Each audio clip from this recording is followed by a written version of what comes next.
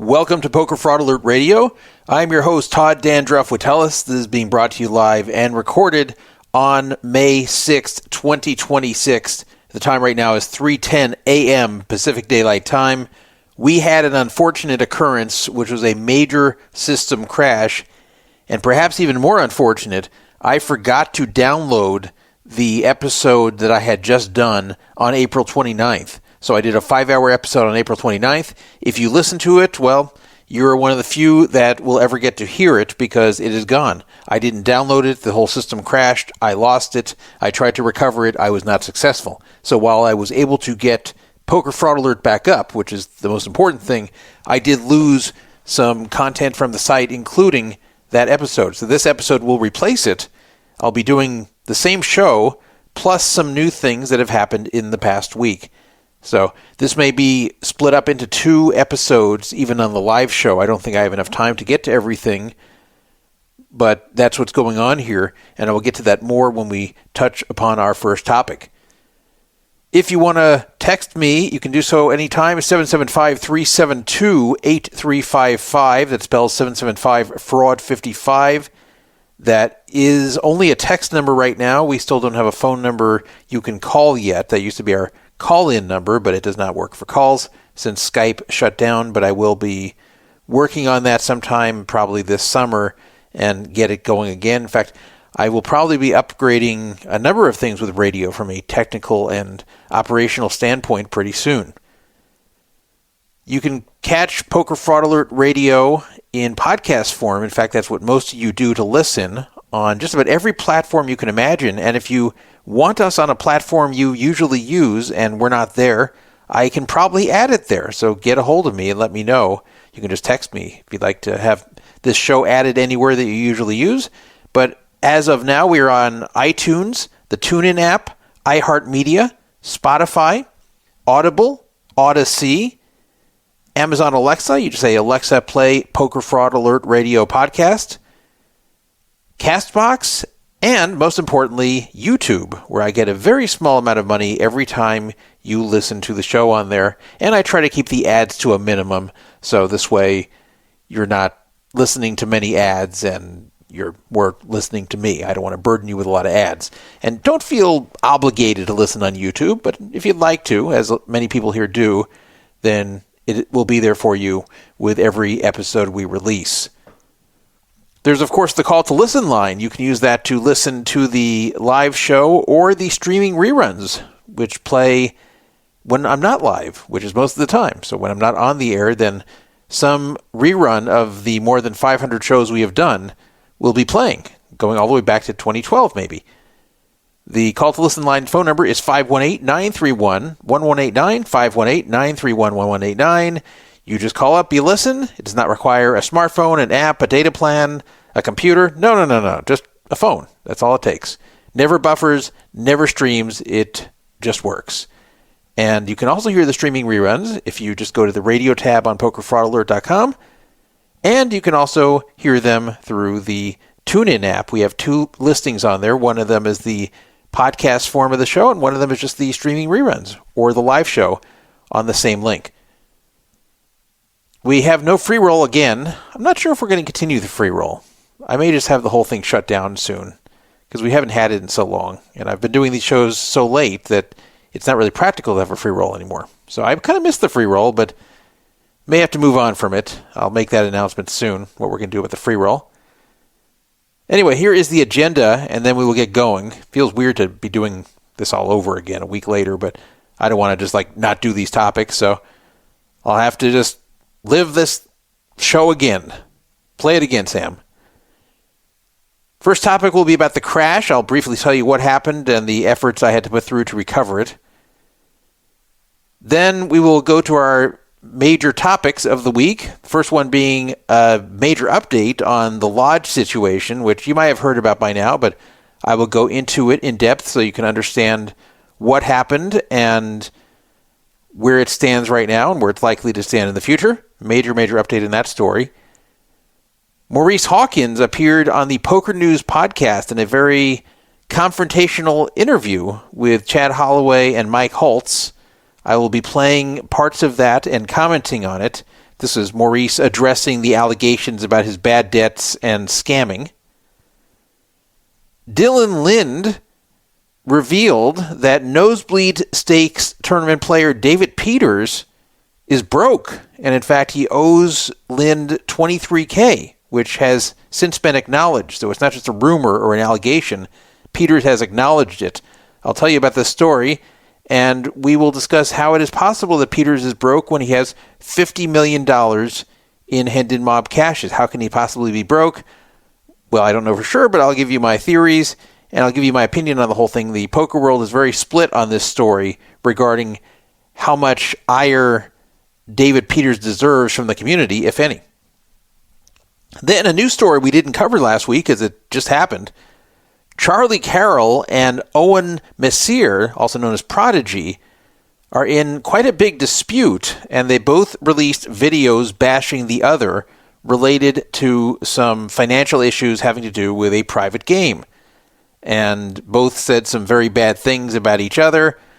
I'm going to play you some parts of those videos, and I will give you my opinion on the whole thing. I actually broke the whole thing down on the forum, but I will actually play the videos and comment as we play them. I'll give you a little hint, though. I don't think either side is very likable in this situation. Neither side looks good, but you'll get more information as we do that topic. CoinPoker is back in controversy. A major affiliate, who's no longer an affiliate, who's also a well-known European player, accuses them of cheating him, and also the CoinPoker terms of service seems to prohibit US and UK players from the platform, even though that's who they market to. So that's very strange. We will discuss that. Some breaking news out of Primm. This just broke today, that Primm is going to close down. The entire town is going to be gone on or before July 4th this year. Not a surprise, but still a little bit jarring to hear that. Then there was a tipping controversy that went viral. It had to do with the Megabucks jackpot that was hit. And VitalVegas tweeted about tipping, as he likes to do, and a very popular X account that has nothing to do with poker or gambling tweeted it, basically, or I guess capture tweeted it. He screenshotted it and then commented on it, not very positively, and that really started up a major conversation about tipping on large jackpots in Vegas, and they were not very positive toward VitalVegas or Las Vegas locally, who were very pro-tipping large amounts in this situation. I'll give you my take on it. See, I only wasted 10 minutes on the agenda. That's a record for me almost. I want to tell you about the crash that happened to Poker Fraud Alert and basically the entire server. So that also included Vegas Casino Talk, which went down as well. I actually found it pretty fast. I happened to be online at the time this happened, and I was doing something else. About half an hour after the crash occurred, I went to go browse my own site and saw a file not found, and that was really making my heart sink, because that can never be good when my site is showing up as file not found. That's not an error I ever expect. Like, if I just can't connect to it, that's not nearly as bad. That just means some connectivity issue probably. But file not found means it's probably just gone. So I was thinking, okay, maybe it's just temporary hard disk failure. I started trying to rationalize ways that this can be happening without wiping all my data. Then I tried to go to Vegas Casino Talk, also file not found. And then I tried to log into the system through the back end, through the shell, and unfortunately I noticed that everything was gone. So that was not good. There was a major system failure. I won't get into the details, the technical details of it, but suffice to say, not only was the whole thing gone, the whole thing was corrupted. Like, really corrupted. Like, it was very, very difficult to put back up. It was a lot of work. It wasn't just like click a button from the last backup and it comes back up. It was a difficult thing to sort out. Let me just put it that way. Fortunately, I did have a backup from April 28th. This crash occurred at 12:05 a.m. Pacific time on April 30th. I had a backup of the entire system from April 28th at about 9 a.m. Pacific. So we were talking about 39 hours where there was new stuff that was not backed up, so that was never coming back. But again, it was not just a matter of restoring to the April 28th at 9 a.m. state from the backup, and everything's great, because the system got very corrupted, including the database, from this crash. And I won't go into everything that happened and how the database was messed up, but it wasn't just a matter of, okay, well, I can just delete the database and recreate everything with the backup. I wish it was that easy. Things were royally messed up all the way down to the operating system. And it was a lot of work to get it back to where it was, to even get it to the state where I could restore the backup and to where everything would work. It took me 19 hours to do this. Now, it wasn't 19 straight hours of work, but from the time I started working on it until the time it was back up, it was 19 hours. And honestly, most of that time I was working on it. I slept a very little bit, and I discovered this like an hour before I was going to go to sleep. I was actually going to go to sleep about like 1 a.m. or 1:30 a.m. that night, and that was not going to happen. So I barely slept. So I got a little bit of sleep in the process, and I had some other things I had to do that day. But minus that, I was working on getting it back up. It was hard work. It was something that I've never had to do before. It was very stressful, as you might imagine, and I wasn't sure if I was going to be successful in restoring everything.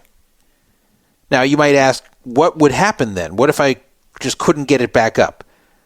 Well, then I really would have to start fresh and just completely wipe everything, and it would have taken a lot more time to get everything back up. Then it would really be just like starting completely fresh with a new system and rebuilding the websites from there.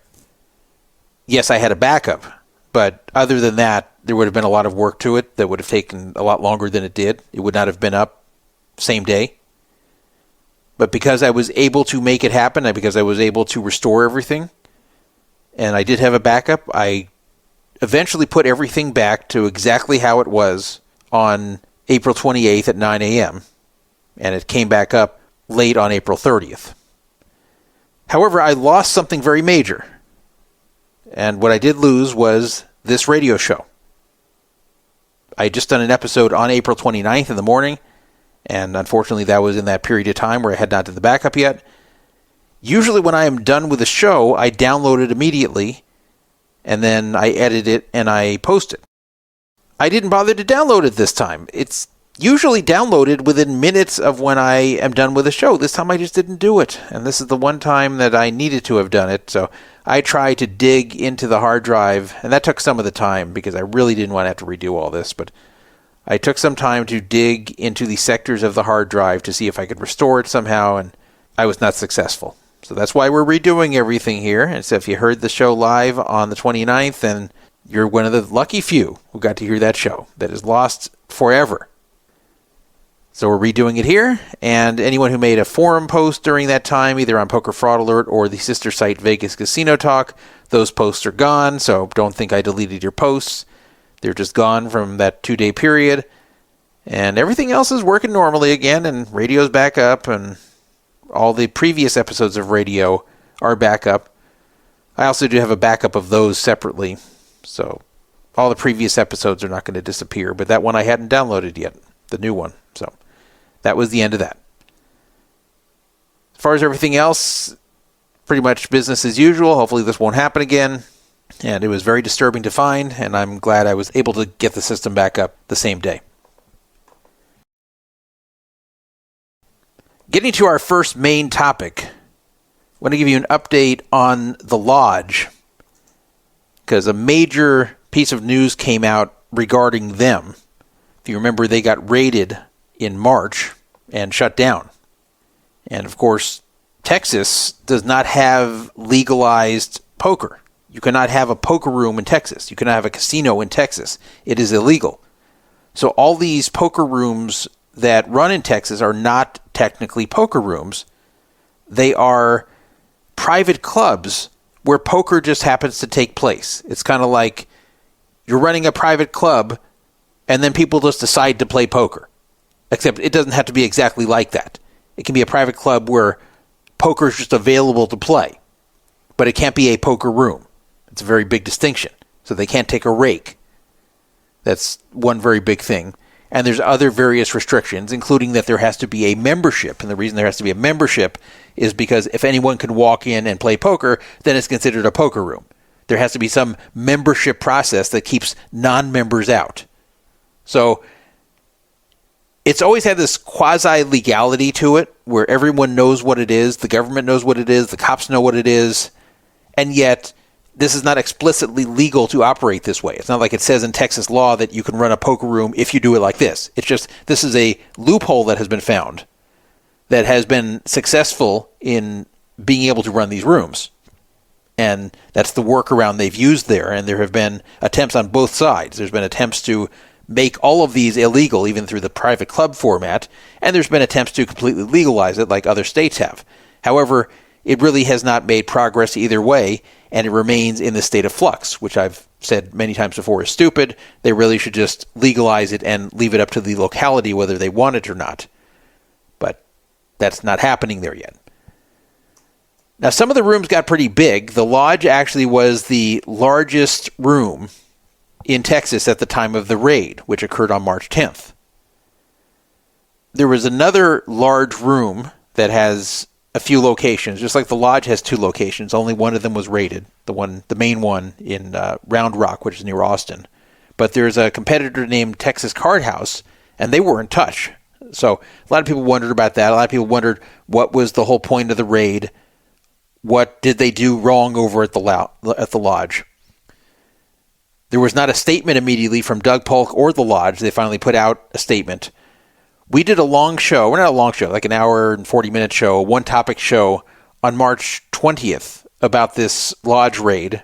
And in fact, on YouTube, you can even see pictures. I have some relevant pictures that I put along with the show that I usually don't do on YouTube, but this is a YouTube with actual video elements to it. And you can go watch that or listen if you so desire. You may have already heard that back on March 20th.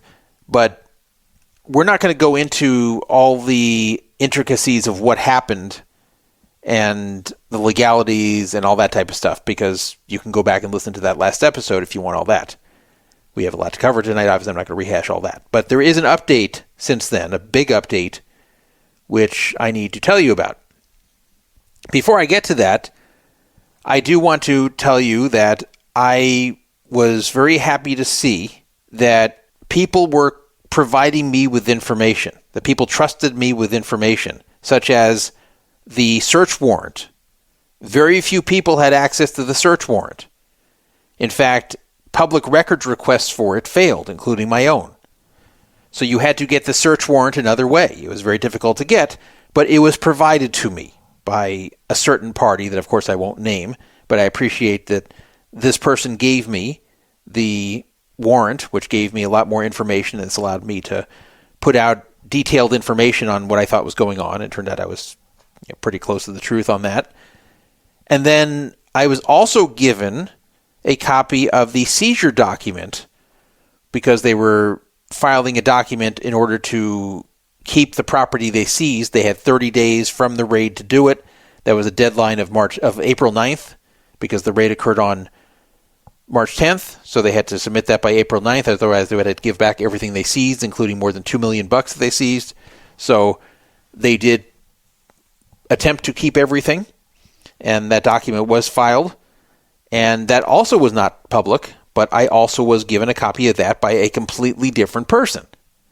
So 2 different parties, 2 completely different and unrelated parties, leaked this stuff to me. And I appreciate that. And the reason they leaked the stuff to me is because they know I will be responsible with it. They know I will be fair with it. They know that I will do good and unbiased analysis with it. That I will not use it to be a propaganda piece for the Lodge, nor will I use it to hate on them or try to make things difficult on them or be unfair to them. So they knew I'd be fair, which I was. So I appreciate those that leak this stuff to me, and just anyone who ever wants to give me any documents like this about any topic, not just this one, but about any topic, you want to leak stuff to me, you want to give me documents, you have my word. I'm going to do with it what you tell me I can and can't do with it. If you say, don't discuss this anywhere, pretend you don't have it, don't talk about it in your show, fine, I won't talk about it. If you just want me to see. If I can talk about it, but I can't say certain things, that's fine. If you don't care what I say about it, but you don't want me to reveal who it came from or even give any hints, that's fine. I will never expose you. I will never tell anyone who did it. In fact, I'm careful not even to tell people who are close to me who gives me these things because I don't want any loose lips things to happen. Okay, so I really want to protect anyone who gives me information. I don't ever want to bite the informational hand that feeds me. So I appreciate the 2 parties who gave me this stuff about the lodge, and anything else in the future people want to give me, I encourage it. I will not make you regret it. I promise you that. Doug Polk did a video on March 31st that was called The Truth About the Lodge Austin Raid. It basically repeated a lot of the things I said. The only thing that was really new there was the whole thing about how they only have 30 days and have to file something by April 9th as far as keeping what they seized, or otherwise they have to give it back. That I did not know, and I learned from that video. But for the most part, he was really not disagreeing or correcting anything that I said in my analysis. He didn't mention me directly, but I'm just saying that if you compare my analysis on March 20th to his video on March 31st, they say a lot of the same things, except he's saying it from the point of view of an owner of the lodge, and I was saying it as the point of view of a neutral observer. But I won't really go into analyzing that. My plan at first was I'm going to play that and stop it and tell you what I think of it. But there's no point to, because of the subsequent news. Remember, that was on March 31st. The subsequent news, which supersedes that and makes that whole video kind of obsolete. I will tell you, before getting to the big news, which you may have already heard, here's exactly what was seized, according to that document I was given. $1.346 million in U.S. currency, that is actual bills, like $100 bills and smaller bills. $20 in coins, physical coins. And then 2 bank accounts from Western Alliance Bank. Remember I said on March 20th there was a bank involved in Nevada, but I wasn't going to name it because I didn't want to give out this confidential information at the lodge. It wasn't anyone's business where they bank. But then Doug put it out. Doug, in his video on March 31st, was showing screenshots which showed stuff about his Western Alliance bank accounts for the lodge. So it was no longer a secret. If Doug Polk's going to put it out there, then I can too. So yes, that bank was Western Alliance Bank. They got 2 accounts, one worth about $111K, the other one worth about $609K. So overall, if you add it all up, it's more than $2 million that was seized, along with tons of other stuff, equipment, and there's all kinds of things related to the room. But of course, the biggest thing was the $2-point-something million cash. No charges were filed at the time, even when they filed the asset forfeiture document that was actually filed on April 8th. No charges were filed, even though it was mentioned in the warrant that the owners of the lodge, the primary owners, that is, the major decision makers, which were Doug Polk, Jake Abdallah, and Jason Levin, they were accused of having committed felonies. They were accused of having committed money laundering, and they were accused of organized crime. But when you really looked into it, and this is what I explained on March 20th, they were not mobsters. They weren't hardened criminals who were engaging in organized crime and money laundering. The Texas Alcohol and Beverage Commission, the TABC, which did this raid at the state commission, they were really stretching the definitions of money laundering and organized crime to try to justify what they were doing. So the money laundering was basically meant, we feel the lodge was operating illegally, so any money that they made and then put in their own bank accounts is money laundering, which is stupid. That's not what money laundering is. And then the organized crime was, well, this is an organized room that's operating, so, and there's several people involved, so therefore it's organized crime. So you read those things, it makes it sound like that those three guys were mobsters or major criminals that were running this as some kind of front, whatever it might be. None of that is the case. It was just very straightforward. It was just them running a private club that was actually a poker room, and they probably made a few mistakes which allowed the state to go after them, such as not guarding the door very well as far as who can get in without a membership, and also with maybe not adhering to the letter of the law with serving alcohol. But really, there was no major violation. It seems they had cash to cover all the chips that were in play. Nobody stole anything. There was no scamming. There was no cheating. So it was a fairly run room from what I can see. It doesn't look like that anyone involved was really a criminal or engaged in criminal activity. So this is pretty much all bullshit. And I was, of course, rooting for the lodge to be able to go forward and succeed in fighting this. But I wasn't sure what was going to happen. Well, the good news, and the funny thing, if you go to the Poker Fraud Alert forum, you don't see the good news because the good news came out during one of the 2 days when we didn't have the backup from our crash. But the good news is that all of the charges against the lodge have been dismissed, and everything that was seized is going to be returned. So how did this happen? The TABC was very, very gung-ho with at least keeping everything they seized and keeping the lodge closed. Whether they were going to actually prosecute Doug and the other two guys, I don't know. My guess at the time was that they were going to hold over their heads that they better just sign off that they're giving up what was seized and never reopen, or otherwise they are going to get personally charged with felonies. That was my guess. But that ended up not happening. So what happened? Why is this whole thing over so quickly? I thought this was going to drag on for months or years, and even Doug Polk admitted that this could take a very long time. He was taking a lot of heat because, remember, he guaranteed all of the outstanding chips that people couldn't cash in at the moment and tournament payments that people had not received yet. He was saying, hey, I'll cover everything if we never get to reopen. But he would not give a timetable. He even admitted this could take years. So people would be out their money for a long time and they were getting upset. And I understood why. I'm not blaming him for this. I'm just saying that people were getting upset about it. But now it is over, and the lodge is going to reopen very soon. So how? Well, it's because of a grand jury. A grand jury refused to indict the lodge. It's that simple. You know the old saying that a grand jury will indict a ham sandwich?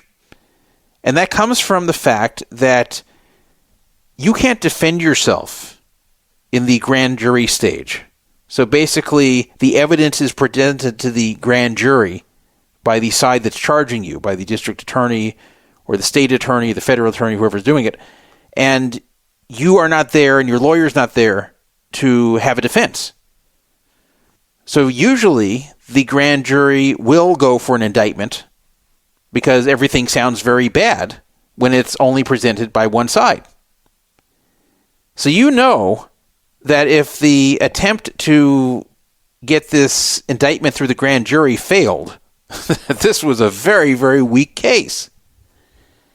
I don't know why the grand jury refused to indict, but they threw out everything. And that's it. It's done. Here's what Doug Polk tweeted. He wasn't the first one to announce it. Brad Owen, who's a kind of a figurehead owner, but actually owns a small part of it, he tweeted that the whole thing was done. But here's what Doug Polk tweeted a few hours later, and tweeted a picture of himself giving a thumbs up. Breaking. All charges against myself, my partners, and the lodge have been officially rejected. The seized money and equipment will be returned, and we will reopen as quickly as possible, hopefully within a few weeks. The grand jury in Williamson County heard the allegations against us and refused to authorize proposed charges. Justice has prevailed. The damage to our staff, who by the way was all laid off and has to be rehired, and members has been tremendous, and it is now time to rebuild.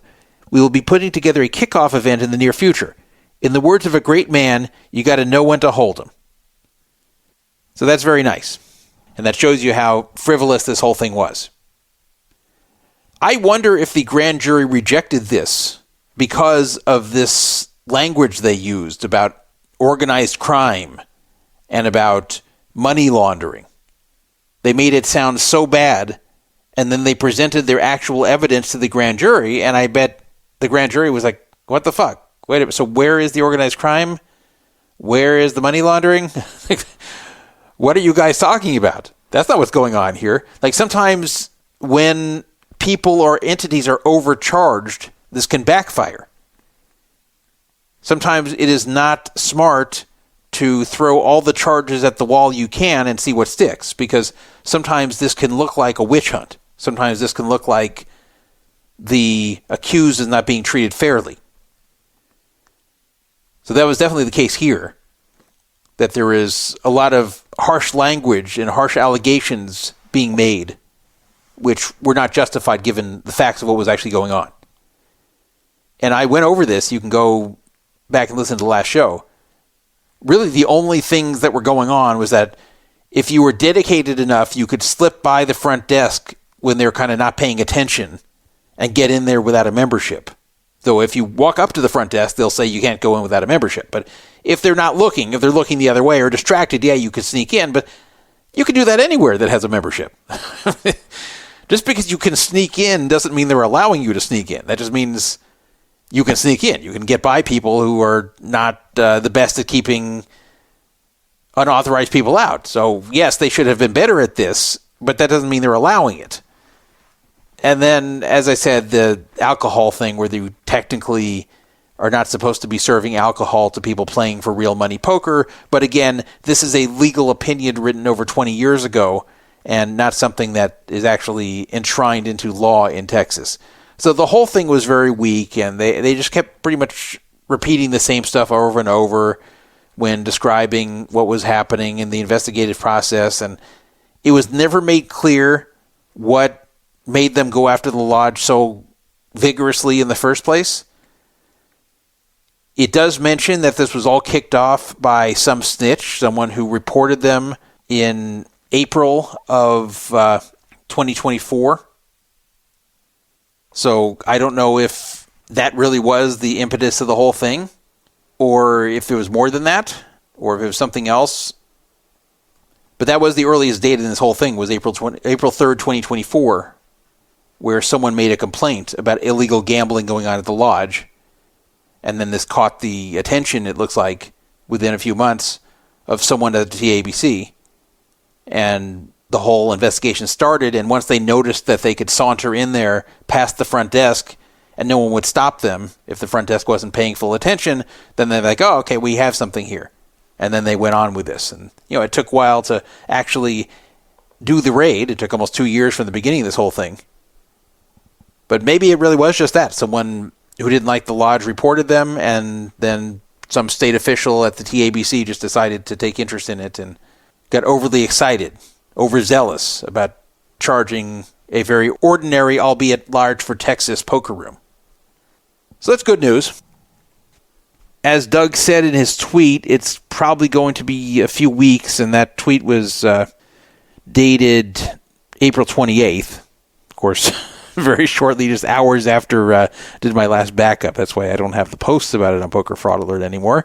But it's only been a little more than a week now, and he said it'll take a few weeks. So why is it going to take a few weeks? Well, because they have to get all their stuff back. They have to set it all back up. They have to hire employees again because everyone got laid off. They just have to ramp operations back up, and they have to make sure that they don't make the same mistakes again. They don't want this whole thing to happen twice. So they're going to have to make sure that they have a security guard at the door, and he demands to see your membership, and if you don't have one, then he will send you over to the front desk directly and not just let you wander in like they were doing before. And they'll have to make sure that alcohol-wise that they are following everything they need to follow. Those have to make sure, because lightning struck once, that it does not strike there again. Do I think it will rebound to what it was? I think there's a good chance of it, but it's not 100%. Texas Card House is doing very brisk business since this happened, the one that's in that area. It's really kicking ass because the displaced lodge players are over there. And some of them may just decide, hey, we like it better here, and some may be afraid to go back to the lodge because it got raided once and they were left with chips they couldn't cash. So anyone who had that situation, even though they are going to get paid within a few weeks, they may have a sour taste in their mouth and say, hey, this didn't happen at Texas Card Room or Texas Card House. We're going to play over there. We're going to continue there, and we're happy over there. People are also creatures of habit, and once they've been lodged away, no pun intended, actually, it is intended.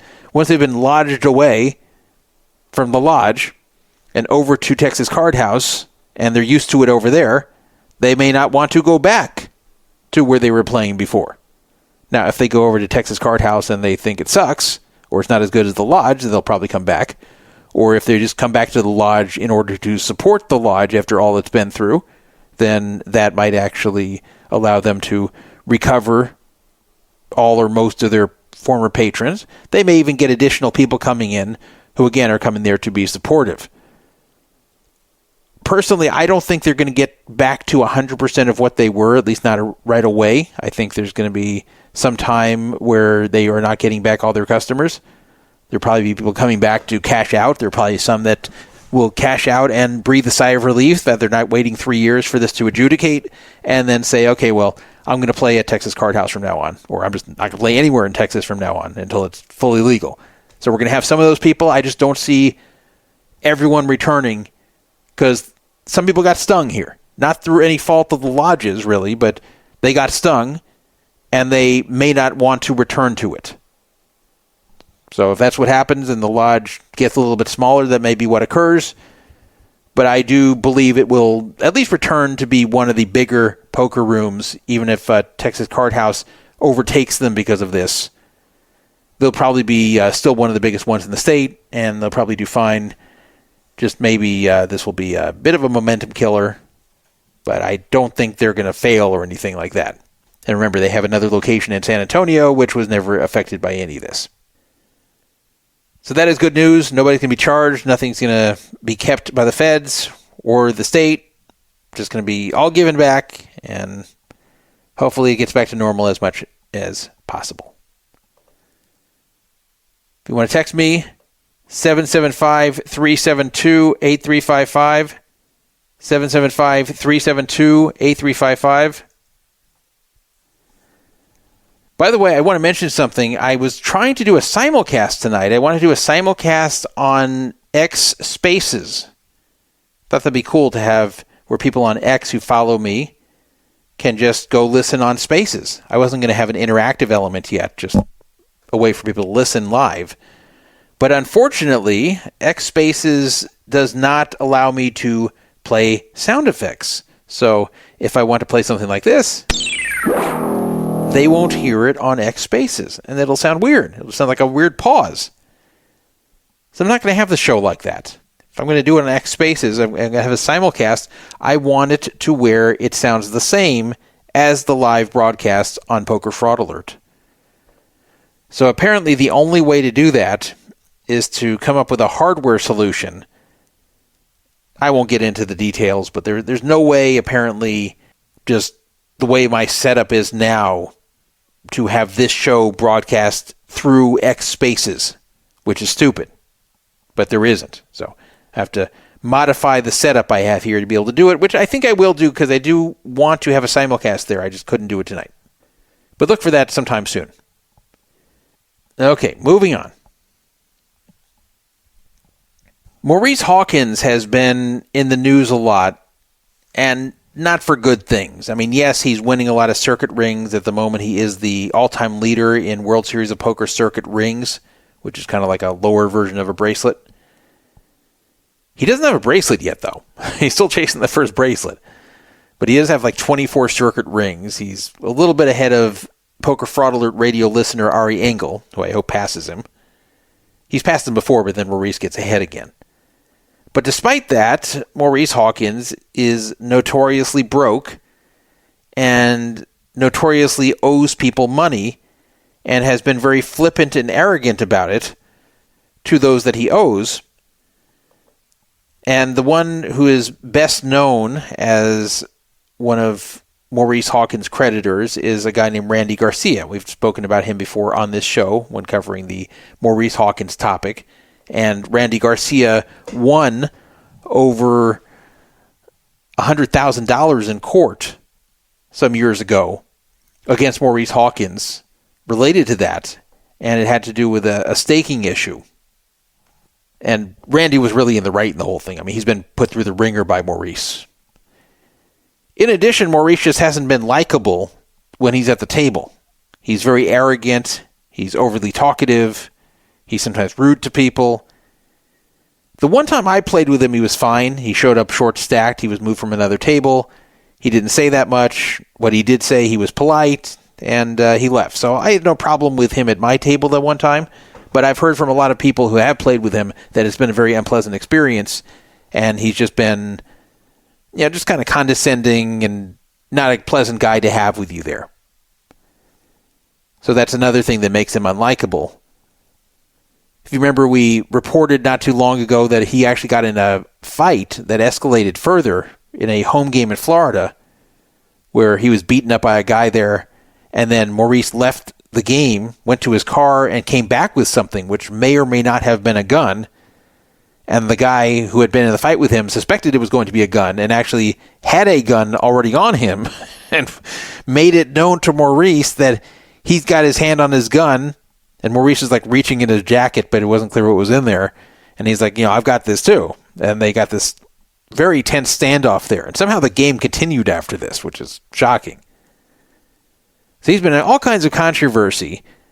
And Maurice has always been unhappy with any poker media that either says anything negative about him or allows anything negative to be said about him. In fact, some years ago, I got an email from Maurice asking for me to take down a thread about him, which was unflattering. And I said, the way it works over here is you're welcome to register an account and defend yourself. And if you don't want to do that and you're insisting this is all full of lies, what you can do is, present to me the counter evidence and I will make my best judgment call. And if I think you've been unfairly accused, I will remove the thread. However, if it looks like you're guilty or possibly guilty, then I'm not going to remove the whole thread, because the point of Poker Fraud Alert is to allow people to come out and call out either other people or companies which engage in shady or scammy or unethical behavior. And if I just delete those threads when the person who's the subject of these threads complains, well, then you can't call anybody out. So he basically didn't respond to me because pretty sure everything written there, or most of what was written there, was true. And that was my only interaction with him ever, other than the brief time he was at my table. But Maurice Hawkins has a lot of problems with Pokernews. He's always felt like Pokernews is out to get him, Pokernews is biased against him, that they write hit piece articles. And the main reason he thinks that is because Randy Garcia went to Pokernews, dating all the way back to 2019, and exposed Maurice for the whole situation with the money that was owed to him, and that they actually had to go to court, and how Maurice still didn't pay. And Chad Holloway wrote a series of articles over the years about what was going on with that case and how Randy Garcia still hadn't collected the money. So this was really bothering Maurice that Chad Holloway was doing this. He felt like Chad Holloway was just taking sides and was very biased in these articles. Now, I will say the tone of these articles is not totally neutral. The tone is, I guess, kind of anti-Maurice, but he deserves it. It's very clear from what happened that Randy Garcia was the victim here. It's very clear Maurice is 100% in the wrong. So Chad Holloway reporting on this and having a tone that is more sympathetic to Randy than Maurice is not a bad thing.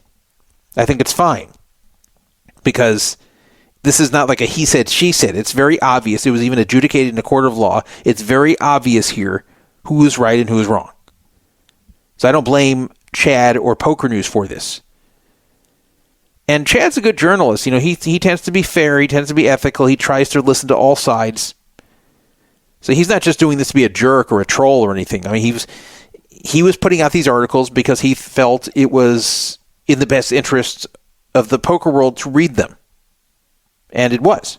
It was in the best interest of the poker world to know this was going on. There was also a woman that was a woman in her 60s who was once a friend of Maurice's, who had a dispute with him, again, over money. And Maurice is on video saying some very nasty and rude things to her. Her name is Denise Pratt. Again, it looks very much like she was in the right, though we have fewer details on that one. So when he got beaten up at that home game, a lot of people were cheering it. A lot of people on the internet were very happy to see it. He had very few people saying, oh, that's too bad. Oh, Maurice is such a nice guy. Oh, he didn't deserve that. Oh, fighting is wrong. This shouldn't be happening in these games. Like, no. There was no sympathy for him. Most people were very happy to see it. Most people wanted him to get beaten up more than he was. So people were surprised when Maurice Hawkins agreed to come on to Pokernews, onto their podcast, the one hosted by Chad Holloway and Mike Holtz, and discuss this matter with them because he knew it was going to be hostile. He knew that this was not going to be a softball interview. And it was hostile. That's the truth. It ended up being hostile and a lot of arguing and yelling. But I'm going to play you parts of this, and I'm going to comment myself on what's going on and Maurice's situation and whether I think any of his arguments hold water. Because he basically came on there to defend himself. He wanted the masses to see it so they could understand from his point of view that he's actually not such a bad guy. So let's see what you think as I play this. And you can go find this on Pokernews' YouTube, their interview with Maurice Hawkins. It's pretty interesting. I'm not going to play you the whole thing. I'm just going to play parts of it and comment. It actually gets kind of repetitive. Not Pokernews' fault, but Maurice gets very repetitive, so I won't torture you with that for the entire length, but we will play some parts of it. Let's get going.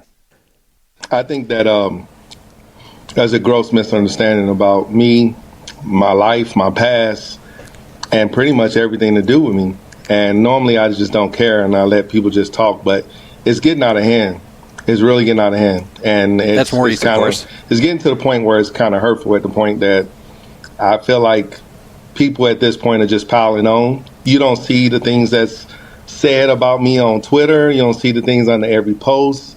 You don't see the way people disrespect me in person until I have to get them straight. You don't see anything. All you do is just see your aspect of it. So normally I just don't say anything. I sit back and let people talk because opinions don't matter. But when you start making opinions fact, it gets problematic for me, and that's the reason. Okay, that's him giving his little intro as to why he came on to the Pokernews podcast.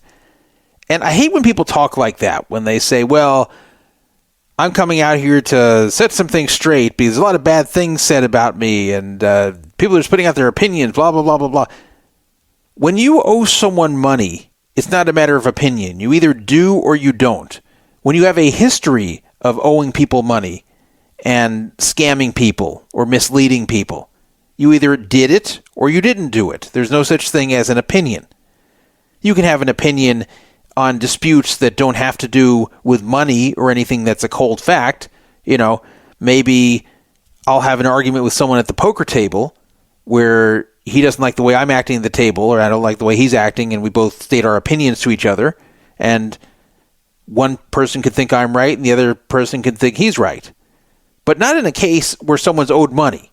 It's not very common, especially in these disputes, where it's very much on the fence of which side is correct.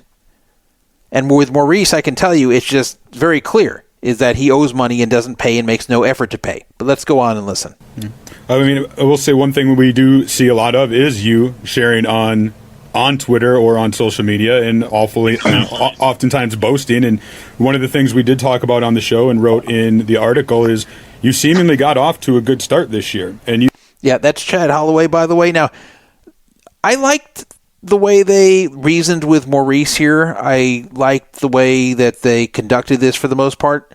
The one criticism I have, and you're going to hear it coming up, is that they're focusing too much on how he's boasting on social media, which is obnoxious and off-putting, but it's not really relevant here.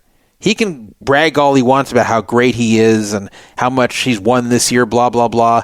That's not really the point.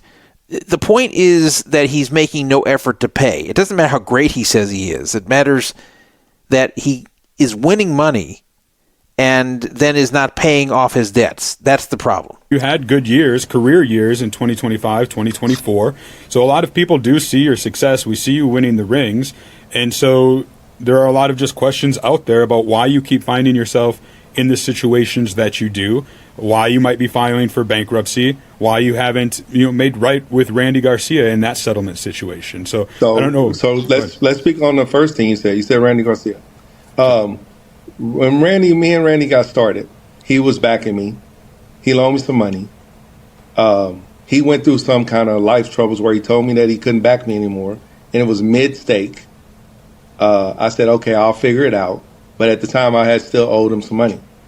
I told him, just give me 2-3 months. And he told me, okay. A month went by, and he said, send me $20,000 or else. Okay, and let me stop right here. So this is partially true, but of course, Maurice spins this into something it's not. From what I could tell from everything that I've read about this story, Randy Garcia was backing Maurice Hawkins in tournaments. Maurice Hawkins did win overall. He did win more than he lost, so he did make a profit for Randy had he paid him the way he was supposed to. So it's not like Maurice was a losing player for him. He wasn't. Maurice won. The problem was Maurice was in financial trouble so often that he was actually borrowing back against what was supposed to go to Randy. Because remember, it's a staking arrangement where when Maurice wins on Randy's stake, he has to give a certain percentage to Randy. So he started borrowing back saying, hey, can I not give you all this money? Can I give you less and just owe you the rest because I'm really struggling right now? And Randy was nice and said yes. And then more and more money was accumulating that Maurice owed to Randy. And Randy was getting tired of it. That's what was really happening. So Maurice is acting like, oh, he's just demanding $20,000 out of nowhere. No, this was going on for a long time, for years, where the number was getting higher and higher, and Maurice kept winning, and yet was making no attempt to pay anything down. And Randy was also noticing that Maurice was spending a lot of money on things he shouldn't be. So basically, he got tired of it. That's what was happening here. And as far as Randy not staking him anymore, it is true that if somebody's in what's known as makeup, meaning if they're losing overall in the stake, let's say you stake someone for $100K worth of events and they cash $58K, so you're down $42K on the stake here, then they're what's known as in makeup, meaning they owe $42K out of future winnings, but they don't actually owe you the money. So if they never end up in the positive, then you just have to eat the loss. That's part of staking. But let's say in the next tournament, the person ends up winning $44K profit. Let's say it was a $10K event and they cash $54K for a $44K profit. And they're 42 in makeup. Well, what happens then is the first 42 of that 44 would go to pay off the makeup. So everything's even. And then from that point, they do whatever split of the final 2K. And then anything further that's profit in the future, then that would be according to whatever split they agreed to. So that's what makeup is. So when somebody ends a stake when their horse is in makeup, of course the horse does not owe the staker that money back. If the horse quits, then they do. But not if the staker quits them and says, let's just end the stake, you're not winning. But that's not what happened here. That's what Maurice is implying, that Randy, for personal issues, had to just end the stake. That's not what happened here. Maurice was actually winning on the stake. He wasn't in makeup. He just owed money that he was borrowing against what's supposed to go to Randy. That's totally different. He did exactly what he said. Or else was run to the media and act like I was What was this, Maurice? him. That was years ago.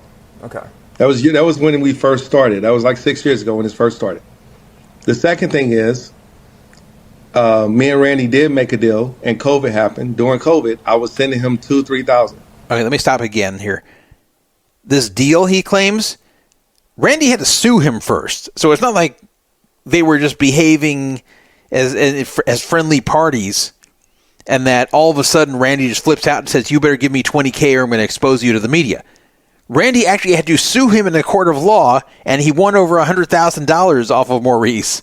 And it was only that point when he said, okay, make a $20K payment towards what you owe of this judgment, or I'm going to the media.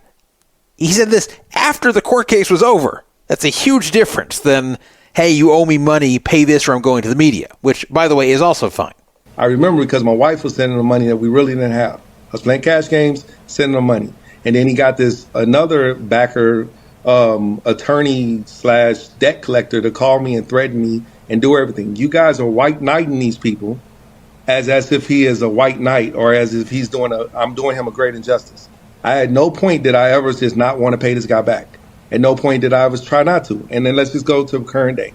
Current day, I'm at the beginning of the year, I tried to make it so that I wanted to clear up everything. I want to reset my life and get back in the start. And keep in mind, when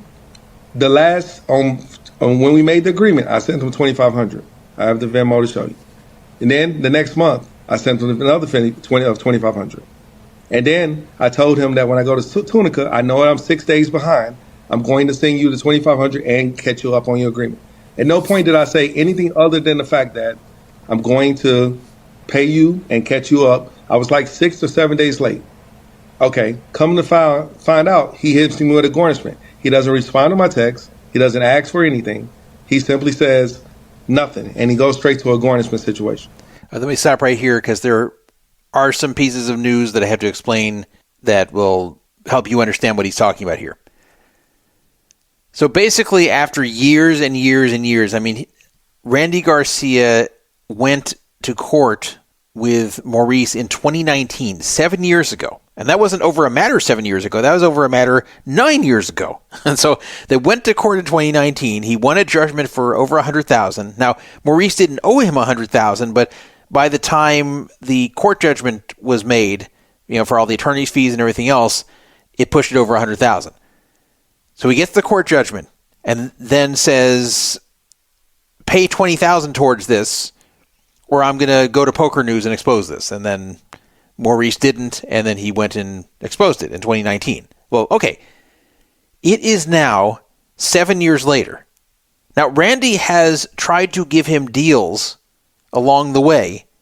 I think at one point, pay me $30K, I'll forgive the rest.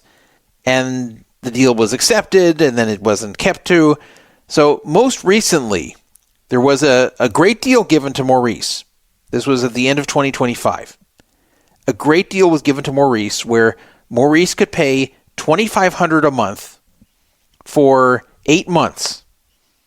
And that amounts to $20K. Once that's done, provided he's on time, he has to pay by the end of the month each month. Provided he is on time each month, then the rest will be forgiven. The matter will be over. Doesn't matter that the judgment's for $103K. They actually had a written agreement that Garcia would forego the rest of it, would legally forego the rest of it, if Maurice just kept to this payment plan of $2,500 a month for 8 months. So Maurice didn't keep to it. Despite spending money on a Disney World vacation and other crap that obviously he shouldn't have been doing when he's having to pay Randy back and to make sure he's on time every month. He was then late, I think on the second month or the third month of the whole thing. And then Randy said, screw it, and then filed for a garnishment when Maurice was playing a tournament in Tunica and got it. So he got some money, not all that much, but he got some money out of Maurice's cash in Tunica and garnished it. At which point, Maurice immediately went and filed for bankruptcy to try to prevent this in the future. So he's trying to discharge the entire debt to where he will no longer legally owe it, which is really sleazy. So Pokernews did an article about that, and that's what got Maurice irritated with them again, and then he agreed to come on here and explain. So he's going on here saying, hey, we had an agreement. I was just 6 days late, and then Randy filed this garnishment against me. He's just garnishing me. How could he garnish when I'm winning in the tournament? It's only been 7 years since the court judgment. How long is this supposed to go on? He got a sweetheart deal, $2,500 a month, till it gets to $20K, and then the rest forgiven, and he still doesn't keep to it. Crazy. And I feel like You guys are white knighting this as if he's this great person. But if a person is consistently trying to pay you back and sending you payments and saying that, when I hit the score, I'm going to pay you, I just don't really understand the narrative. Well, I guess I feel like what you're saying is disingenuous, Maurice. This is Mike Holtz. I feel like you owed him. Well, how is it disingenuous if I made payments? No, let me just speak. We let you speak completely. Let me just get this out because it seems like there was a court judgment for quite a bit of money. You guys had decided on Twitter to do less than that. It seems to me, and I don't know Randy Garcia. He could be a piece of shit. I have no idea. Seems like a nice guy to me. I'm not 100% sure. But what I do know is the courts say that you owe money to this man. He's right. And you know what? And the truth is, I do owe him some money. But I didn't go to I was young, and I didn't go to court and show the papers or the documents. How old are you? What was real and what wasn't. I didn't show up because I didn't understand the law. And I'm Maurice, better. You're an adult. Bro, at the time I was 20-some years old. You understand what I'm trying to tell you? I understand what you're saying, but you not understand it. Like, no, it's not about. I've made mistakes when I was younger too, but you're on Twitter telling the man that you'll pay him less money than you owe him. You made an agreement. Yeah, this is so ridiculous. He said, I didn't show up to court. The reason I lost in court is I didn't show up because I was young and stupid. Well, how young was he? This was 7 years ago when he was in court. 7 years ago, 2019. I don't know Maurice Hawkins' age, but he didn't just turn 30. He wasn't 23.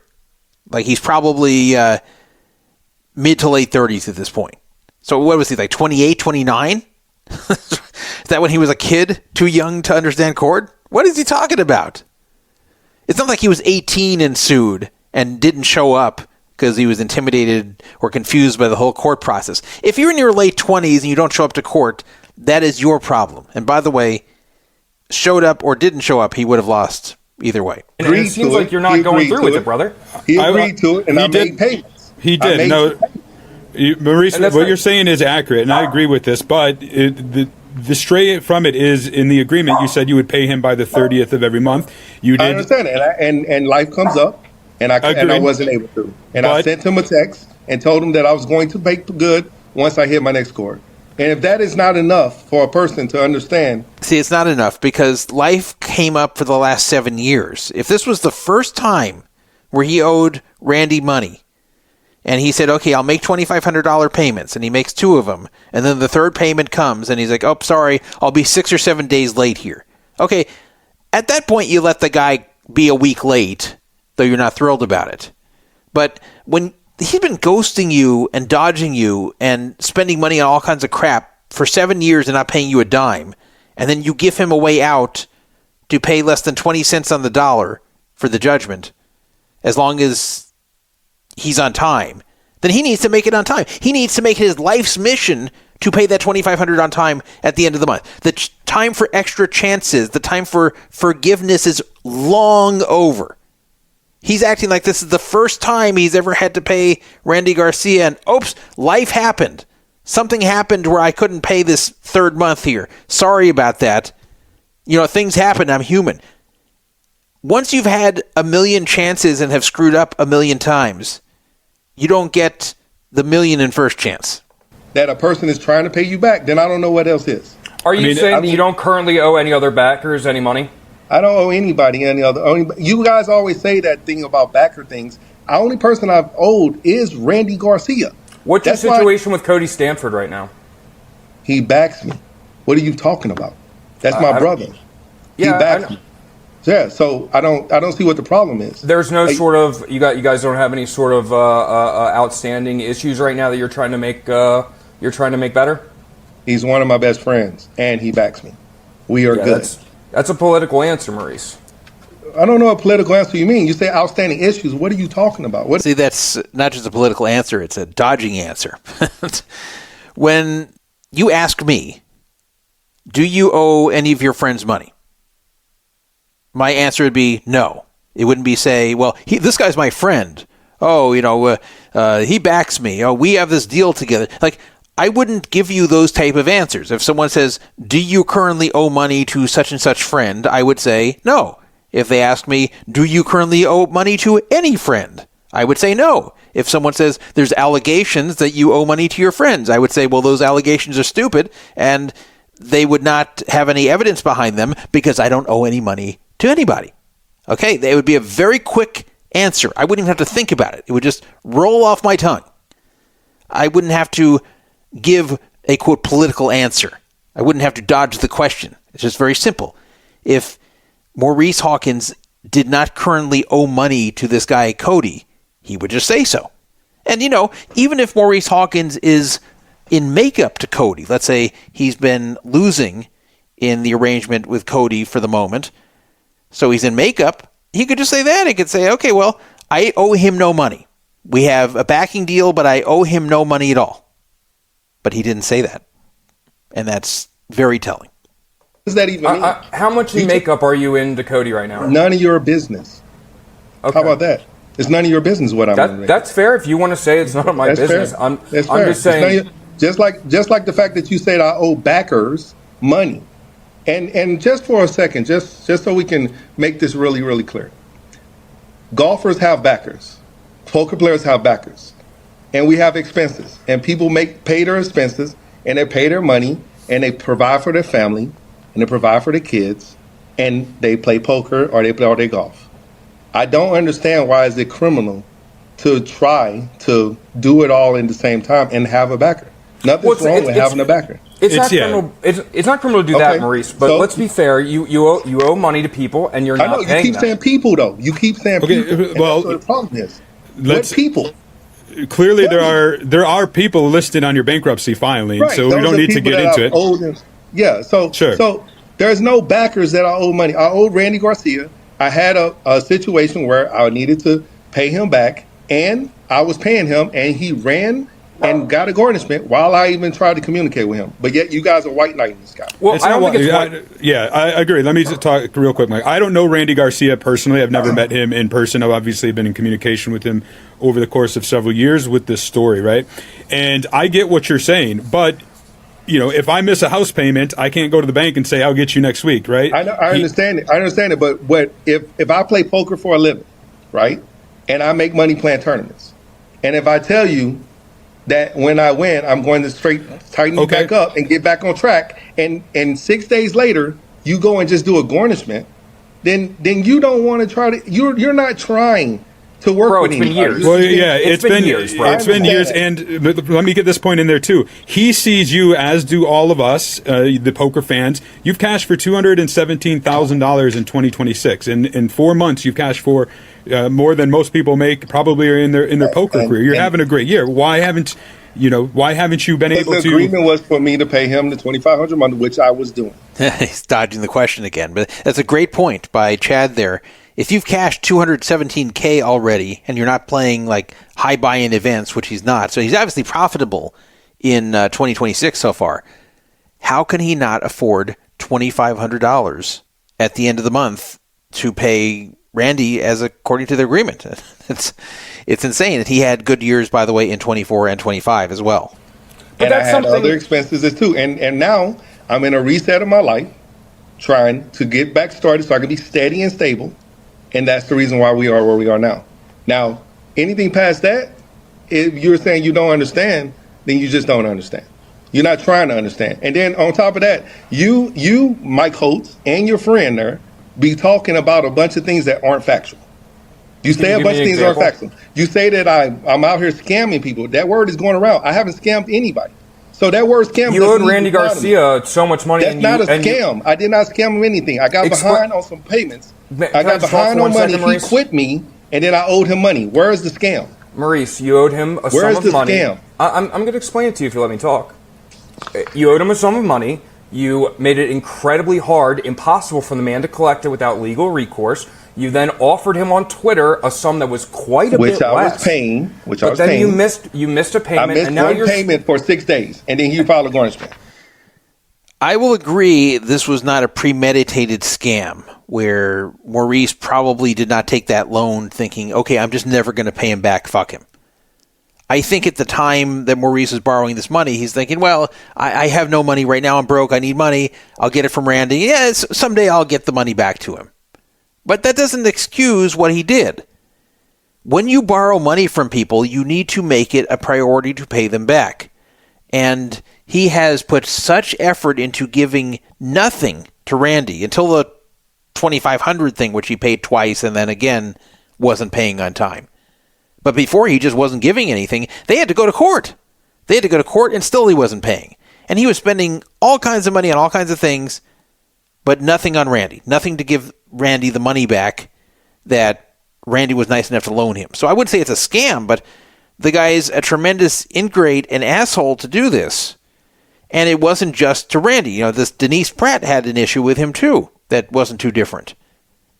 And who knows who else did that just hasn't gone public. And that doesn't make you a victim, though, Maurice. You're the one who missed the payment. I'm not saying I'm a victim at all. Okay. I didn't say I was a victim. I'm just saying that he's not it's coming across that way.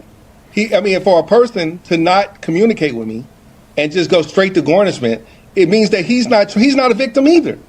If we ask Randy Garcia that he hasn't contacted you, he's not going to provide us with 7 million messages. Me at all. He's not a victim. He didn't respond to my text. He's not a victim. So if the victim is this, you guys stood up and post and say, oh, such and such, not going to bring up any names, has a family, such and such, these things. But why is that energy always different with me? Why is the energy so different with me? By the way, they're not responding to texting. I bet I can explain what that is. When he missed it and then sent a message to Randy saying, oh, sorry, I know I was supposed to get that $2,500 to you, but yeah, I'm not going to be able to. It'll be like a week late. Randy probably didn't respond. Randy probably didn't say, okay. He probably didn't say, you asshole, you better pay now or you're breaking our agreement and we're going to have trouble. Randy probably just quietly said, fuck it. He probably just said, okay, you know what? I'm not answering this guy. I'm just going to garnish his winnings. I know he's a Tunica right now. I know he's cashing tournaments. We're just going to garnish. I'm not going to warn him because then he'll try to take measures to stop that, but I'm just going to garnish what he wins, a Tunica, and he'll figure out when it happens. That's why he didn't respond. Randy didn't owe him a response. Now, had he been paying on time, and let's say he paid his third payment on time and said, hey, Randy, just sent the third payment on time, and Randy doesn't answer, and then Maurice's like, hello, did you get it? And Randy doesn't answer him just to be a dick. Yeah, that'd be kind of a dick move, but that's not what happened here. Maurice missed it, and Randy was just done. After 7 to 9 years of this, he was done and garnished, and that's totally fine. Can you give me just like a specific example? All right, let's put it like this. You guys obviously only see me as this cocky, arrogant guy that's out here scamming people. That's the narrative that you push. Now, first, I am cocky, obviously, and it's proven. But that's not the point. The word scam is not what I am. And on top of that, it's not my identity. And on top of that, I haven't scammed anybody. So whatever questions you might have, I will answer. But that's the only part I want to get across, that I don't like the fact that you keep using this word scam. Well, why do you think you deserve to pay Randy Garcia a penny less than what he was originally on? Deserve anything. If a man has an obligation to someone else, and then they say, you know what, I will take less. That has nothing to do with me. Or it only has to do with what he's willing to take. You don't think you forced his hand? If I've had people owe me money, and I've gotten 60 cents on the dollar, and I accepted that. So why is it your cause or your reason to say that I should pay him more because he accepted that amount? And you're still moving the goalposts. That's so funny. He didn't pay anything for 7 years after a freaking court judgment. So of course he's going to accept less at that point. Randy at that point will take something over nothing. But that doesn't mean Maurice is a good person to give that something. That just means that Randy is willing to take some percentage of it just to get the whole thing out of his hair and to recover some dollars. But it's amazing that Maurice is like, well, what can I do? He's saying he's accepting less. It's as if Randy just said, you know what, Maurice, you're such a good guy. I know you owe me $103,000, but how about you just give me 20? Because you're such a cool dude. I'll just take 20. Okay, at that point, you're not a bad guy if you take him up on it. But he's accepting 20 to get Maurice to pay it all. That's what's happening here. The condition of any payment coming in is lowering the debt. That's the incentive. If he didn't give Maurice this incentive, then nothing would have been paid. That's the only reason this $2,500 is being sent, is because Maurice believed, and it was the case had he done it, that after only $20K worth of these payments, the whole rest of it would be wiped off. Otherwise, he wouldn't have paid what was owed. So yes, his hand was forced. No, yeah, I get what you're saying. You shouldn't. If he agreed for you to pay $30,000, then that's what you should have to pay. But if you broke the agreement, which you broke the agreement, I broke the agreement because I couldn't pay it. That's fine. I'm not blaming you for that. Stuff happens. So what are you saying then? I'm saying I broke the agreement as if I had the money and I didn't pay him. I'm saying that you can't be angry with him that you broke the agreement, so he's going to the next recourse of garnishing you. I'm not angry at all. On my own thing is, if someone owes you money and they tell you give them 6 to 7 days, you would wait to 6 to 7 days until they're able. If I had the money and I said, you know what, I'm just not going to pay you, then that would be different. But that is not the case. I paid him the money when I had the money, and then now I didn't have the $2,500 to pay him. And all he did was go straight to garnishment without no contact. Sounds like it was the case for like 9 years. I love this. Oh, well, I want to pay you. I intend to pay you. It's been 9 years. I haven't paid you, but I still want to. So I'm an okay guy. Don't get mad at me because I've wanted to pay you this whole time. I just can't. It's been 9 years. I've cashed millions of dollars in tournaments. I've had a lot of profitable years, but I just haven't paid you because, I can't. But I want to. I want to, so don't be mad at me. Don't garnish my winnings because I want to. That's basically what he's saying. Well, let me ask you this question, Maurice. Coming back off back-to-back career years, having won $217,000 in this year so far, how do you not have $2,500 to pay him? Because I live in South Florida, one of the richest states in America. I have 6 kids, and I have a life, and I have a family. And maybe I spend money here and there or wherever that I shouldn't have. And maybe I need to be better with my finances, but that does not make me a scammer. Let me finish this real quick, because I do have some timeline and some receipts. So for Randy Garcia, to understand his perspective, and I don't mean to be white knighting him, but putting myself in his position, right? You won your 24th ring on April 4th for $17,000 in Chicago and Elgin, not far from here, right? On April 5th, Randy messaged you, can you please send payment for March now? And you said, so seen that message? Did you see the message that I sent afterwards? Yeah, well, it says, I will be sending it in full by the 12th via Venmo, same address, right. Thanks. So I was still working on it. And he waited until the 13th and said never received anything yesterday. And then I sent him a message that said, I don't have the $2,500 and that I will be sending it once I get it, make it in Tunica. I mean, I don't really know what else you want me to say. I understand everything you said is factual. Everything you said is factual, but there is also a ledger of what I got going on in my finances in my life that are factual as well. Well, you could argue that his situation isn't dependent upon your hardships in your life. He's owed this money and he wants it. It's not about his hardships or my hardships. It's about what I can and in the moment be able to pay. And I wasn't able to pay, therefore I did not pay. And when I am able, I will pay. You can't have you shouldn't be surprised that people view you in a certain light then as a bad actor in the poker world. Listen, I don't really care if you don't like me. But the fact that you're trying to say that I'm scamming people is inaccurate. And the fact that you're trying to say that there's people out here that I owe money to is inaccurate. If I owe you $100,000 and I refuse to pay you, one situation. Well, it's not one time and one situation. It is a repeated. We can talk about Denise and Denise Pratt's situation. But you white knighted Denise Pratt, and now she's on Twitter saying I scammed her when I went to litigation, and then her and whatever jungle dude tried to switch it up and say that she backed out, and she. Yeah, this is a very weird thing that. There were videos coming out of Denise Pratt trying to get him to pay, and she was, with him there in the live card room and trying to get him to pay or acknowledge it, and he was very rude and nasty and yelling at her, and that made him look very bad. She's a small woman, like 60 years old.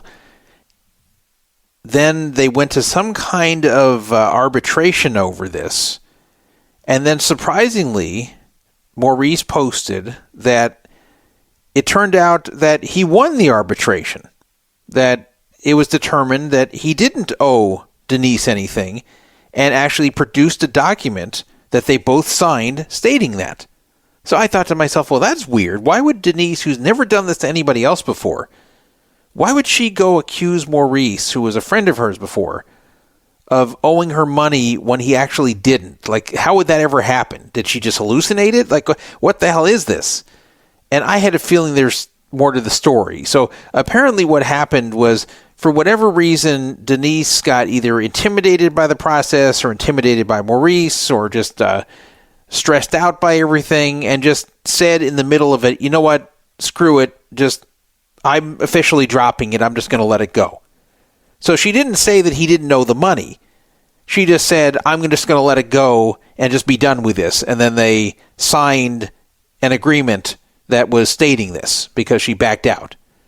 So that doesn't mean he was right. That just means that she was so stressed by the whole thing, she just said, screw it, I'm not going to go after the money. I forgot how much it is. It wasn't like tremendous money, but it wasn't like super small money either. So he went and posted this, and part of the agreement was that they would never post this because I think she didn't want this posted and making it look like she was a liar when she wasn't. So then he went and posted it against the agreement.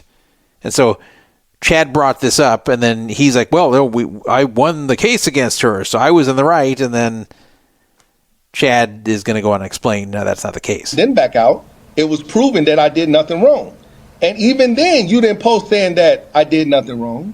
You didn't because post the fact that's disingenuous and wrong, Maurice. Like, okay, we have. How about this? You didn't post that I did not take her money and I did not use her funds for what she explained. And that was the truth.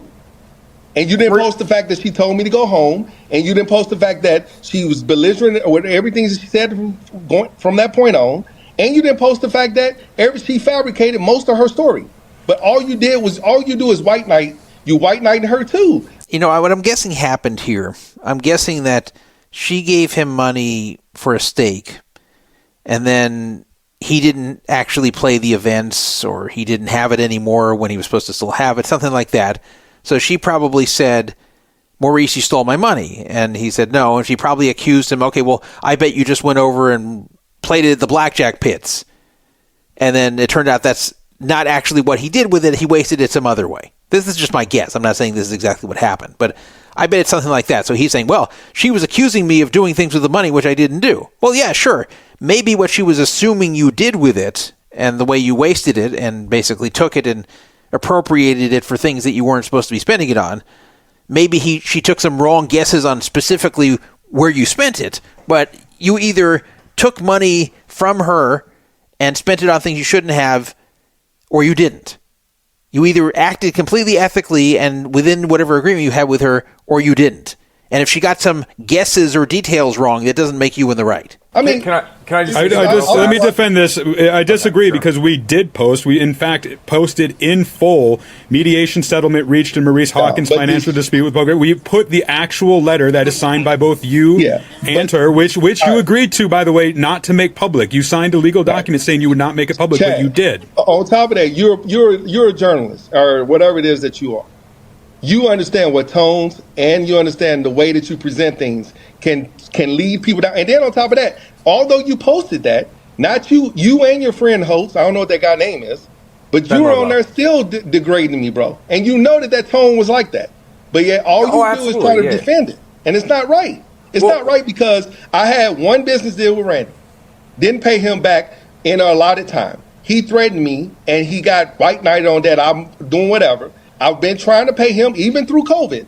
And even now, it's still as if whatever case. But you're still saying I'm scamming people, and that is not the case. And no matter how many times you try to say these things, and I will answer anything you want to say, but you don't have anything other than the fact that I owed Randy money, and I'm paying him back, and he goes and does everything this whatever. So, I mean... Well, let me just say first. Listen, Maurice, I appreciate you coming on here. I really do. I have a lot of respect for that. Okay, we wanted you to come on here for quite some time, and I'm appreciative of that. Most people would not come on and have a dialogue. Here's what the issue is that you go on Twitter and you're bragging quite a bit. You're acting like you're the greatest poker player of all time. You have all this money. But I am though. I am a legend. I am a legend. No matter how much you try not to poker, you're great at poker, brother. I am a legend. I am a legend. You try to. My stats don't lie. You already know that. No one's attempting to discredit your live poker skills. You just said that I'm boasting about whatever. But at the end of the day, I win poker tournaments, and after I reset my finances, you understand. Let me just say this real fast. But you understand when you post and you say, "I'm up 80,000 this year. Fuck all y'all. I'm on the high haters." That I cashed for 80,000. Right? No, that's true. That's true. Sure, whatever it is, you're true. portraying someone online who's making quite a bit of money and is very successful. I am cashing for that amount of money. I listen. I'm with you there, brother, and I respect your game as a poker player. We're not talking about your poker player skills. You have the most rings of all time. Everyone knows you're a fantastic player. I'm waiting on you. I'm trying to explain to you that, Maurice, when people see you boasting online and bragging about how good you are, and then they see that you owe these people money that you admit you owe. These people. You keep saying these people. Say Denise, when you owe Randy Garcia. Don't stop saying these people. There's no these. There's just Randy. So stop saying these. Because you still don't have Cody no Stanford. Okay. All right. Cody Stanford, what? That's my friend. And he backs me. What are you talking about? And I'm sure that arrangement's going to end up really good for Cody, okay? He's made over $500,000 on me in the last 3 years. What are you talking about? I know. And he got paid his money. What are you talking about? Do you think that's fantastic stuff. Hold on. Do you think your situation is going to change now that you have filed for Chapter 7 bankruptcy and the garnishment situation that is currently in effect? I think as a professional poker player, that's a big deal. I think that resetting my finances and putting my family on a good foundational footing is going to move me forward in a positive light. Yes, I do think that. Do you think that because obviously you filed, that doesn't mean that it's going to get granted. Are you going to continue to play poker professionally? Because obviously that's your career, and I assume the answer is yes, but it could be a very hard argument to convince a court that you are bankrupt, can't afford $2,500 a month, but you're going to be firing tournaments around the country. I just think that, Chad, that you don't know the law and you don't know me and you don't know my finances. So therefore, I can't answer that question. Well, are you planning on? Do you think that the bankruptcy will come out where you don't have to pay Randy Garcia any money? That's what bankruptcy is where when you have to reset your finances, everything is right. But that's a real scumbag thing to do.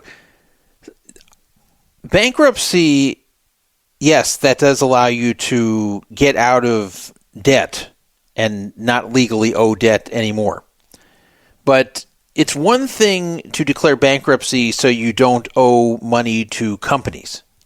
But when it's individuals with whom you had a personal relationship at some point, and I don't mean a romantic relationship, of course, but he and Randy Garcia were friendly. This wasn't just a cold business relationship because Randy Garcia was letting Maurice keep extra money temporarily as a loan instead of paying him the share he was supposed to. That's how this whole thing started. So they were friendly. Randy Garcia took pity on him and his self-inflicted financial situation and let Maurice temporarily borrow some of the money that was supposed to go to Randy. So when someone does that for you and you thank them by committing bankruptcy and saying, oh, well, I need a reset. A reset? You're just screwing the other guy is what you're doing. This is different than declaring bankruptcy so you don't have to pay Wells Fargo or AT&T or the gas company, the electric company, or the Chase Bank, whatever it might be. If you can't make your car payments or house payments or other things that you need debt to be wiped away. But to do this to individuals who trusted you and believed in you and actually loaned you money is a very shitty thing to do. Very shitty. And he has no qualms about it because he needs a reset. And he doesn't see anything wrong with that. That's what many people have done. How much money Trump, our president, has done it. Giant piece of shit too. It doesn't matter though. Everybody else has done it. So why is it that it's a big bad cloud? I can go over many multi-millionaires that filed bankruptcy before. 50 Cent. I can go over. What is the point of this whole conversation? In the fact that, I filed bankruptcy, I reset my finances, and that's a bad thing? See, what he's not understanding is that he's not being banned from any poker rooms. There's no actual consequence beyond that one court judgment against him 7 years ago.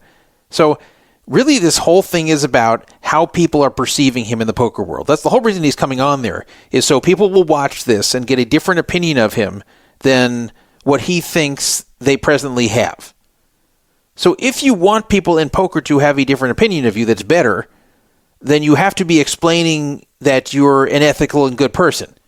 If you're making the argument that, this guy loaned me money when I was really struggling, he was a nice guy, and now I'm screwing him after not paying him all these years, now I'm going to file for bankruptcy and totally screw him and get this legally discharged if I can, or at least attempt to.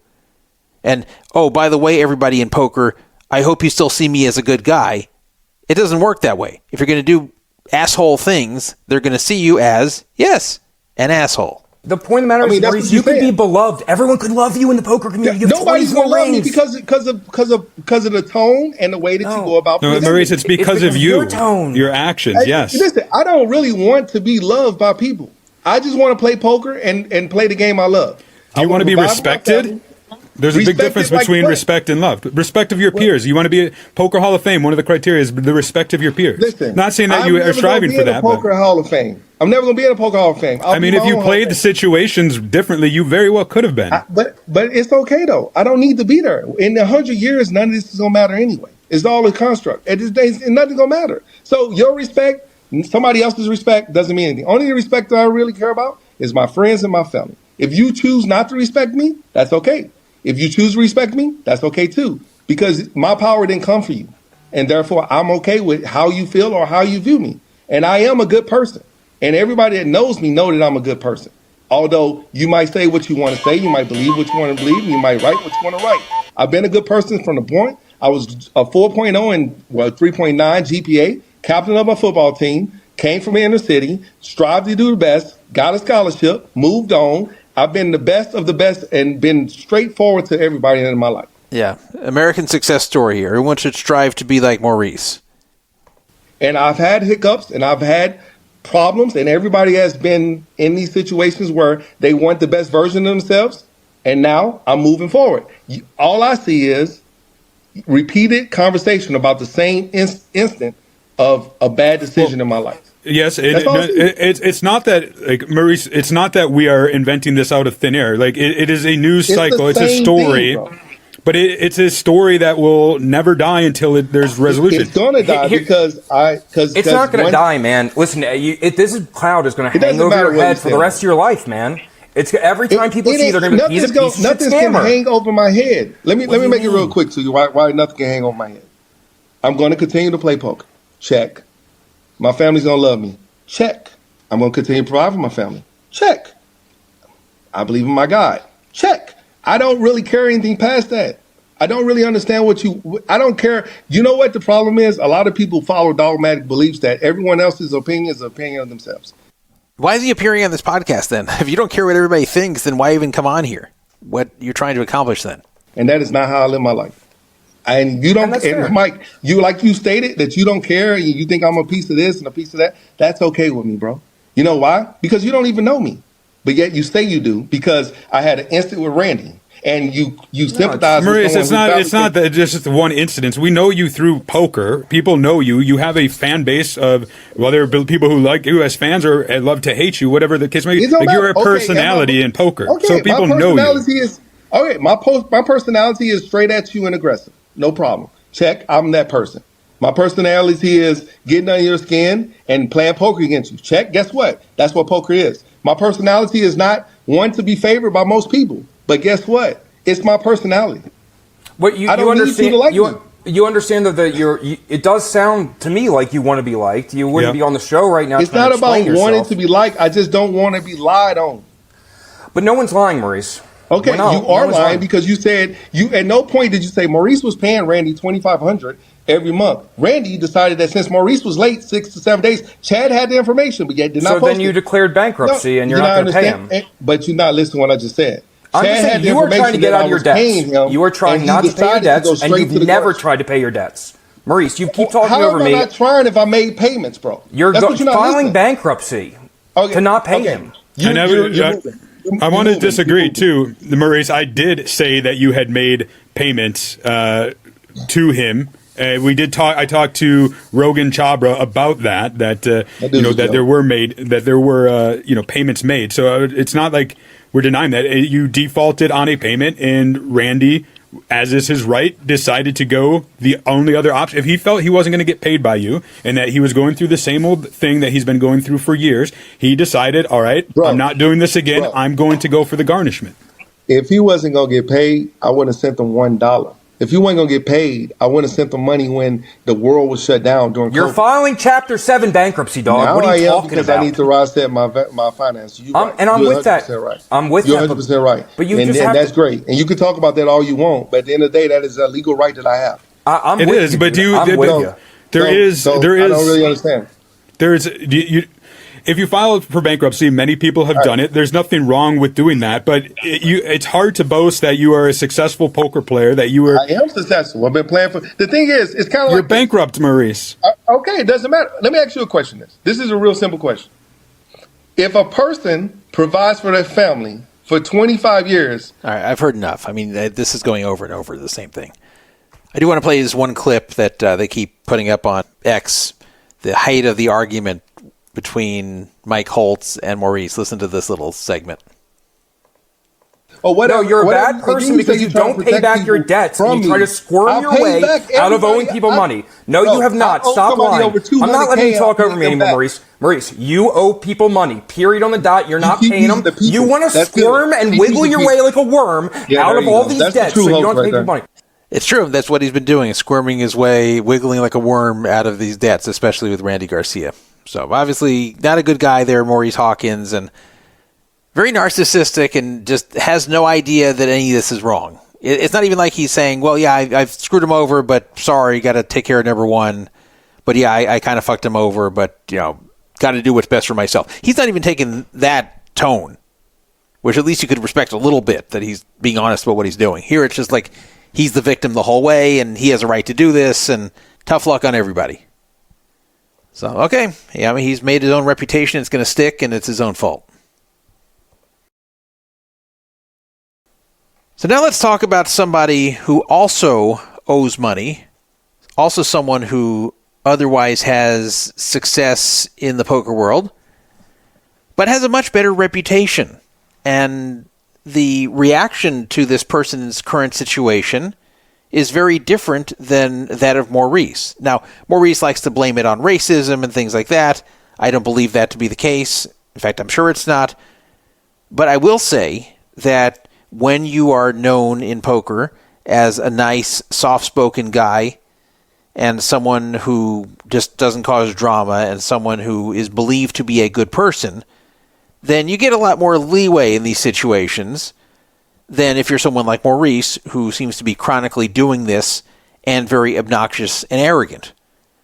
So I'm talking now about David Peters, someone I never thought I'd be doing a segment about on this show like this. I thought I possibly could one day about someone victimizing him, but not about him being the person who is accused of wrongdoing.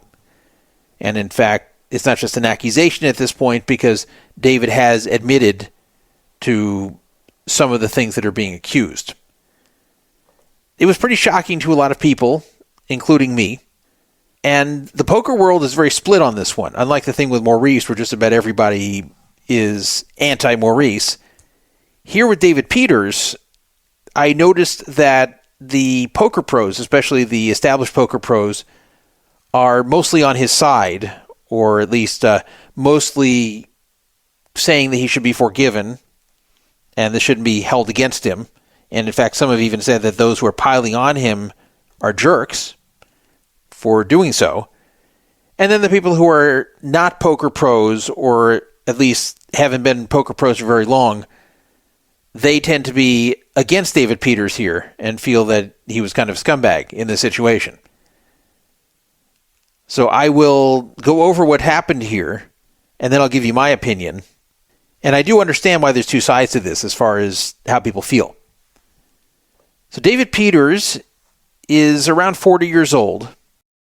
He's been in the poker community for probably almost 20 years, probably since he was 21. I don't have his exact age, but I think his Hendon mob goes back to like 07. So he goes back pretty far. But in recent years, he's become a nosebleed stakes player, meaning he plays the highest of high limits in tournaments. And as a result, he has racked up an eye-popping almost $50 million in lifetime cashes. Now, this is, of course, not profits. This is cashes, which don't take into account how much he spent in buy-ins. So you can be up a tremendous amount in cashes, and your actual profit could be less than zero. You could be in the red overall. There is no way to tell how much David Peters is really up lifetime playing tournament poker. but he was known to be someone who was successful. And there were never any stories about him that said otherwise. He wasn't someone where you heard whispers, oh, he's broke, oh, people are backing him. I mean, a lot of these nosebleed stakes guys do have backers because the events are so huge, 100K, 250K. You have to be ridiculously rich to afford to enter those type of events. So it's not a bad thing to be staked in those events because most poker players can't afford stakes like that. Really, the main people who are playing on their own dime are ones who are just independently wealthy. People like Harry Katz, who is independent of a poker, is a billionaire. So whether he was staked or not is not really of concern here. But he was seen as someone who was successful. He was seen as someone who probably has a lot of money and was doing well. And someone you would not picture would be the subject of a tweet thread indicating that he cannot pay a relatively small amount of money after a long time. In addition, Peters is really the opposite of Maurice Hawkins in personality. He's known as nice, quiet, unassuming. He doesn't have an ego. I've never heard a single bad thing ever said about him. I've never noticed anyone say, hey, that David Peters guy, I don't like him. He rubs me the wrong way. He's kind of an asshole. I just really have never heard anything negative about him.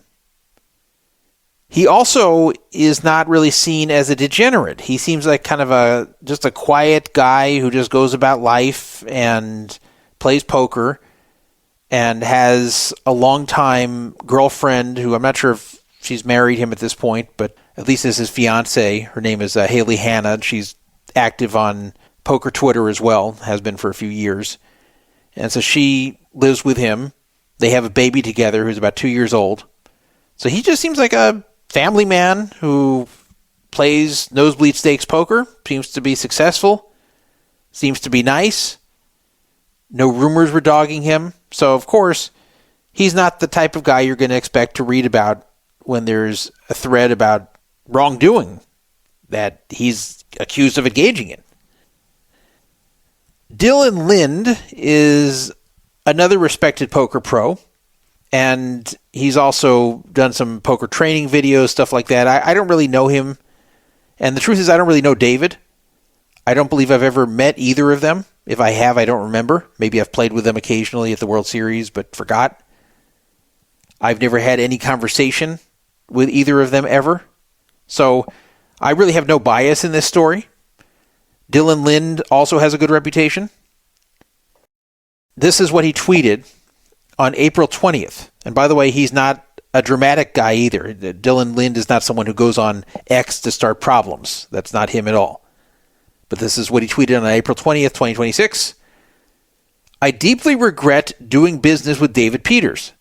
Last summer, David purchased a piece of the 50K PLO WSOP that I won. I paid him out a large amount in cash a couple days later. So basically he's saying that when he was at the 50K buy-in PLO event at the World Series in 2025, I'm talking about Dylan, that David bought a piece of him. And then Dylan went on to win the whole thing. And since it was a 50K buy-in event, that was a pretty big prize. And Dylan very quickly paid David his share in cash. Dylan goes on to write, a few months later, I'm at the Triton Jeju, which is a Triton, a very high stakes event. And David buys a piece of my two main events, No Limit Hold'em and PLO. He asks if it's okay if we settle after Triton as his available liquidity at the event is low. Now let me stop that. After the success with buying a piece of him at the World Series, they're at the Triton, and they're very far from Las Vegas. David says, hey, I'd like to buy pieces of you in the two main events over there at the Jeju, but I can't give you the money for that piece right now. I can't just give you your share of the buy-in at the moment because I just didn't bring that much cash with me all the way over here. It's hard to get cash over here. You know how it is. So when we get back, I will pay you if you end up losing. Because, of course, if Dylan wins, then Dylan owes him money. But if Dylan loses, then David owes Dylan the portion of the buy-in that he had purchased there. So Dylan says that he agreed. Sure, no problem. His action ends up being a $50K loss. We agree he will settle at Poker Masters, which is a different event. He doesn't show up. So this is already concerning Dylan here that, okay, fine, he doesn't have the cash to pay me at the Jeju. So, okay, he owes me $50K for the piece he bought of these two events, which are very high-stakes events. And when we're at Poker Masters together, he'll give me the money, and then he just doesn't show up. Dylan goes on to write, next time I speak with him, he says he will settle at the NAPT, which is another tournament series. He doesn't show up. I ask him to settle before Bahamas, referring to the WSOP Paradise. That's in December of 2025. He asks for wire info. I never receive funds. I start to get a bit worried. Well, I'd worry before this. When I ask him what's going on, he says he's, quote, trying to free up liquidity and will keep me updated. No updates follow unless I ask, and I receive the same answer. This repeats until I tell him to pay by the end of February, or I will out him. He then sends $12K and change, saying he will get the rest. The end of February comes, and I'm convinced to give him another month. Now, keep in mind, since Peters did send him $12K at that point, that about $38K, a little short of that, is still owed. So we're not talking about huge money. April 1st, he sends me $15K and says he cannot pay the remaining balance. So that brings it down to just, it looks like a hair under $23K is still owed, because $12K was paid, $15K was paid, $50K was originally owed, so that leaves $23. Since this began, I've found out about other bad debts and other bad business deals, so I feel obligated to make this public. And this was on April 20th. Now, Dylan took some heat because some people are saying, look, yeah, David is paying. Yeah, he's paying up. Maybe not at the schedule he said he would, but he said that he's trying to free up liquidity, and he sent you $12K, and then he sent $15K as recently as 19 days before you posted exposing this. So clearly he's making the motions to pay you here. It's not like he's ghosting you or giving you a million excuses. Yeah, he stalled you for a while, but now he's paying. It's only $23K left. Why don't you give the guy a chance? But the last tweet from Dylan saying, I found out about other bad debts and other bad business deals, so I feel obligated to make this public. That's the key. If it were not for that, then presumably Dylan would have just waited to see if the other $23K came through in a reasonable amount of time and then never let Peters buy a piece of him ever again. That's my guess here. But because he probably spoke to his friends and like, oh, we got you too? Yeah, David's been owing me for a while too. Yeah, me too. Yeah, me too. And he's like, ah, shit. It's not just me. He owes a ton of people. Oh, boy. Now, another point of contention here, which we'll get to, is whether or not David actually said to him, I can't pay the remaining balance. Because that's what he claims. On April 1st, he sent $15K and said, look, that's it. Flat broke. Can't pay anything further. I'd love to pay. Can't pay. Flat broke. Have nothing. What can I do? I don't know when I'll get it to you. Goodbye. That's basically what Dylan is claiming he said. And as you'll hear, that's a little bit disputed later. Sean Deeb, the next day, wrote, as sad as the D. Peters story is, I always laugh at all the comments crapping on high-stakes MTT pros, referring to multi-table tournament pros. I'm going to guess his money issues are way more likely to be massive crypto losses, not lack of poker winnings. There's so much more honesty and wealth generated from MTTs, again referring to tournaments, than any other form of poker. Sorry, it's just the truth. You're break-even because you suck, not because everyone else is break-even or worse. He's referring to anyone being critical. So basically, Sean D. was taking the position that a lot of the pros were. That, first of all, stop saying that all pros who have big Hendon mob numbers of like millions and millions of cashes are frauds who are actually losing players.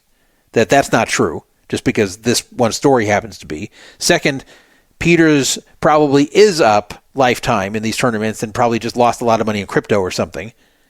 And then he's saying that those who are saying the tournaments are just a big money pit are probably just saying it because they suck, not because nobody wins at them. I saw somebody else write that if you pile on to David Peters in this situation, then you're a scumbag. So there were pros writing things like that, and then there were a lot of people, mostly unknowns, who were really ripping into him. And some didn't completely understand it, saying, what? He's won $50 million, he can't pay $23K? But some who did understand said, look, obviously the guy had a lot of money. He's obviously mismanaging something, and the bottom line is that he was free-rolling Dylan Lynde when he was buying pieces of him, including way back in 2025, in mid-2025, when he bought that PLO and got paid out a lot.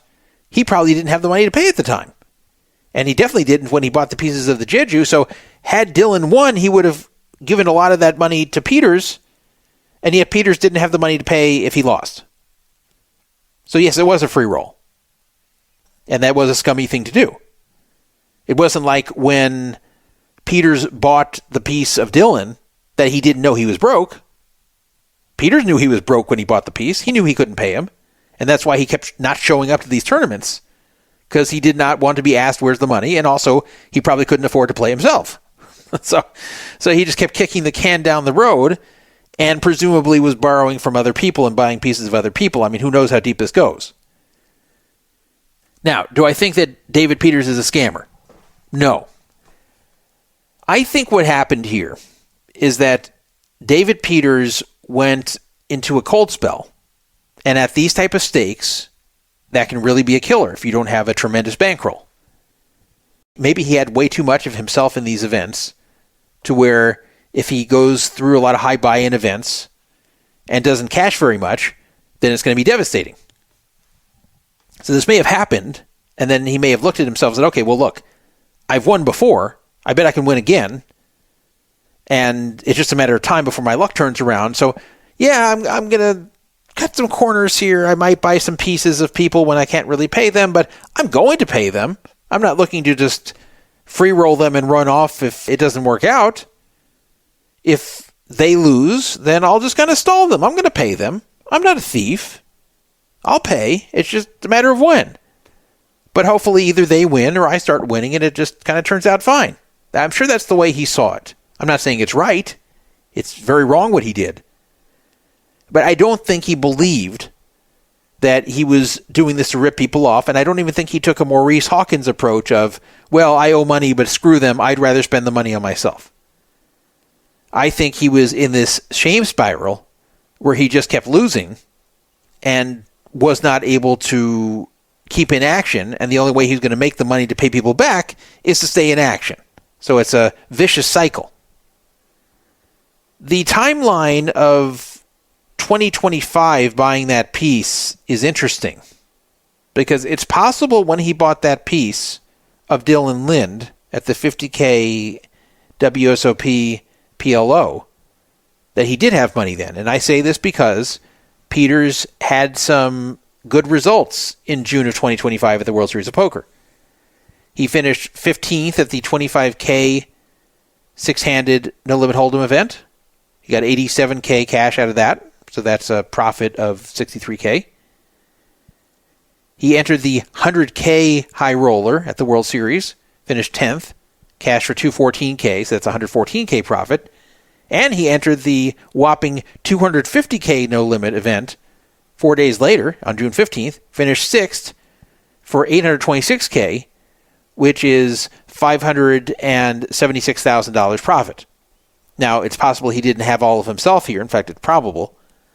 But he still probably cleared a good profit here. And it's not like they have tons and tons of nosebleed tournaments at the World Series of Poker.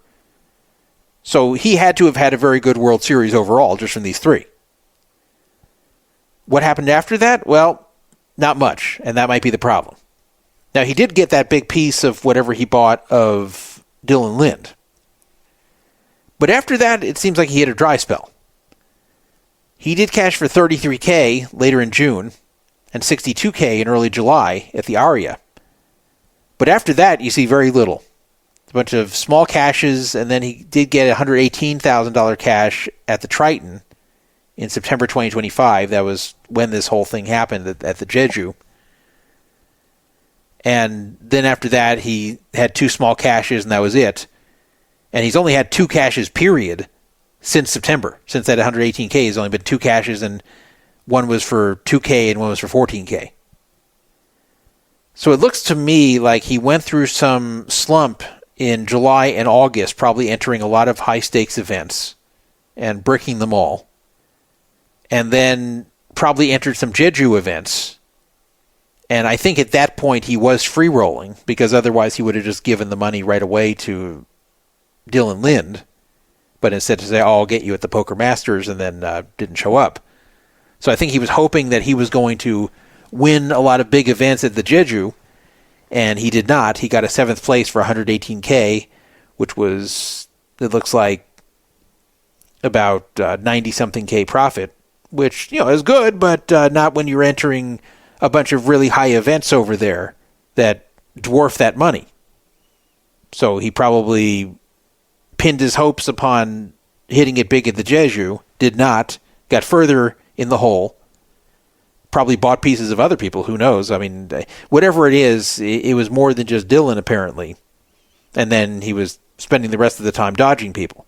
That's why he's only cashed 2 tournaments since then, and he's probably been trying to scrounge up stakes or loans or whatever to stay in action and then somehow win his way out of this, which is a tale as old as time in poker.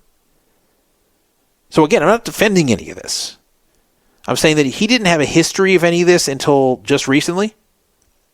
And it seems to be just this vicious cycle of, I've got to stay in action so I can pay off what I owe people. Which is very different than, yeah, I owe people, but fuck them, I don't feel like paying them. It's a very big difference. Or, I owe people, maybe I'll pay them at some point when I'm really in good shape, but I'm taking care of myself first. I'll take my vacations and everything else I want to do first before I pay anyone. That was the Maurice attitude. I think David does want to pay people. He's just in such a slump right now, probably partially due to the fact that he doesn't have his head fully in the game with all this going on. And that's also something that happens to poker pros, that when their back is against the wall like this, they can't play good poker. So if someone said, would you like to stake David right now? I would say, probably not. I'd like to stake the old version of David that wasn't under this type of stress, but right now, no, I don't think his head is fully in the game. I do think he can probably get out of this. He can probably find backers who will put him in smaller events. And since he does have skill, provided he keeps his head into it, he can probably win his way out of it. But, tournaments are hard. Tournaments have a lot of luck and variance, and who knows when this will happen. But that's really what he has to do, is get a backer, play smaller events, unless the backer is willing to put him in the really high events, and try to put all this out of his head and bear down and just hopefully win his way out of this and pay everybody back and then never do this again. I don't want to minimize anything that was done here, because it definitely is really shitty to free roll someone for a piece of an event. That's really crappy. Because if they win, they pay you, and if they lose, then you don't pay what you owe them. And so basically they've given you a piece of their big event for free, which is really bad. And he knew what he was doing. Now, how do I know he knows what he was doing? How do I know that this wasn't just a misunderstanding, or that there's 2 sides to the story, blah, blah, blah? Well, David finally made a comment 2 days later. He's not someone who's active on social media, but he was eventually forced to answer to this. This is what he wrote. I wanted to address the Dylan situation. I deeply regret the choices that I made that led to him not trusting that he was going to get paid back, and felt the need to post about it. Okay, so I don't like that opening line at all. That's a very passive-aggressive line. I regret the choices I made that led to him not trusting me and felt the need to post about it. That's basically saying, I confused him into acting like an asshole. That's really what that's saying. Like, he should have trusted me, but I regret the choices I made that made him think he could trust me, and then he did something shitty to me. That's not what he wrote, but that's what he meant. He went on to write, I'm sure that wasn't an easy thing to do, and I should have never allowed it to get to that point. Okay, that statement's fine. I got myself into a bad situation where I just kept doubling down and making things worse while having very poor communication and missed timelines. There seemed to be some confusion around the wording from the original post about when I sent the last payment on April 1st. I was telling him that I was working on settling the rest ASAP, not that I wouldn't or couldn't ever pay the rest. Just wanted to clarify that. I was always going to make him whole, whether there was a Twitter post or not, and I would have taken care of this soon. Okay, let me stop right here. I kind of believe that. I do believe that he wanted to pay Dylan back, and that he was going to make effort to pay Dylan back. I don't think he was putting Dylan on the back burner, or just saying he doesn't matter, or F him, or he can wait. I don't think that was his attitude. However, I do have a hard time believing that on April 1st, after he sent $15K, that he wrote, oh yeah, I'm just working on getting the money, the rest of the $23K. It'll come very soon, so just hold tight. I just gave you $15K. I just gave you $12K shortly before that. The other 23 is coming real soon. Just hold tight. I don't think Dylan would have gotten confused by that. I think that he probably said something like, I'm flat broke. I can't pay anything more. I'm working on getting more, but I don't have a timeline for you. This is just my guess, by the way. But that's what I'm assuming it went like. Not like I'm never paying you, but I can't pay you now, and I don't know when I can pay you because I'm so badly busto right now. I'm trying to work out ways to get stakes and some money and loans, whatever it might be. But at the moment, I don't have it, and I don't know when I will. That's kind of what I'm thinking he sent. And I think David more believes that he made it very clear to Dylan that for sure he's getting paid no matter what. And Dylan kind of saw it as, well, he stretched himself as thin as he can, and you can't get blood from a stone at this point. He finished off by writing, I certainly handled the situation very poorly, and I understand the frustrations. Right now my focus is on making things right and trying to regain the trust of the community. Okay, that's good. And I hope that's what he's going to do. He doesn't state how he's going to do it. He doesn't state when he's going to do it. Now, yes, he can't just invent money out of the air. He can't just predict when he's going to win his next tournament. But he could have given a little bit more detail, like, yeah, I'm in the process of getting some backing. I'm going to play some mid-stakes events, and I'm going to be dedicating a certain portion of every win that goes towards paying all these debts until I'm debt-free. Something like that would go very far. But just saying my focus is on making things right and trying to regain the trust of the community, that's well and good, but he's very short on details here, and people kind of notice that. So will he ever pay off the debt? I don't know. Again, I bet he wants to. I'm sure he'd love for this all to go away and for his reputation to be better. And I think if he could, he would. I think if he was staked in a tournament and won it, and every penny of that would have to go to pay off his debts, but it would satisfy everything, I think he'd do it. So that's good. That's just my assumption about him, but I think he would.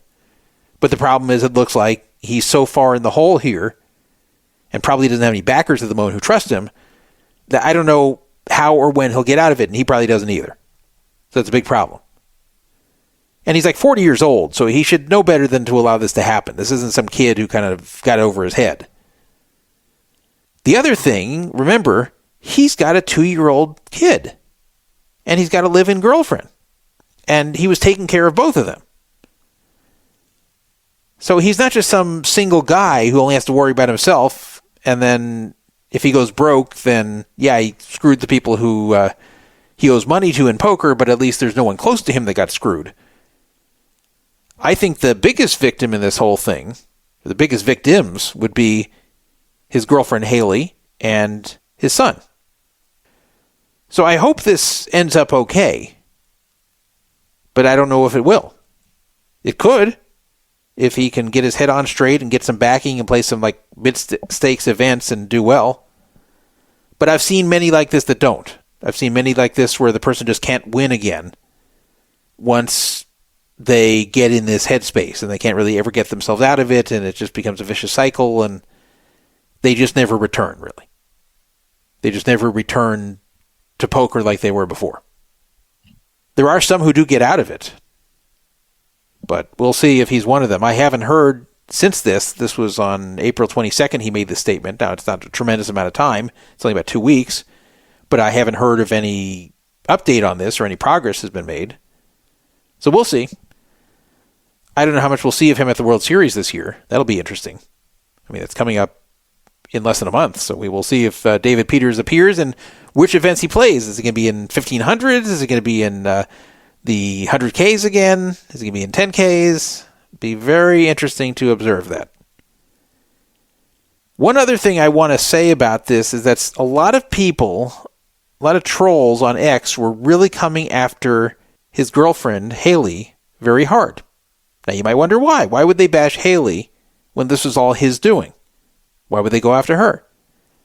Well, Haley is and was a very outspoken person on X. Not only was she outspoken on her posts, but she was also especially outspoken when she was on Spaces back in like 2023, 2024. She's not really on them anymore, but when she was very outspoken then, and she would drink, and then she'd really be more forthcoming, just whatever she felt like saying.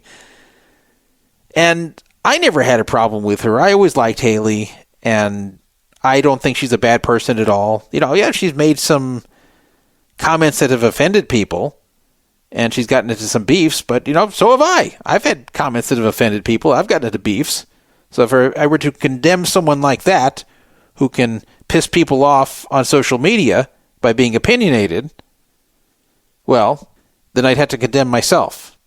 So I feel bad for her that she's going through all of this involving David, and then has to deal with trolls that are harassing her over a situation that she has nothing to do with. Just because she had a kid with the guy and lives with him and is his girlfriend, that doesn't mean that she should be attacked for his poor financial decisions or unethical behavior when it came to buying pieces of people. And I don't think she knew he was doing this. There's no evidence that she knew or was an accomplice to this. I think she was probably at least somewhat in the dark. So I can't get behind any bashing of her over this matter, or those that were waiting for a time when she's seen as weaker so they could attack her on social media.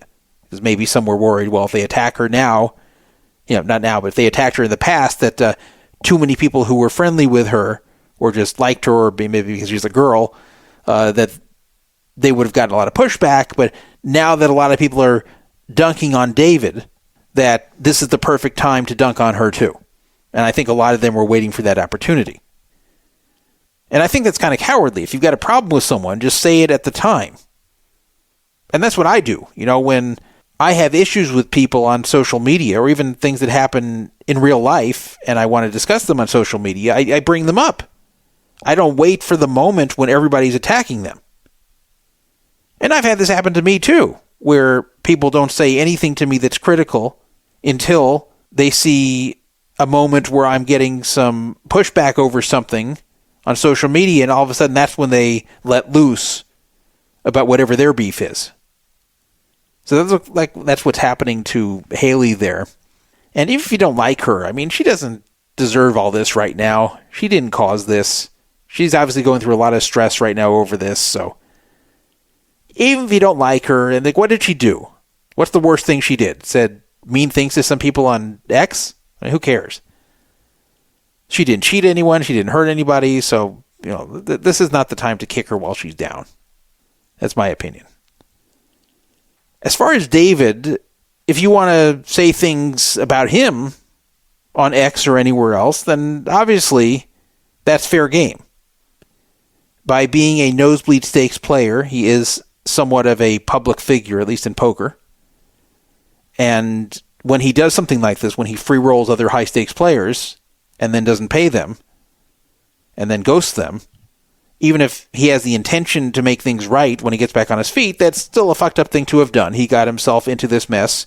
He did unethical things. And if people wish to comment on this on social media, then they should be able to, and there's nothing wrong with that. So anyone with the attitude of, if you're bashing David Peters, you're a jerk because he's a nice guy. No, that's not the right thing to say, nor is it to say you shouldn't bash him because he has no history of this. This is the first time, so let's give him a break. No. I think he should have the chance to make it right, but he also shouldn't get immunity from being bashed over some pretty bad behavior.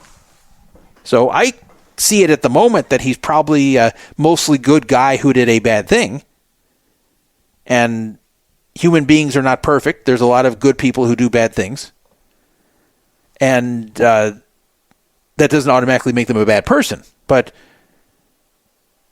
now that this is brought out in public, and understandably so, Dylan didn't bring it out immediately. It's not like when he didn't show up to the Poker Masters, that's when he did it. He gave him quite some time. when so much time passed and Dylan wasn't getting paid, then finally Dylan came out with it. Even though he was getting partial payments, he finally said, screw it. I'm hearing too many stories I don't like now. So he came out with it. And once he came out with it, then it is the public's right to comment. So I don't feel sorry for David in that sense, with people ripping on him. He does deserve that.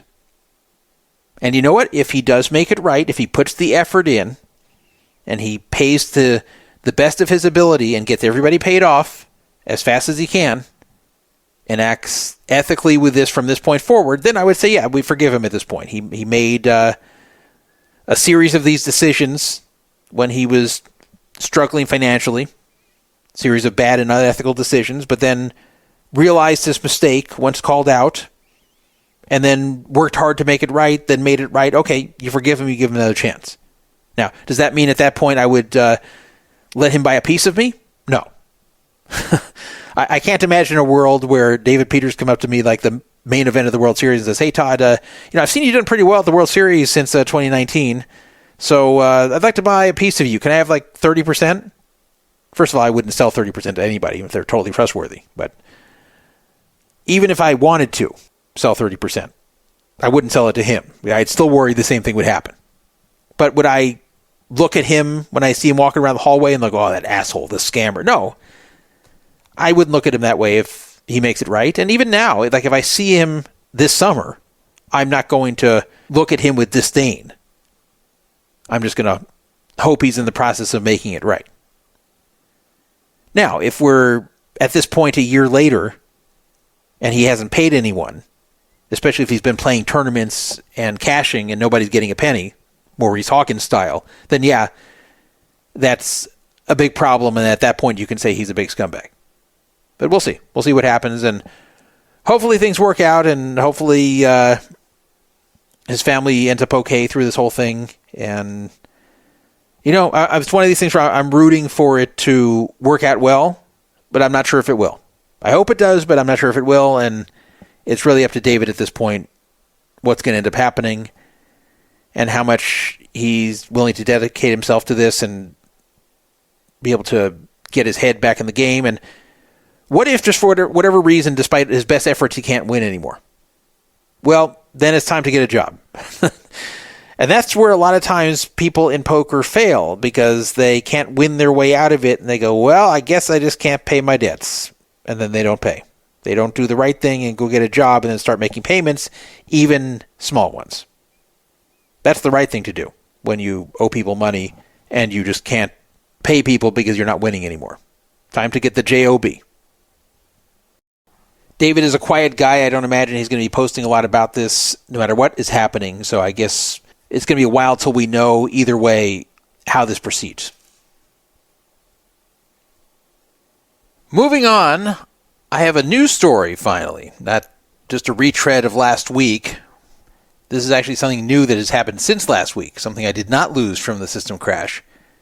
I want to talk about Charlie Carrel and Owen Messere, also known as Prodigy, and their beef.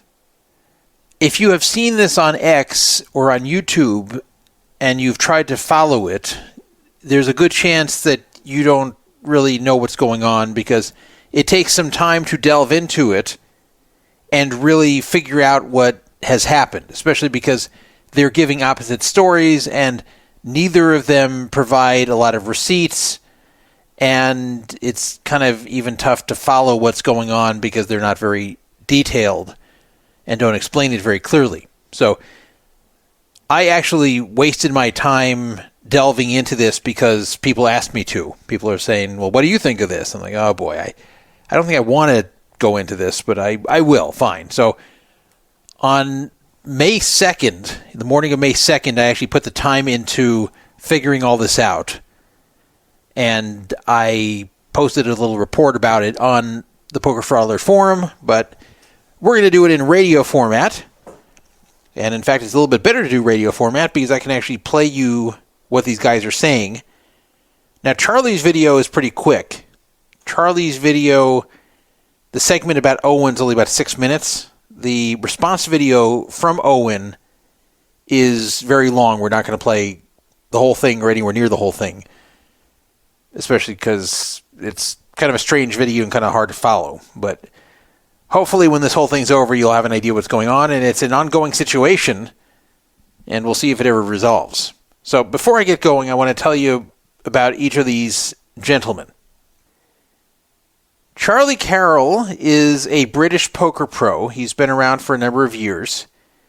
He appeared on the scene in the 2010s, and he ran it up pretty fast, and he was known originally as this guy who wears colorful clothes all the time. And the gimmick worked, people kind of got to know him that way. And for a while he was pretty well liked, and people found him interesting, and people thought he was a good player, and I didn't really hear bad things about him. I believe he was friends with that whole Kate Hall crowd. The weirdest thing, and I don't know if this was legitimate or not, but around that time I started getting emails from some girl from like Romania or some place in Eastern Europe like that. And she was, I forgot how she even found me or the show, but she was just venting to me about things and kept talking about some guy in poker who kind of manipulated her and was a bad guy, blah, blah, blah. She wouldn't say who he was. And finally, after a few emails about this, and I'm like, well, I don't know what I can even say here. I don't even know who you're talking about. And she finally said, I'll give you a hint. Colorful clothes. So she claimed she had a relationship with Charlie and he really screwed her over, but I don't know. The whole thing could have been phony for all I know. It's just a weird thing to be getting. I mean, yes, I get weird emails all the time, but that one was very strange. I don't know why she chose me to pour her heart out to about Charlie. And for all I know, it could have been some person with a fantasy that never met him. But I've never met Charlie myself. I have talked to him on Twitter Spaces.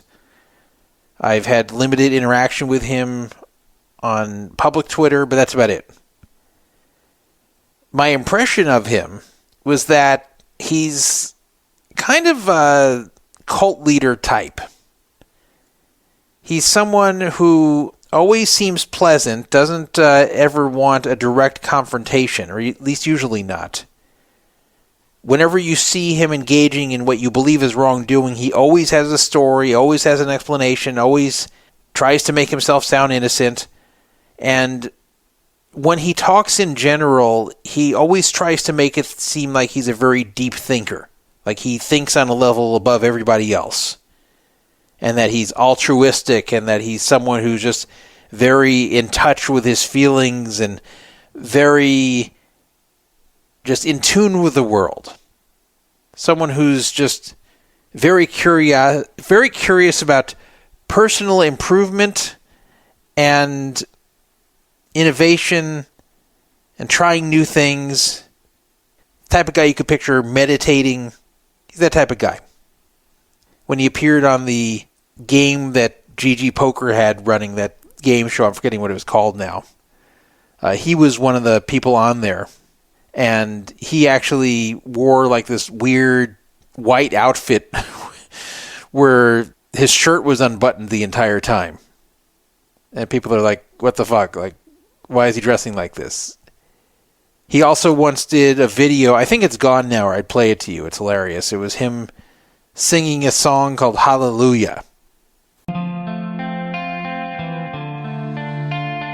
heard there was a secret chord that David played and it pleased the Lord. You don't really care for music, do ya? Well, it goes like this: the fourth, the fifth, the minor fall, the major lift, the baffled king composing hallelujah, hallelujah, hallelujah, hallelujah, hallelujah.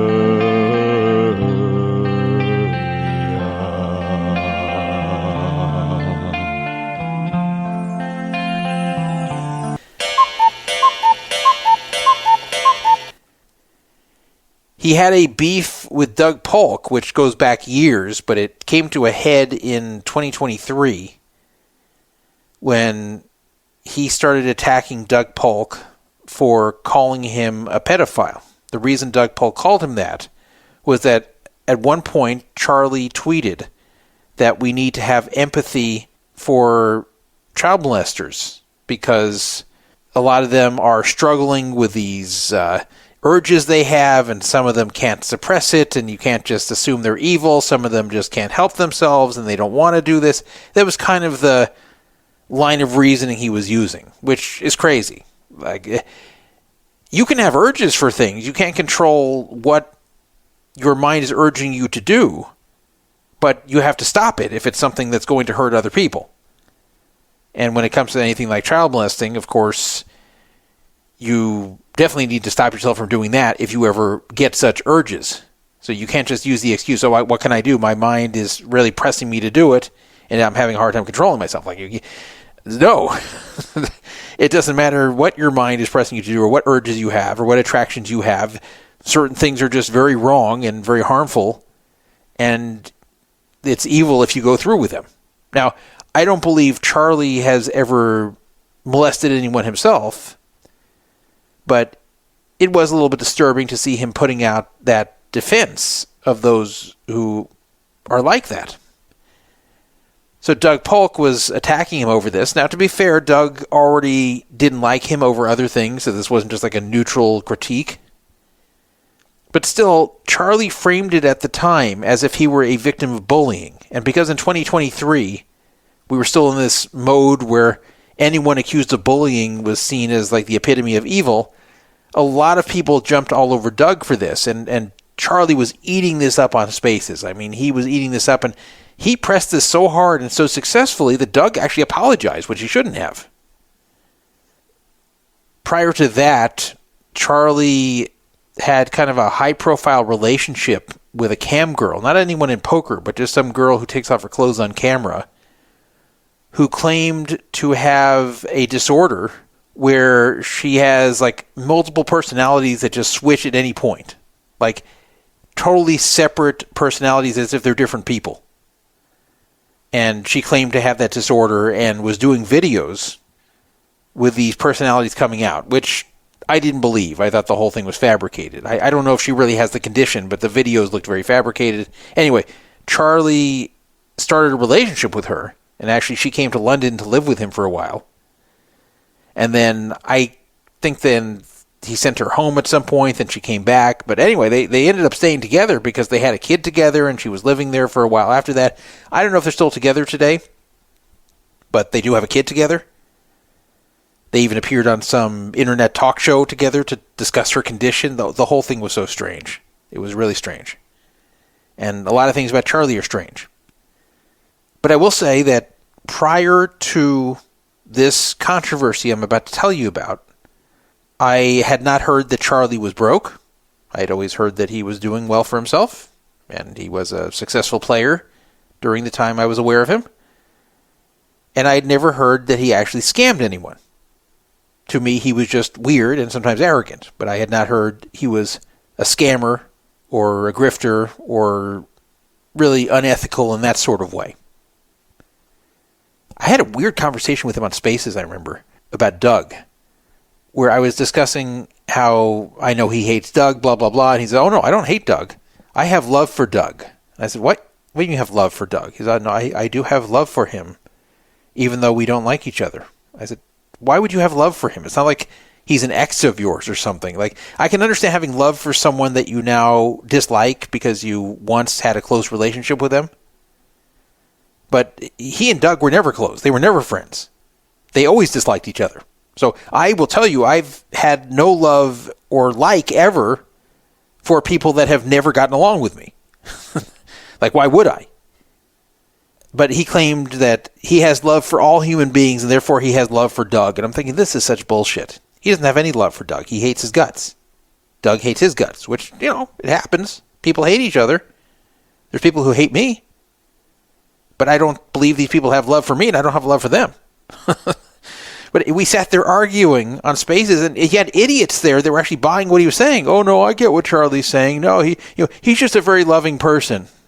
It was crazy.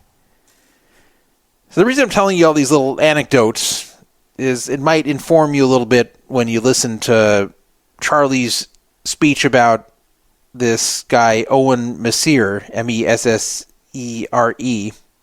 also known as Prodigy. So here is the clip from Charlie's video where he makes allegations against Owen. Now this is from a video called Naming 5 Poker Thieves and Scammers, and he names 5 people who he feels ripped him off. The only person who's recognizable in this whole thing is Owen. Everybody else are just people he knows personally. It's kind of a disappointing video. But the Owen part was interesting. I'll give him that. So I'll skip to the 4-minute mark where he starts in about Owen, and it goes about 6 minutes, and then I will explain what Charlie's trying to say. Something that number 2 was just DMing Charlie things 5 at a time. Number 4, this is a sad one for me because I considered this man a friend, and he's one of the best poker players in the world, or at least at the format that he plays in, and that is Owen Messere, otherwise known as Prodigy on Coin. He was playing in my poker games, and we were all kind of like la-di-da-di friends and stuff like that. There were a ton of red flags, which I'm going to bring up because I know that this is going to be my word against his. Let me just list a few of the... If you guys want some tea, if you want some drama, if you don't want the drama and you just want some facts about who is scammed, skip ahead. But by the way, something weird about Charlie's appearance in this video. Charlie has always had very long, thick hair, and it's so weird seeing him in this video because his hair looks like it's very thin. It looks like it's mostly cut off, but then it's not like really short. But it's like there's just like not that much of it there, and what's there looks kind of thin and matted. It looks nothing like the Charlie Carrel hair I've been used to for many years. And yeah, I know people age and their hair declines, and mine has too. But this is just such a difference. I don't know how you go from this like long, full head of hair, including like fairly recently, to this. So whatever haircut you got there, Charlie, you don't want to get it again. This guy, like, genuinely a degenerate, and I love degenerates. I've got a soft spot in my heart for degenerates. He's like drug addicted. He turns up and gets drunk and tries to hit on loads of women. He's polyamorous, you know, like stuff like that. I was running poker games. He was turning up and getting wildly drunk, losing loads of money as well because his style was so bad for private games, and hitting on all of the women there, literally every single one. And he got friend zoned by every single one. Again, I can't blame a guy for having to go at it, but he really was just like very sex driven, you know, and very like ego driven as well. That aside, this one's funny. He was wildly anti-Semitic, and I didn't know until we went to Hakkasan. Shout out to Hakkasan, it's a very nice restaurant in London, and we start talking Israel-Palestine as you do at dinner. This is back when it was even more fresh than it is now. The funny thing about this, the third person that was with us was a woman who was half Jewish, and he has a side, you know, fair enough. You guys support this side or that side in a war, that's your prerogative. I like to try and see some nuance, try and have empathy for all of the innocent people involved. He had a side. He was like, F Israel, F anybody that lives there. His solution was this very complicated geopolitical situation that's been going on for, centuries at this point. His solution was, we need to displace all of the Jews. And I was like, people have said that one before, dude. I don't know where we're going with this.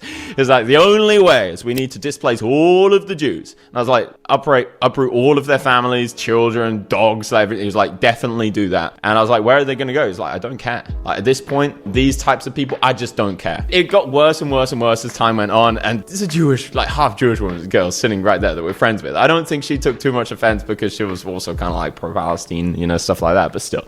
Now, you may wonder, what does any of this have to do with any kind of money that Owen allegedly owes Charlie? And the answer is nothing. It does not have to do with it at all.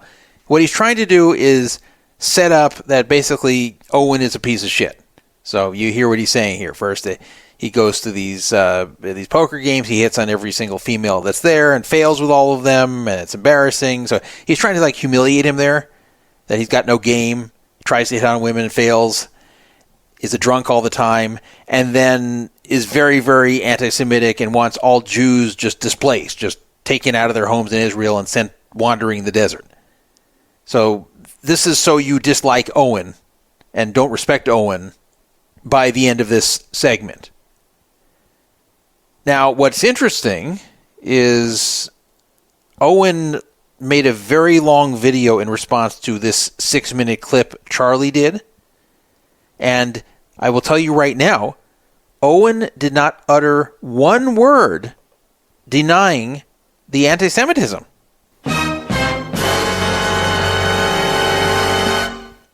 Which says a lot. When you make like a half-an-hour response video to a 6-minute video about you, and when the most provocative thing said is that you think all Jews need to be displaced and just taken out of their homes and forcefully ejected from Israel. We're talking about Jewish civilians. And that you hate all Jews and screw them, fuck the Jews, etc. And this is alleged you said. You would think if you didn't say it, you'd say, I never said this. Charlie's full of shit. He's making it all up. I don't feel this way about Jews. This is crazy. He didn't say that. He didn't address it at all. And on X, when he was discussing this matter and people were confronting him about not having denied it, Owen still would not address it. So it's very clear he did say this stuff, does feel this stuff, and that obviously does not make him a very good person. I'm talking about Owen now, not Charlie. So points to Charlie there. He probably is exposing something real about Owen, and even though it has nothing to do with the situation, it does let us know about Owen as a person, and the kid definitely has some problems. Let's go on and listen to the financial issue of what occurred. Wild stuff. Said he had no empathy. Said he had no empathy for anyone, by the way. This is another thing. He was truly a definitional sociopath. And again, I'm not hating on... It's like you genuinely get some like sociopaths that don't hurt people, that have kind of like got their stuff under control because they realize it's within a good social contract. But then when you see like the gray areas of their life, it's like very, very often not like this. He didn't believe in objective morality. He didn't have guilt or empathy or anything like that. He was like a very articulate person, but can just lie like this, and I don't think he even knows that he's lying. Another thing is like when Charlie Kirk got shot, we were like mid-game, everyone was like, oh damn. Even the people that didn't like him, like, oh damn, that's pretty wild. And Owen was like, no, this is great. Like, I really, like, this is much better for the world. I was like, you're happy about this? I just want to stop the game for a second. I can tell, obviously I already know, but I can tell you're not a father. Because, like, think of the person who just got shot. He has kids. Like, that is, like, come on, you got... I forgot there's all this stuff, too. I thought he was going to get into the allegations. I guess that's a pretty short part of the video. He's now going on about Owen's feelings about Charlie Kirk. To me, that's less offensive, much less offensive than the thing about the Jews. You know, you can just not like Charlie Kirk and what he stood for and say, okay, you know, I'm not sad he's dead, people may say. I don't agree with that, but I can understand that more than wanting all of the Jews displaced out of Israel. There's got to be a part of you, even if you dislike the guy, even if you think he's bad for the world, there's got to be a part of you that like feels bad about this. Like a human being got shot and is like, absolutely not. I think we should be doing this to more people. It's like genuinely a wild thing to experience. He was also like so woke that it was that anybody that doesn't do the COVID stuff is atrocious. You know, the list goes on and on. So here's what happens with Owen. He's been invited to my game. He's a super pro, but I thought he added to the atmosphere. He sometimes would bring another player and stuff like that. And I had this kind of like vision for him when this turns into like a live stream that we could turn into like a superstar. Okay, so there we go. I knew there was an angle to this. So Charlie is running this private game. This is a live private game. This is not an app. This is not a website. And he's inviting Owen to the private game, even though Owen is a very good player, even though Owen is a big-time winning player and will crush the competition there for the most part. You usually don't want to bring that into your private game. But he's saying he wanted to bring him into the private game.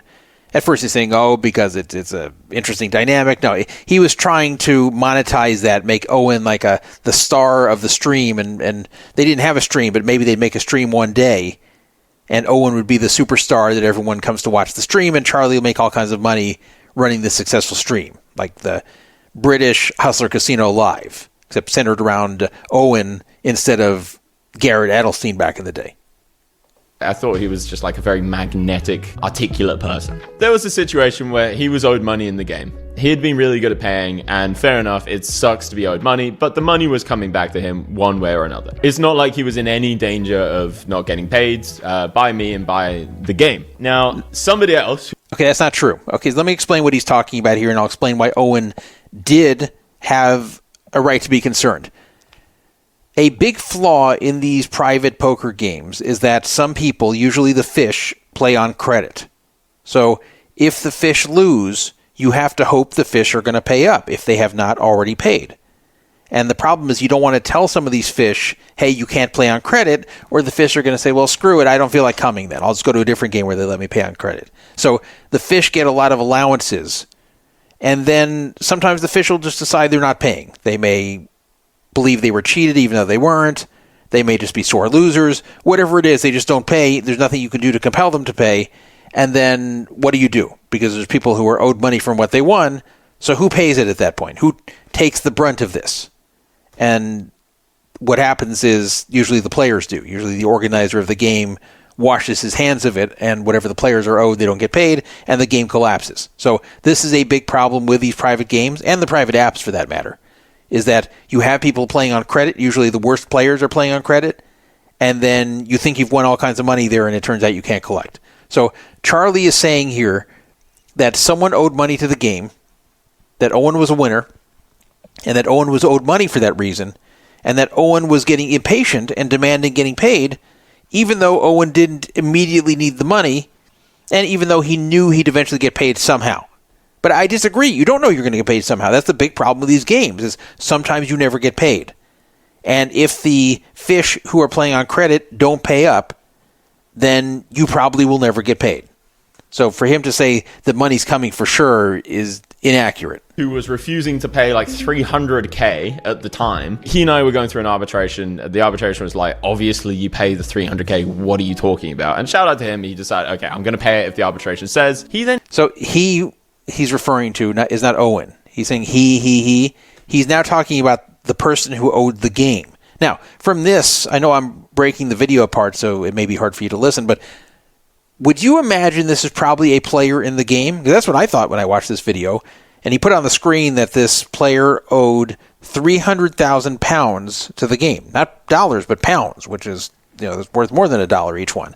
So the guy owes, somewhere near like 450,000 to the game in US dollars and isn't paying. So then Owen can't get paid what he won. And then Charlie's saying that he went to arbitration with this guy who then pretty much admitted, yeah, I owe the money. And let's hear what happened next. He pays it to Owen because there's like a cross thing. And I was like, you know what, fine, pay it to Owen. That money will go to him. But I need the rest of that money to pay like other things, where this 300K was like kind of stalling. It was by this time the arbitrate, he paid like 200, it was down to 100. It was the whole thing. So Owen now gets like a ton of money sent to him. He now owes me money. And he's like, wait. I've heard from this guy, another guy who had stolen money. Okay, before we get to this guy and that guy, Charlie glossed over something very quickly that is intentionally misleading. And by the way, this video has all kinds of jump cuts where he's editing in the middle of sentences, which means he's recording segments over and over. This isn't just one coherent conversation, one cohesive conversation. This is him recording, then stopping, then recording, then stopping, recording, then stopping, re-recording. That's what jump cuts are. That's why they happen in these type of videos. So he very quickly skips over something important. It says it really fast about if 200 was paid there, then 100 was owed, and then he just then a bunch of money was sent to Owen. Well, it makes it sound like 300,000 pounds was owed by this third party, who we assume was a fish in the game, but by the way wasn't. I'll get to who that is shortly. And then they went to arbitration. It was ruled the fish does have to pay. The fish agreed to pay, but sent the 300K pounds to Owen, and then Owen did something bad with the money. That's what it sounds like here, but something's being skipped here, or being glossed over very quickly, where he says that the 200, the 100, what he's really saying here is that the person who owed the money to the game did send some money to Owen that was an overage compared to what Owen was owed, but didn't send the whole 300K, and that's where the 200 came in. So about 200K pounds was probably sent directly to Charlie. We don't know what happened to that. And then I'm assuming the other 100K pounds was sent to Owen when Owen wasn't quite owed that much. That's what it seems to be. But listen to the way Charlie explains it. 300K, what are you talking about? And shout out to him, he decided, okay, I'm going to pay it if the arbitration says. He then pays it to Owen because there's like a cross thing. And I was like, you know what, fine, pay it to Owen. That money will go to him. But I need the rest of that money to pay like other things, whereas this 300K was like kind of stalling. It was, by this time, the arbitrate, he paid like 200, it was down to 100. It was the whole thing. So Owen now gets like a ton of money sent to him. He now owes me money. And he's like, wait. I've heard from this guy, another guy who had stolen money from me. This is a whole convoluted thing. That you should be using this money to pay out these people instead of using the money to pay out people at the game. This is the crux of what happened. Owen was sent an overpayment on purpose by this guy who owed the game. Instead of sending it to Charlie, who was running the game, the guy said, I'm going to send to Owen not only what is owed to him, but I'm going to send him the rest of the money that's owed that I haven't paid you yet, Charlie. And so once that gets sent, then it's between you and Owen of how the rest of that money gets distributed beyond what Owen is owed from the game.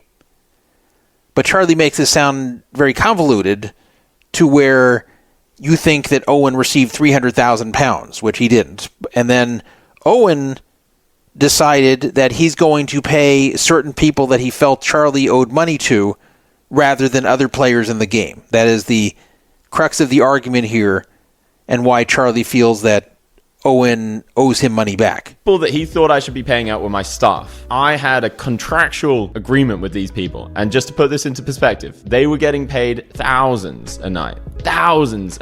And the idea was, and we signed this like an actual contract. They signed, every single one of them signed it. The deal was that I get to decide how much they're paid when the business is going fantastically well. And I was like, tipping thousands, stuff like this. You're going to be doing great. When the business isn't going so well, like it had only just started not going well there, you're going to have to take a bit of a hit. People were fine with that. Everybody trusted it. But as soon as it started not going well, and this is where stupid Charlie kicks in, everyone was like, where's my thousands of pounds a night for serving drinks? And I was still going to pay. It was just going to be less. And Owen decided, hey, you know what? I'm the good guy here. I'm going to pay all these poor people that have been doing hours of work, thousands of pounds per night of your money, despite the fact that, and he knows that the contract was signed, like he knew the inner workings of the thing, just didn't care whatsoever. And I said time and time again, I don't consent to this. This is not cool. Let's go through mediation. And time again, he said, yeah, no, maybe mediation's good. Yeah, I can do that. Or arbitration, actually, not mediation. Maybe arbitration's good. We can do that, but maybe, and then just avoided it. So now Owen starts trying to tell other people the story and saying like, no, Charlie never said I couldn't do it until I actually did it. And now I just starts lying out of his nose. And I genuinely don't know if he believes that he's lying or not. Okay, so I think you understand what's going on here, that there was staff working at Charlie's private games, and that Charlie had the staff sign a contract that said, when the game is making all kinds of money, then I'm going to pay you a ton. You're going to make way, way, way more than you normally would for the job you're doing there, like serving drinks or whatever. But if the game is struggling, then you're not going to get much money. And that they were paid a ton of money when the game was going well, and then when the game was struggling and not making much money, that these people were informed, hey, you're not getting much money here, and then they got very upset and felt like Charlie still owed them what they were making before, the same rate.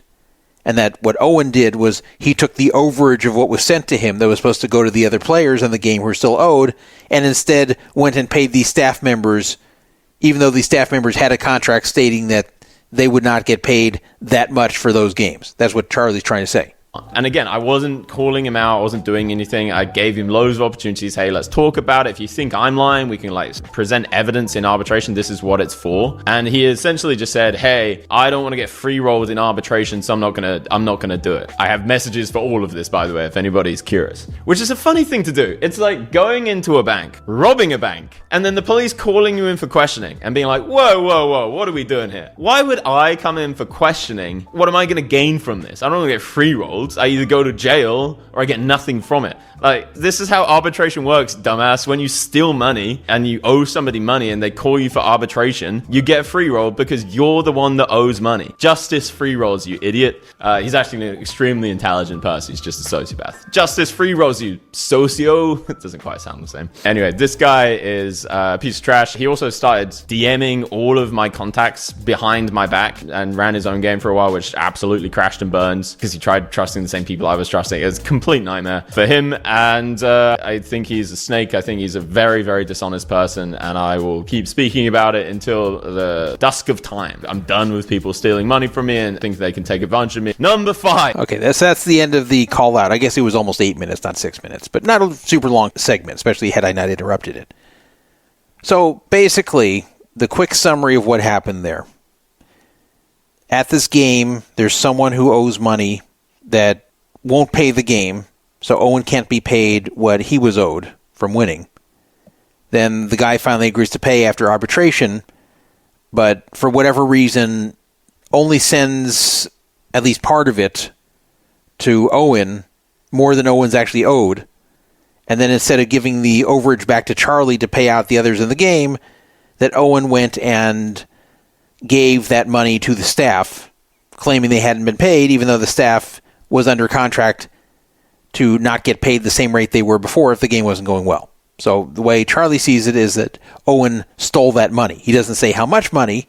He implies it's a whole lot because he talks about £300,000 being sent to Owen, and that Owen spent, quote, thousands of dollars paying each of these staff members to give them the rate they were getting before.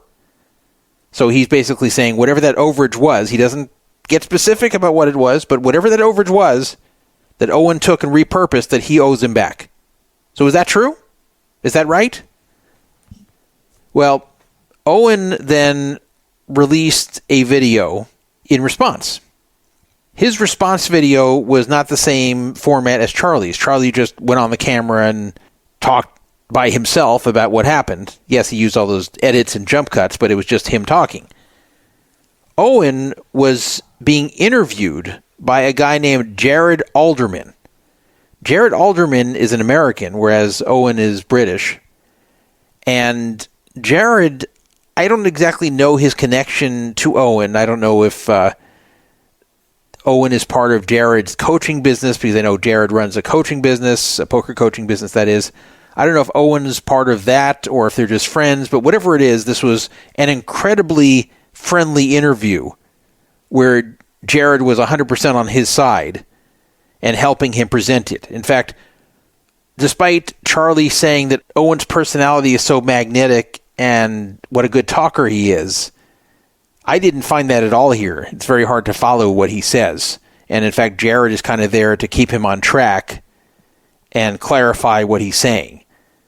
So let's listen to Owen's side, because of course there's two sides to every story, and even though Owen is probably a big-time anti-Semite who'd probably hate me for being a Jew, I am going to be totally neutral here and just base this entire matter upon the facts that I can discern from each side. So let's listen to some of the things that Owen said, but I'm not going to play the whole thing because it's very long. It's like 34 minutes or something. What happened? How did it? How did it lead to this? Let's get to what happened. Okay, so essentially, I was owed 100K by Charlie after winning in a game which he ran. This was unpaid for a very long time, including points where he just full-on ghosted me. Just wasn't responding to messages. He ran off to Bali. I genuinely thought he was like cut and running from the poker world and just like leaving all his debts behind.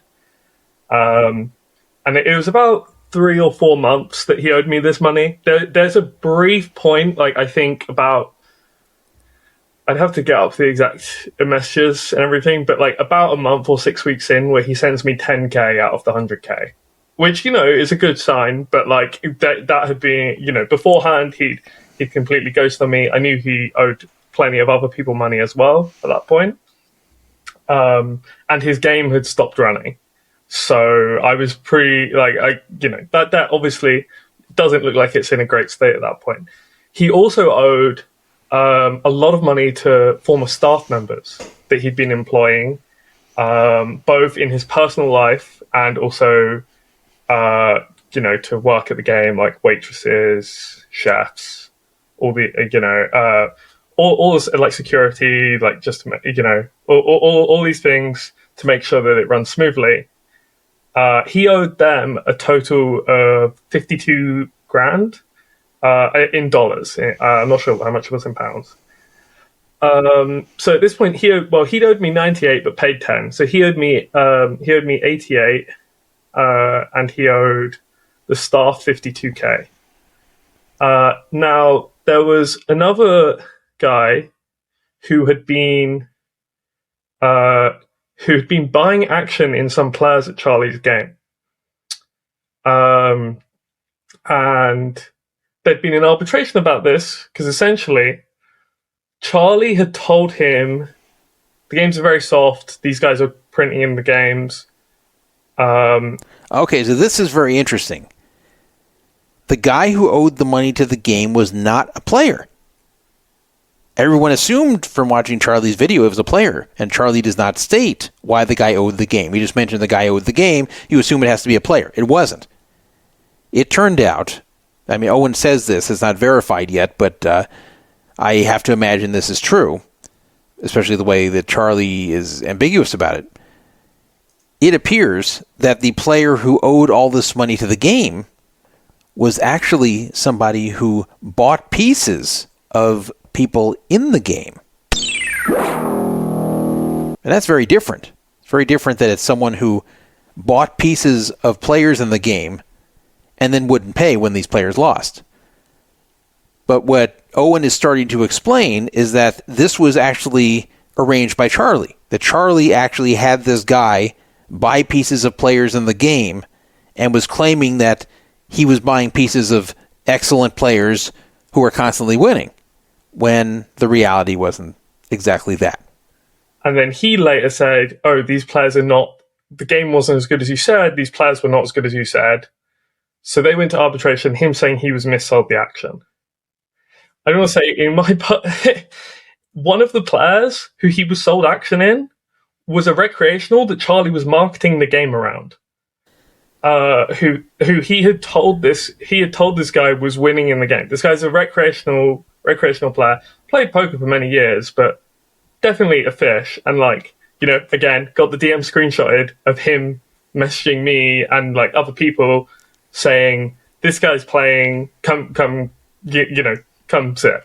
Yeah, I believe that. He didn't provide proof of this. In fact, the receipts that Owen brought at the very end of this video were, number one, blurry, and number two, didn't really prove anything. Charlie didn't bring any receipts of anything. But I will say I do believe that Charlie was, one, marketing that this one recreational player was a fish, and he really was, and it was a way to encourage people to come to the game, like, hey, look who's going to be playing for high stakes here. You want to be in this game. And then at the same time, with that same fish, he's going to this other guy and saying, hey, I think you want to stake this dude. He's really good.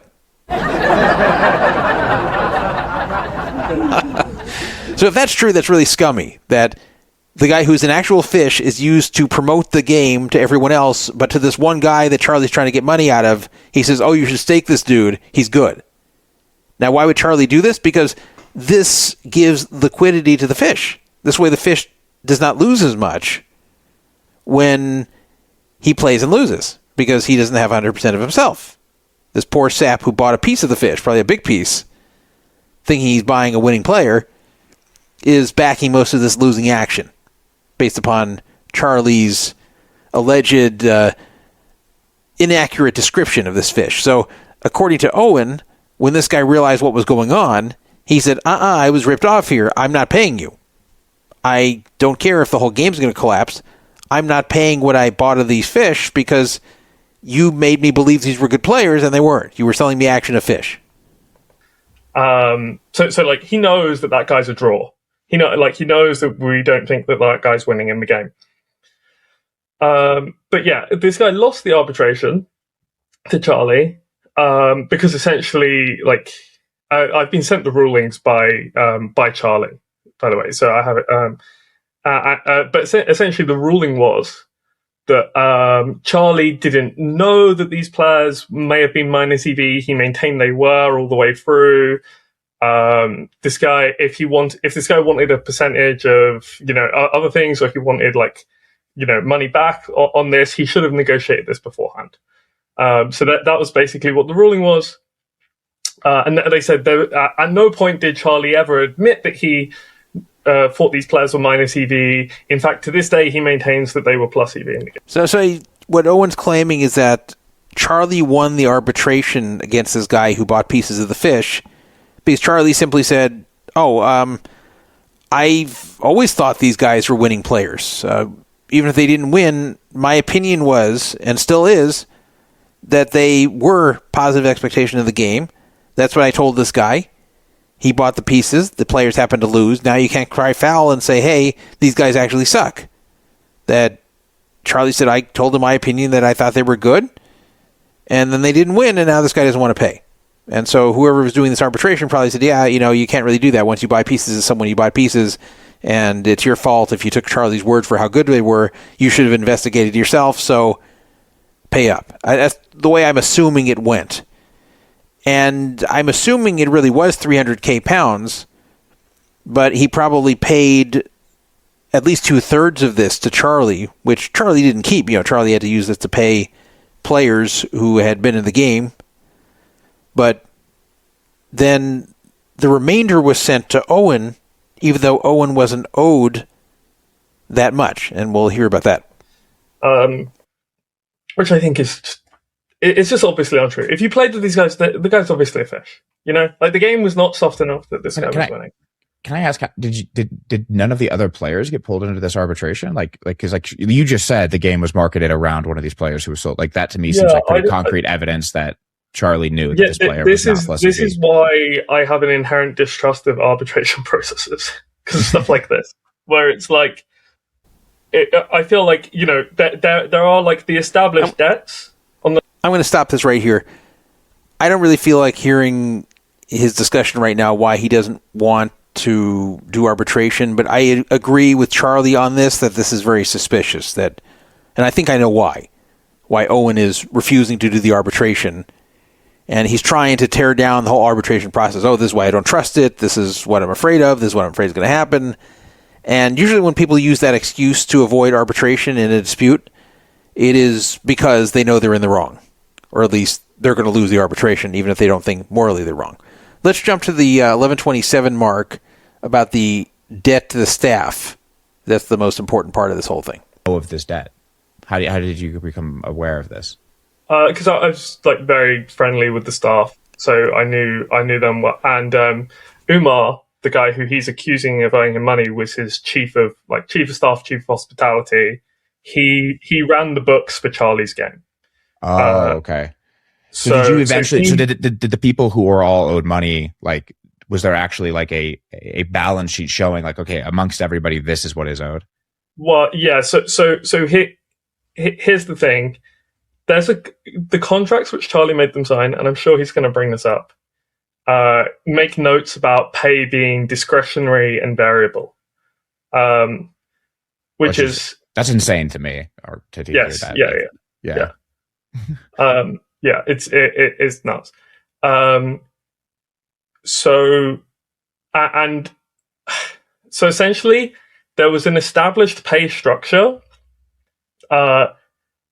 There's like, I think there's 2 games of back pay where which people haven't been paid for.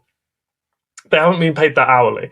To be clear, there's two ways that, like, there's 2 levels to how people get paid at a game. There's like the tips and there's hourly. Some games have one or the other. Some game, like, have different amounts of tips to the staff, whatever. Yeah. Charlie had both tips and hourly. So one of his contentions is, he says, like, the hourly was discretionary. But even if the hourly is discretionary, the tips aren't, and also the tips are most of the money that the staff would make. Wow, so they weren't getting paid their tips. Yes, yeah. Okay, so if this is true, if Charlie was not giving the staff their tips and he was just keeping them because the game wasn't doing well, I don't care what the contract says, that's messed up. Then that should definitely be paid by Charlie to them. But if it's just a matter of whatever they were being paid hourly or for the night or whatever it was, and that it is in the contract that they will get very little or even nothing if the game's not doing well, then that's the way it goes. You may think it's insane, unfair, predatory, whatever you want to say, but if the staff knowingly signed a contract saying this, and then they did very well for a while, and then when the game wasn't going well, they're getting zero, well, too bad. That's part of the risk they take by working for a game like that. And yes, of course, if they got paid way too much for a while, and then they're getting paid zero when the other side of the coin happens, then that's the risk they're taking, and that's the way the contract is, and they're not owed anything.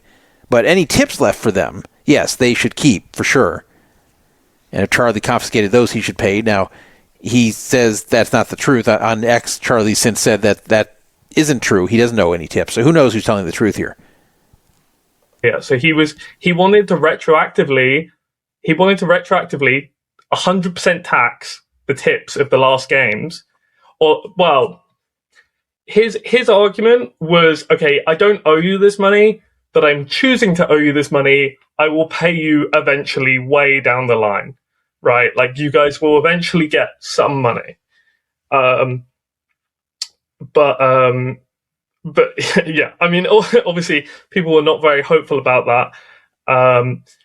So this guy loses the arbitration. And I just want to clear up the arbitration. Sorry, this was the third point. I just want to make sure it's clear yeah. So there's this other party. There's the action buyer of people in this game. Yeah, he is being told, or what to your knowledge, he's being told that there are many players in this game that are plus EV and like good investments, basically for him. Yes. He then. One point Charlie's going to contest on this is Charlie says that the overall package that he sold him would be plus EV rather than each individual player. I mean, I feel like at that point it gets hazier because he sells little pieces of himself and whatever. But the other guy, at least in his conversations to me and from what I've seen in the discussion from the arbitration, which I've read through, said that he thought he was buying each individual player was winning. I mean, this is getting very convoluted, but yeah, look, if you talk anybody into buying pieces of fish and don't make it clear that these are fish, and then they buy pieces of them, that's messed up. It doesn't even matter if you're also selling them pieces of yourself and other good players too, and you think the whole package plus EV.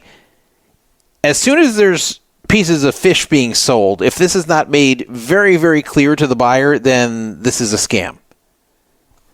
And I think I believe this part. I do believe that Charlie did promote these players as good, and they were really fish, and Charlie knew they were fish and even promoted them as fish. And then the guy bought pieces of them and got his ass beat and then didn't want to pay.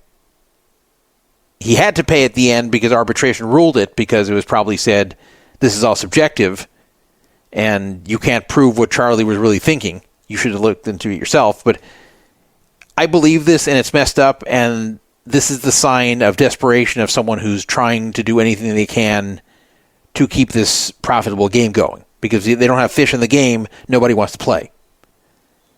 But as far as the staff is concerned, maybe Charlie owes them, maybe he doesn't.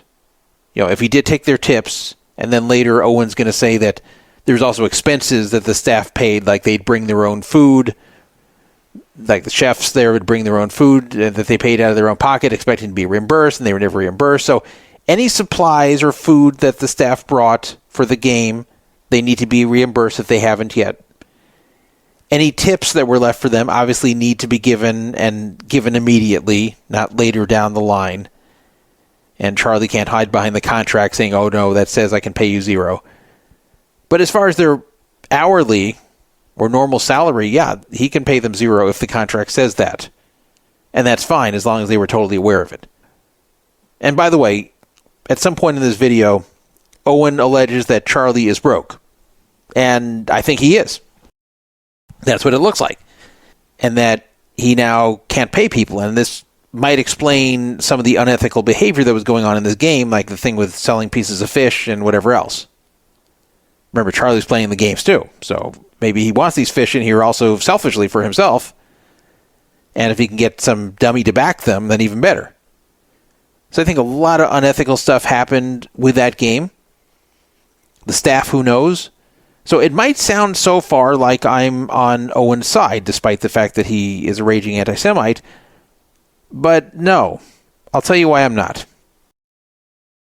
Even if Owen really felt the staff was owed, this is not his money to redistribute. Owen was overpaid by the other guy, and there were some screenshots shown of this where basically the other guy was so pissed at Charlie because he felt that Charlie ripped him off with making him buy pieces of fish and making him think he's buying good players.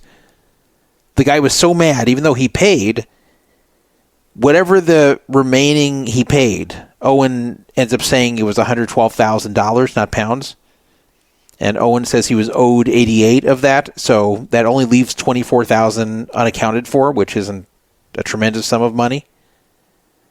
If Owen took that 24,000 and used it to pay the staff, saying, "Hey, Charlie stiffed all you guys, so I'm going to collectively send 24,000 to you because that was the overage of what I was sent. I was sent 112K, I was owed 88, so that leaves 24, so I'm going to give you guys the 24." That's not his place to do. He can't decide. He's not the judge here who can decide that the staff is owed $24,000 and pay them. So if he was overpaid by the dude who owed the game, then he should keep his 88, obviously, that he was owed. And then the other 24, he should go to Charlie and say, "Okay, I'm holding this 24. Let's discuss what to do with this. Let's discuss how this is going to be distributed." And if they can't come to an agreement, that's when they need to have some kind of arbitration or mediation to decide where this goes. You can't have it where Owen just gives it to the staff and then doesn't want to do arbitration. Because it's not his money. I don't care if Charlie was acting unethically in various ways to other people in the game and to that guy who bought pieces of fish. I don't care if that's what Charlie was doing. I mean, I care, but I'm saying that this doesn't have to do with Owen here. When Owen receives extra money that he acknowledges is not for him, he doesn't dispute that this wasn't his money. He agrees that final 24K, Charlie doesn't give a figure, but Owen says 24K of that was not his money. And that's why he gave it to the staff who he felt Charlie owed. So this was not his unilateral decision. It just wasn't.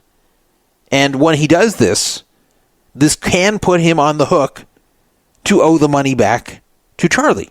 Or at least to the game. Now, if it can be shown that the staff legitimately was owed 24K at least, such as if they brought supplies and weren't reimbursed for them, or if their tips were appropriated by Charlie, okay, that's where something like arbitration would show that, and then the arbitration would say, okay, well, looks like Charlie really did owe the staff, so fine, the staff kept it. This wasn't the best decision on the part of Owens to just, to go do this, but at least it went to people that were really owed. That's what I would say if I were arbitrating it. If I found that they were actually owed, I would say, okay, I still don't agree with what Owen did, but nothing is owed back to Charlie from Owen because the staff were legitimately owed this money. But who knows if they were? So if it's not clear, let's say it's not really clear either way if they were owed, then I'd have to say Owen does owe this money either to Charlie or to those in the game that weren't paid, like other winners in the game. Because you cannot just take someone's money and decide you're going to spend it for them, even if you think you're doing the right thing, even if you think you're helping them. It's much more of a dick move to screw them out of 2 to 5K each. Do you know what I mean? Yeah, and so I pay the staff 52. I keep 60. So now I'm at this point I'm owed 28K by Charlie, right? This is crazy now. He's actually claiming now, Owen is claiming that even though he's owed $88K, that he only took $60K for himself and then paid the staff the entire $52K he felt they were owed. And so Charlie actually owes him $28K.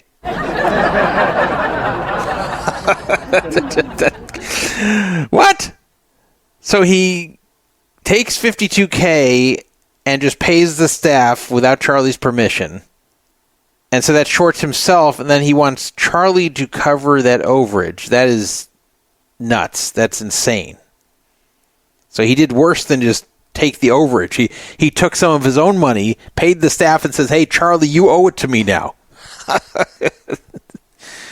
Now that is ridiculous. That is really ridiculous. And then Charlie starts saying that I didn't agree for you to pay the staff that. You just paid them $52K as a gift.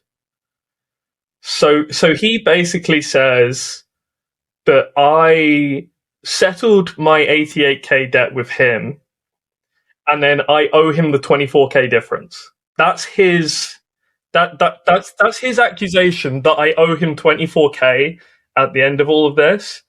And just to be clear, we didn't rush this through. I gave him plenty of time to contest any number, and then he came up with some vague objections to some of them, and then I reviewed them. He says I shouldn't have been putting myself in the role of forcing myself to be the arbiter here, but it's I don't I feel like I was kind of thrown into this by having to strong arm him to make sure these people got paid. Yeah.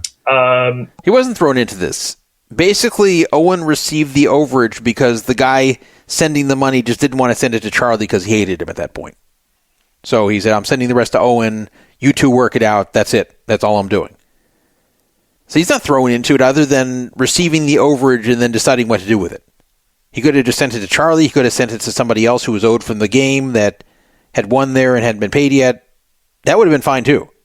As long as it was someone they both agreed had won at least $24K, sending the other $24K to someone else who was a winner in the game, that's fine too. But to just send it where Charlie said he can't, and he's saying that Charlie said he could and then said he couldn't. And this has been what he's been saying on X. He keeps saying he has proof, but then he won't provide the proof. But let's go on here, then I'll get to this supposed proof that he posted on X. And also it's I just know the people involved. I was talking to Umar, getting him to go through transactions, making sure. I was like, Charlie, do you have a problem with any of these specific numbers? So some of the numbers, by the way, are not even wages. Some of them are just so insanely impossible to contest. There's stuff that it's the expenses his chef paid fronting the cost of food. You know, Sure. And he owed the chef $5K in the end for this. Right.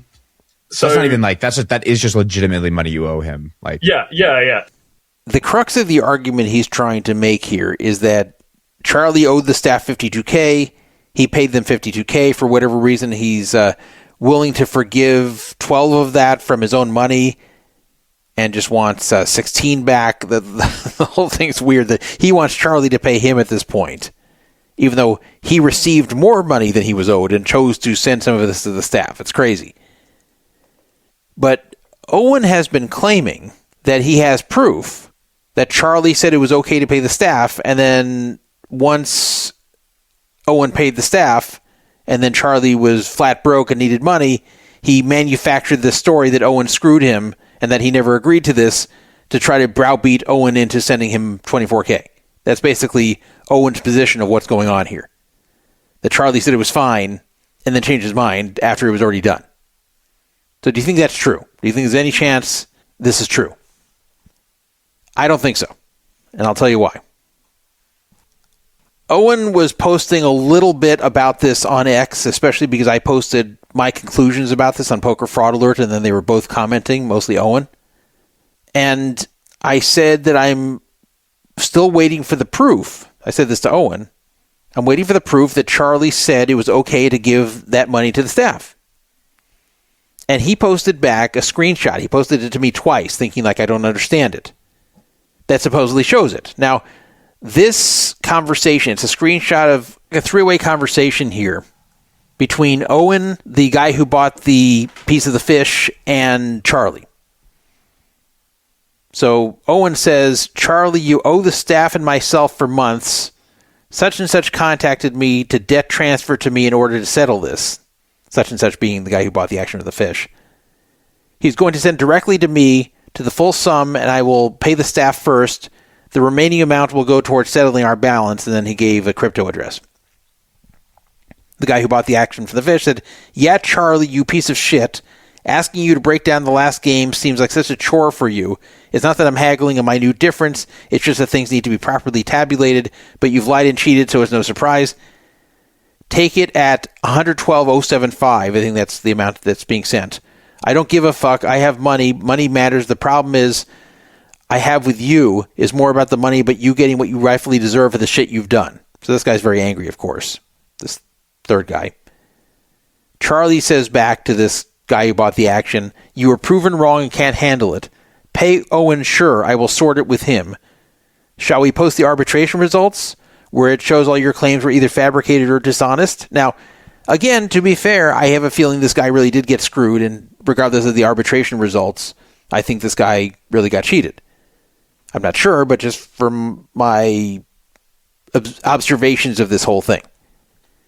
But did you see anything in here, or hear anything in here, I guess, because it's an audio show. Did you guys hear anything where Charlie said, yeah, go ahead and pay the staff? No.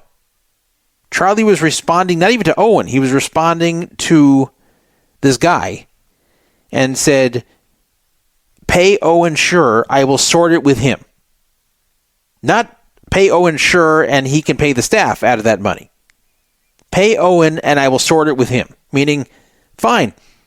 You don't want to send the last 112K to me because you hate me? Fine. Send it to Owen, like you said, and I will deal with Owen as far as what to do with the money from that point. That's what that means. I will sort it with him. Just because Owen said above that he will pay the staff first, that doesn't mean Charlie agrees. Charlie may not have seen that, or he may have just been telling this guy who then responded, before Charlie could respond to Owen, he may have just been saying, look, send it to Owen, and I'll deal with him on it. Charlie never agreed to let Owen just distribute the money how he sees fit. No part of this screenshot says or implies that. And Owen keeps posting this on X in response to me like this is the proof. Like this is showing that Charlie let him until he didn't. So clearly both Owen and this other guy were really pissed at Charlie. And I think that Owen paid the staff to kind of spite him. Like, look, I'm taking care of your staff because you couldn't, you piece of shit. And then Charlie says, what the hell did you do with that money? That's supposed to go to other players in the game. So you owe it to me. And Owen says, no, you owe me because you owed the staff $52K and I paid that out of my own pocket. So pay the difference here between that and the overage I was sent. And Charlie's like, what, are you kidding me? You owe me $24K back. And here we are. But it all comes down to you can't take other people's money that you've received as an overage to something owed to you and decide you're just going to spend it as you see fit. And putting what you're going to do with it in a chat and not getting an answer on that and just assuming the person's okay with it is not proof that they're okay with it. It just isn't. And when I point this out, then Owen just dodges it and just keeps reposting the same screenshot. So clearly he knows that I'm right here. That's why he won't go to arbitration. As Charlie said, he's not a dumb guy. I'm sure Owen is a smart guy, and he knows if he goes to arbitration, anyone who has any bit of a brain is going to say to Owen, show where Charlie said this was okay to do, and he can't show it, and that's that. That's why. So he's making excuses. Oh, arbitration, I'm scared of it because you never know who's going to do it. You never know how they're really feeling, and they can be biased, and whatever. However, this doesn't make Charlie look good, right? I mean, he probably got some guy to buy pieces of fish, making the guy think that he was buying pieces of winning players. Who knows what he was promising and telling the staff? I have a feeling it was some kind of, again, like cult-like speech about how we're starting something beautiful together. We're all going to make tons of money. And don't worry about this contract. I'm sure the game is just going to make so much money here that we're all going to get rich. And this way you all have kind of ownership in it. And now you're going to be incentivized to do your best here and to treat the players the best. And we're all in this together. We're all going to make so much money. I didn't play this part of the Owen video, but he says that Charlie encouraged these staff members to quit their full-time jobs to work for him. And at first they were very happy they did, and all of a sudden Charlie's not paying them anymore because he's broke, and then they have no job to fall back on. So that may all very well be true. I could totally picture Charlie overselling this game to them, like this is going to be their path to riches. And then at first it seems like it will be, and then they start getting nothing, and in fact some of them might be in the hole from having to buy supplies or whatever. And then Charlie just disappears and goes off to Bali, of all things, and then comes back and says, yeah, I can't pay you guys. And there was also a screenshot that was posted that Charlie's basically exercising his right not to pay them. And I believe the screenshot is legitimate. This is something Owen posted. I'm not going to bother reading it to you, but it was basically saying that because of the conditions of everything that's going on, the game's struggling, he's going to exercise his right from the contract not to pay them. So the way Charlie implied in his video that they were just making less, but he just wasn't paying them. He was saying, I'm exercising my right not to pay you at all. Which, okay, if it's in the contract, fine. It's a feast or famine situation there. But if they knew coming in, fine, I guess. But if he really made them all think that this is going to be so lucrative that they need to quit their full-time jobs, and then they do, and then the whole thing falls apart because he didn't portray it honestly and accurately about the real future of the game, that's not a good thing. That's not ethical on his part. But I can totally picture him doing that, knowing his personality, that he portrayed this like they were really joining something revolutionary that was going to make everyone rich. And I do think that Charlie is flat broke. I think that this has been influencing some of his decisions. I mean, look at our story earlier from David Peters. He did some things that definitely weren't good because he was broke. And I think that's what Charlie was doing here regarding this game. But again, Owen does not have the right to just spend the money the way he wants when he receives it. I don't like when someone starts making excuses about the flaws in arbitration, blah, blah, blah, when in reality they're just avoiding it because they're going to lose. If you know that you did something to where a totally neutral person is going to rule against you and say, yeah, you owe the money back, then you know you were in the wrong. And that's why he will not do the arbitration, Owen, because he knows he's in the wrong. Now, I don't think he should have sent that money back to Charlie, that extra $24K. I think what he should have done is told Charlie, look, you owe all kinds of money everywhere. I'm not going to send it to you so you can take your next vacation to Bali, where you're not doing it. So I will distribute the $24K to somewhere that we both agree that is not you. So maybe a player in the game who's owed, maybe the staff, if the staff can really show that they're owed something according to the contract and Charlie can't refute it. Or maybe they have to arbitrate that final $24K, but whatever it is, they'll either come to an agreement or have some third party help them. That's what should have been done. It's very simple. And the truth is, both of them are dodging it with me in different ways, because my conclusion, as you hear, was not really complimentary towards either of them. I had bad things to say about both. And, of course, Owen probably is a big anti-Semite because he just will not respond to that. And it's very easy to just say, no, I didn't say that. Like, let's say the word got around that I'm always saying racist things when I'm out with people in poker, which I don't. Like, I don't ever do that. Anyone who's hung out with me knows I don't ever do that, okay? But let's say that rumor started spreading in the poker world, and someone confronted me and said, hey, Todd, I heard when you're hanging out with other poker players, you're always saying racist things. My immediate response would be, no, I don't. I don't ever do this, right? Like that's what I would say if I'm innocent of it. If I just keep avoiding the allegation, then it's pretty clear I'm guilty. So a lot of people on X have been asking Owen, how come you won't answer the anti-Semitism thing? And he just won't respond to that. He'll respond to other questions, but that he just will not address at all. And if he didn't do it, he'd just say, I didn't do it. Even if he did like a lighter version of it. Let's say he said, well, look, I'm not anti-Semitic. I've never made those comments about Jews that he's saying. I do support Palestine in this conflict, but I don't want to get into a political discussion.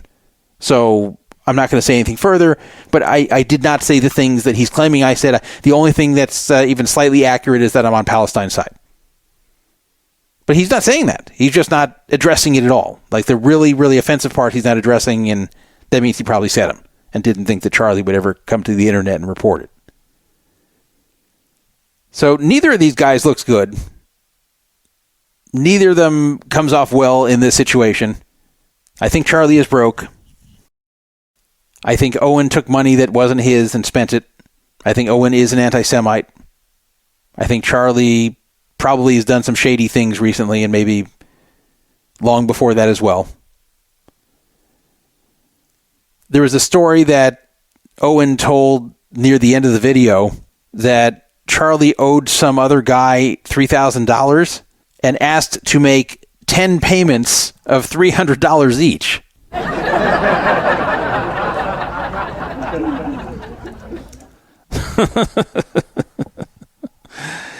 You know you're in bad shape when you got to split $3,000 into 10 payments. Imagine going from a high-stakes poker pro to doing that, to splitting $3,000 into 10 payments. Oh, boy. I think I believe that, too. Like, I don't know. Maybe he's making some of this stuff up. I guess he could have made this story up to get back at Charlie for the anti-Semitism story. But if you asked me, do I believe it, I would say yes. So in short, Owen should not have appropriated that money. He's probably an anti-Semite, and Charlie seems to have engaged in general scumbaggery regarding that game. So let it be written, so let it be done. Charlie's attempted to talk to me privately, by the way, about this. I haven't answered him yet. I will answer him, but I don't imagine getting anything that convinces me the other way. And there really isn't that much of another way, because when it all comes down to it, if I were doing the arbitration between them, I'd actually rule for Charlie here. So I guess he doesn't have that much to convince me. But Charlie's one of these guys who's got an ego where he will never admit he made a mistake. He'll never admit that he did some messed up things. He'll never admit that he acted unethically. The most he'll ever admit is, oh, I was too trusting. Oh, I let people get the better of me because I just see the good in everyone. Like that he'll admit, but he'll never admit, yeah, I did something shady. Yeah, I made some mistakes because I was feeling desperate. Like he'll never say that. CoinPoker is in more controversy. Seems like just that's all they have is controversy. It's been a while since I've seen a site that's in this much controversy. Kind of reminds me of Lock Poker in some ways from back in the day. The latest with CoinPoker is twofold. Number one, it was found by this guy named PokerBots, who's very, very anti-CoinPoker on Twitter for whatever reason. I'm not sure why he hates them so much, but he's constantly posting about them like several times a day. Very obsessively, to be honest. I don't quite understand why he's that obsessed with them. But he did find something that was very interesting that does make them look pretty bad. He went through their terms of service, and listen to this. And keep in mind, CoinPoker markets to the US and the UK. They are trying to get players from these countries. They have a ton of players from these countries.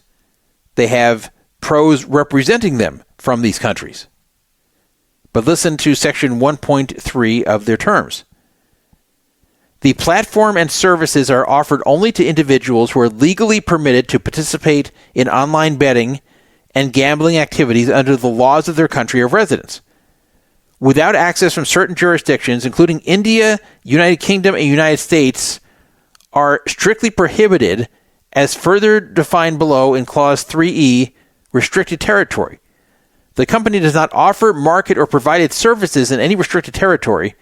Users located or accessing the platform from a restricted territory are not permitted to register, access, or use the platform under any circumstances. So from this, doesn't that sound like if you're in India, the UK, or the US, you can't play, right? That's what it's saying.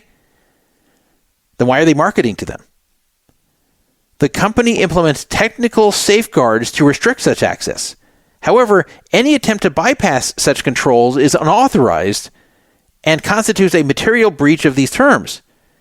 If any person from a restricted territory is nevertheless able to access the platform by any means, such access shall not be deemed an offer, invitation, or authorization to use the services.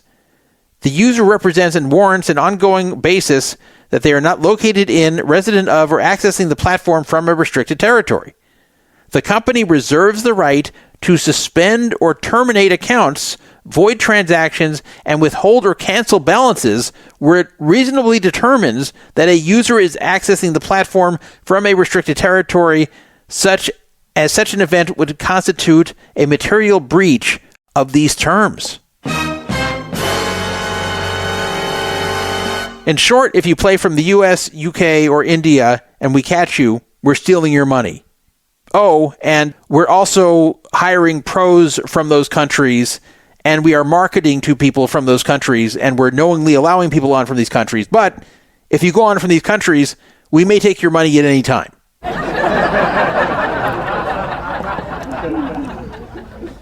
That's insane. That's insane. I don't even understand what they're doing and why. There must be some reason, but I don't understand it. Now, we had some people say, oh, what about GG Poker? Remember GG Poker used to let people on who are from the U.S. and they're now not allowed there technically, and they let them go on anyway, and they were just looking the other way? Well, yeah, but that's different than actively marketing to countries that cannot play on there and then putting in your terms you can actually take their money. It's one thing to put in the terms you can't play from the US or UK, but not state what you're going to do about it. But they're actually stating, we have the right to steal your money if you sneak on from one of these countries. And they're not even saying if you use a VPN. If you somehow get past us, if we see you are playing from one of these countries, we will take your money. Now, there's others saying, well, they're just saying this for some kind of regulatory reason, but they're clearly not enforcing it, so who cares? They're just doing this to meet some kind of compliance. Well, BS. There is no compliance. They're not regulated. They are supposedly leasing their software, according to this PokerBots guy. And I think the software came from India, which might explain why India is one of the prohibited countries. So perhaps the software company that has leased this software to them, because remember they changed software earlier in the year, maybe that is a requirement. Maybe the makers of the software don't want to get in trouble if people are playing illegally from the US, UK, or India. So they have made it a condition for licensing out the software that you cannot allow players from these countries and that you have to kick them off and take their money if they're caught doing so. So maybe CoinPoker is putting that out of necessity without the actual intention to carry through with it. But still, there's a very big solution to that. It's that you do not lease such software if they're making you put such terms, or if they're making you put such terms, then stick to them. Then don't let people play from those countries. But there's no such thing as putting in your terms of service, we are going to take your money if you play from one of these countries and market to those countries at the same time. There is no excuse for that. And even though CoinPoker tweets several times a day, even though this main pro they have, Mario Masbach, even though he tweets several times a day about CoinPoker, neither account will answer on X if you ask about this. I know I've tried. This PokerBots guy has tried. KevMath has even tried. They won't answer. They'll answer other things. They won't answer this. They won't address it. They're not missing the question. They know the question. They won't answer. That's a big problem. You should not feel comfortable playing on any site that is telling you that they're going to take your money at any time they feel like it. You shouldn't trust them. You can't just say, well, I'm sure it'll be fine. No, they will take it and say, well, look, this is right in our terms. You may say, well, that may not hold up in court. Well, what court? You're not going to be able to take them to court. But this is them basically telling you, we're going to do this at any point if we feel like it. Sorry, I'm not going to give business to any poker site that's telling me that. You shouldn't either. But there's more. It's not just this terms thing that was found on April 23rd. There's something that happened more recently. There is a poker pro named Manig Loser. It kind of looks like Manic Loser. It's spelled Manigloeser. Manig Loser, or I guess you can call him the Manic Loser. But he's a successful poker pro in Europe, and he made the following statement on May 3rd. Statement regarding CoinPoker. They owe me a lot of money. They closed my affiliate agency due to, quote, inactivity. It was one of the biggest and most active agencies on the site. I reached out to many ambassadors and pushed for private arbitration, which CoinPoker refused. These facts are not necessarily related to my personal issues with Mario Masbach, who claims he's not involved in the decisions. This rabbit hole goes much deeper than most people understand. For legal reasons, I won't publish any private messages, but rest assured they are securely stored and backed up with multiple parties. Urgent suggestion. Withdraw all funds from CoinPoker immediately. Not tomorrow. Do not play on it. Do not register for any tournaments. You might get a shiny trophy, but will you receive your winnings? Wow. So one of their biggest affiliates on there, this Manig Loser, who had some kind of affiliate agency with them that was supposedly driving a lot of players to them, had it closed for, quote, inactivity, and they owe him a lot of money for other players that he referred there through this affiliate agency and claims they're not paying him. And he believes that they are struggling and that they're not going to pay a lot of people eventually, maybe soon. That's his opinion. There is an additional twist here with Manig Loser that he ended up signing with a different site very shortly after this. Another European site welcomed him as their new pro, like the next day after this post. That's really weird timing. So, of course, Mario Masbach of CoinPoker got a jab in and says, oh, this explains so much. So, I don't know exactly what's going on here. Just because he went over to a competing site, it's not a crypto site, but just because he went over to a competing poker site the next day doesn't mean that he was doing anything unethical. It might just mean he got sick of the crap that was going on, and then he got his affiliate account closed anyway, and he's like, well, okay, well, guess I might as well go be associated with another site, and left, and found something very quickly. It's also possible he was planning to leave anyway, and then when he knew it was happening, when he knew he was really done there, that he posted that message on X. I don't know. Manig Loser does have a good reputation in poker, from what I know. I don't know much about him, but from what I've seen, he has a good reputation. I can't imagine he's making all this up. Now, maybe they're not struggling financially. Maybe they owe him because they don't feel they need to pay him for whatever reason. Maybe they have some dispute with him.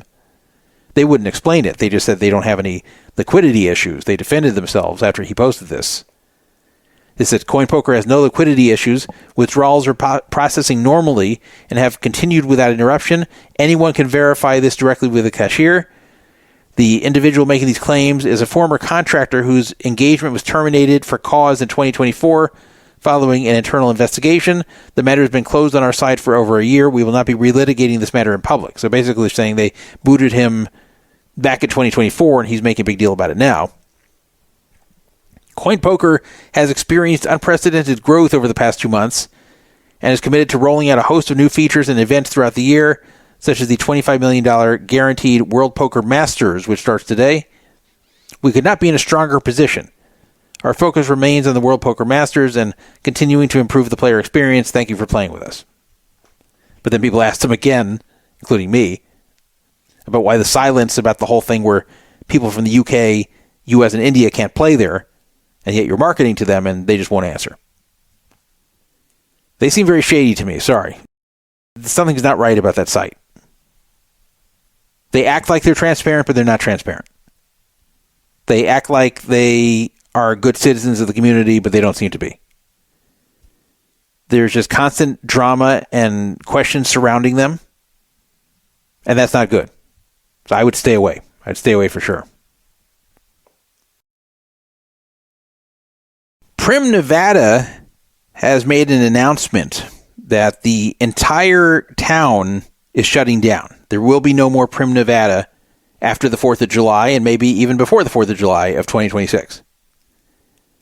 They have been struggling for a while, and various businesses there have closed. Everything in Primm is owned by the same company. So it's not that shocking that everything's going to close, because they've been struggling and it's one company that's owned everything. Whiskey Pete's closed in late 2024. Buffalo Bills was still open, and a number of other things in Primm were still open, and now they're not going to be. And they haven't made the official announcement, but an internal letter leaked out and now is all over X. So the writing's on the wall. This is what was sent to employees on May 5th. Dear employee, this letter is to inform you that the Prima Donna Company, LLC, will be permanently closing its operations located at Primm Valley Resorts, Primm, Nevada, Buffalo Bills Resort, Primm, Nevada, Whiskey Pete's Hotel and Casino, which is already closed, Primm, Nevada, Primm Center, Primm, Nevada, and Flying J, Primm, Nevada. Expected date of separation, July 4th, 2026. Your employment is expected to end on or around July 4th, 2026. All affected employees are not expected to be recalled. Final pay, including any accrued but unused benefits, will be provided in accordance with Nevada law. So that's the end. These are probably not reopening. They've been declining for quite some time. The Flying J is a truck stop. You've probably seen them around the country, and they do have a truck stop there with a lot of gas pumps right there on the border at Primm. So even if you didn't want to go into the casinos there, that was a useful thing to stop at. That is now going to be gone. And Primm Center includes the things like where you can buy lottery tickets in the part that is in California. So it's a little shopping center that's going to be gone. So basically everything there is going to be gone. Everything there is going to be closed. It'll be a ghost town. And there will be no more Primm. There will actually be nothing to stop at there. I imagine the exit will be open on the freeway, but you'll go there and everything will be closed. Primm began in the early 90s. It was originally called State Line, and they had to change the name because there already was a State Line in Nevada. That's the area in Lake Tahoe where the casinos are, like Harrah's. That's actually in State Line, Nevada, not Lake Tahoe. So they had to change the name, and they changed it to Primm because the company was called Prima Donna. And for a while, it did fairly well over there. And I never understood the appeal.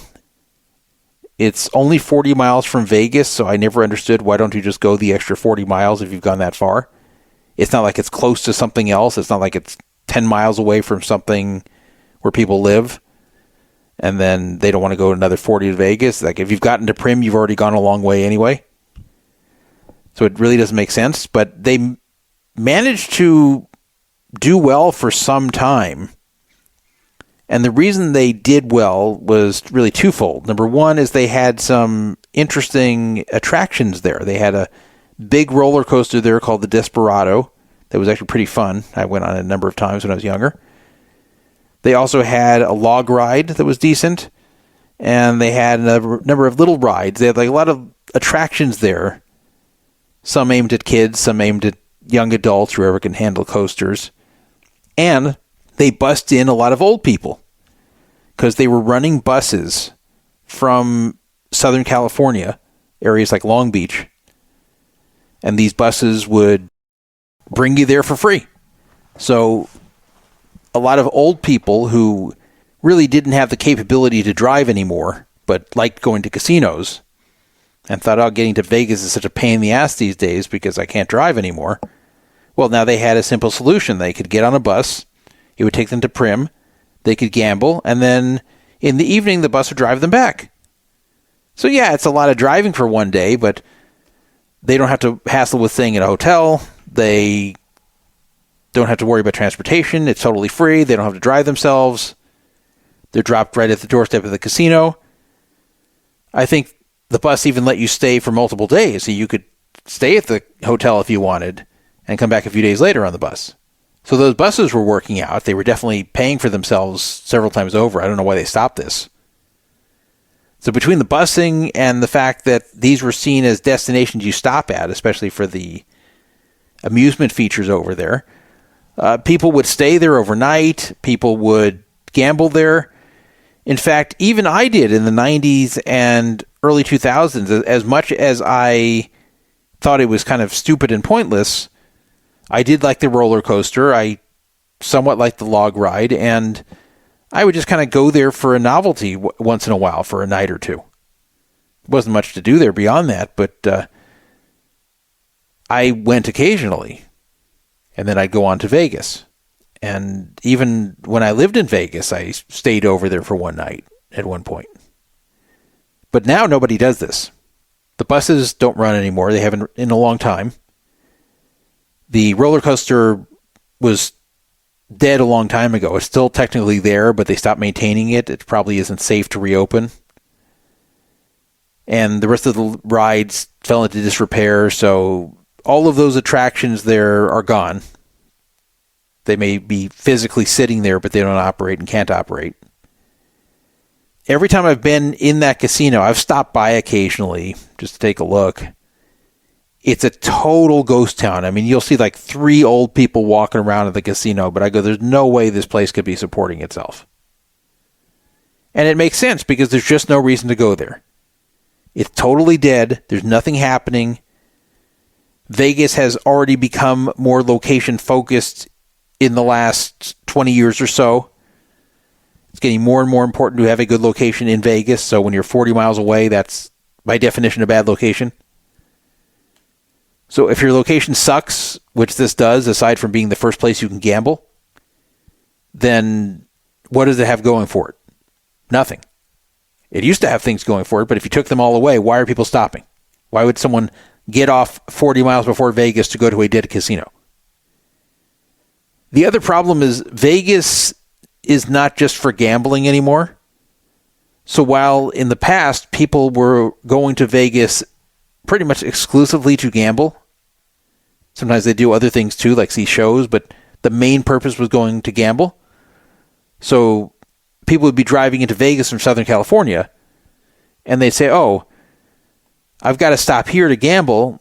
I don't want to wait. I'm so much itching to gamble. I've got to stop here. I don't want to wait another 40 miles. I see a casino here. I'm stopping. People don't have those urges anymore. People pass this now and think, oh, well, that means I'm close to Vegas. Cool. In 40 minutes, I'll be there. I can start gambling. It's a different thought process. People don't think they have to stop and gamble at the first chance they have. They think, okay, well, I'm close to the gambling now. This is a sign I'm almost there. So I'm surprised they stuck around as long as they did. It's weird when businesses just sit there and flail and don't try to change anything. Like, it was not going to magically get better there. There was no chance. So that will be that, and the closest you will have to Southern California as far as gambling in Nevada is now Jean, which is 12 miles from the border, which now rolls us back to the past because that used to be the place where you'd have your last chance and first chance gambling going to and from Southern California. Jean is struggling too, by the way. In general, with Vegas area gambling, you need to be center strip if you're going to succeed as far as attracting tourists. If you're a locals casino, then that's fine. You don't have to be center strip. But you're never going to get tourists unless you're center strip these days, and it's been that way for a while. Location is huge now in Vegas. And many places don't realize this. That's why I'm bullish on the way the Guitar Hotel, the Hard Rock, is going to do, because it's very prominent. It's a gigantic thing. It's going to attract a lot of attention. It's right in the middle of the Strip. It's the Mirage. So when that opens, either later this year or early next year, then that should immediately do well. It's got a great location and it's very prominent. It's ahead of schedule, by the way. I want to talk about the tipping controversy. A tipping controversy occurred on X involving tipping huge jackpots in Vegas. This happened because an account on X named Greg, which is very, very well followed, is one of the bigger followed account on all of X, and it's an anonymous person, but this guy likes to just post funny things, and it's really caught on. He has a little bit of interest, I can tell, in poker and gambling in Vegas. I don't think he's really part of the community, but I think he has some recreational interest in that.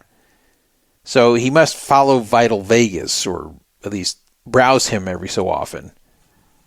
And this started a thread in which a lot of controversy broke out over a tipping matter. So VitalVegas has always been obsessed with tipping and tip shaming. He loves to always post about bad tippers and how everyone needs to tip, and you shouldn't come to Vegas if you can't afford to tip, and you've got to remember to tip. But all he can do is talk about tips. It's crazy. We even had a debate when he had his podcast with his then girlfriend about tipping in Vegas. And I wasn't saying you shouldn't tip, but I was trying to say he's just so extreme with it. Anyway, he posted about a Megabucks win, which happened in late April. Actually, it happened in early April, but he got the full information in late April. Megabucks, which is a network jackpot that's a combination of slot machines all over the place that are feeding into it. So this way, the jackpot goes up very quickly. The way these jackpots work is they go up as people don't hit them. There's constant contribution to the jackpot from people playing and not hitting them. That's called a progressive jackpot, and this is a networked progressive jackpot.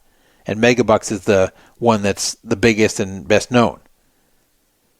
So it hit for almost $10.5 million at Mandalay Bay on April 3rd on just a $5 bet.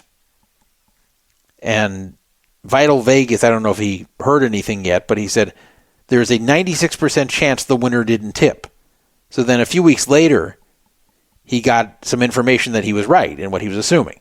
He put follow-up, informed older couple, meaning he was informed that an older couple from Iowa tipped zero for a $10 million slot jackpot, not even the $4 left on the machine after the jackpot, cashed it out, meaning the final $4, and took it with them.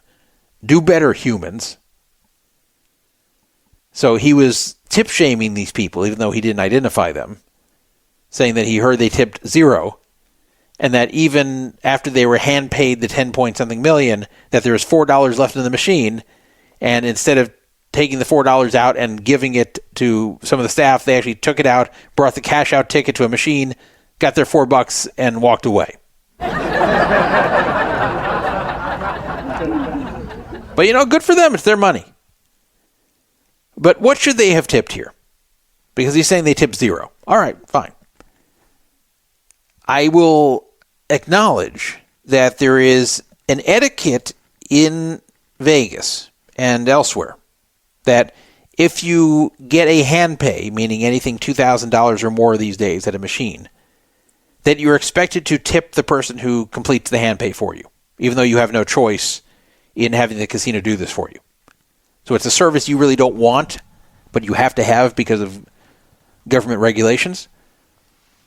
But that etiquette states that you should tip on a hand pay. So, for example, if you win a jackpot that's like $2,050, so you have to get a hand pay and a tax form and all that, and then they walk it over to you and count out the cash for you. You're allowed to just tip nothing, of course, but it's customary to tip like $10 there. I don't like it, but I do it. If you're feeling generous, you can tip 20. If you tip more than 20, you're kind of over-tipping in that spot for a $2,000 jackpot. But what about a mega big jackpot like $10.5 million? Now, your first thought might be, well, of course you should tip huge. You just won $10.5 million. You got to be generous. Why are you being such a cheapskate? You just lucked into something huge. Why not be nice and tip the handpay person a lot of money? Well, why, though? Why do they deserve a ton of money just because you happen to hit a jackpot? This isn't a restaurant. You shouldn't be tipping by percentage. Now, you can tip higher. I'm not saying to tip $20 when you get a $10.5 million jackpot. But just because $10 is 0.5% of 2,000 and $20 is 1% of 2,000 doesn't mean you should tip between 0.5 and 1% of a gigantic jackpot, because that would be a ton of money. 1% of a $10.5 million jackpot is $105,000. Do you think you should tip $105,000 ever for a hand pay? Why does someone bringing you government paperwork and giving you a check, why do they deserve $105,000? You could say, well, but you just won so much. Well, okay, why doesn't everybody deserve money then? Why don't you just start handing out big money to everybody? Why don't you go back throughout the last few days and whoever helped you, just give them big money? I mean, you could. That'd be generous, but you shouldn't be expected to. And that's the point.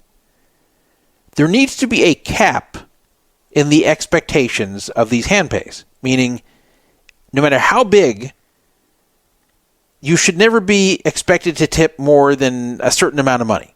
You can, but you shouldn't be expected to. It shouldn't be resented. It should not be something that is part of the etiquette to tip a percentage when it gets huge. So like, if you left $200 there, that should be more than enough. But it wouldn't be. If you did, you would be hated for it. And that's ridiculous. Because again, it should not be a percentage. There's no rhyme or reason to explain why someone giving you a hand pay form and a check deserves big money for that, just because you happen to have won big money. Let's say I just did a big business deal and money is wired to the bank and this is all pure profit. Am I expected to tip the bank teller when I go to the bank to pick up the money that's been wired to me? Like if I get a cashier's check made to go put somewhere else, should I then tip the cashier $100,000? Of course not.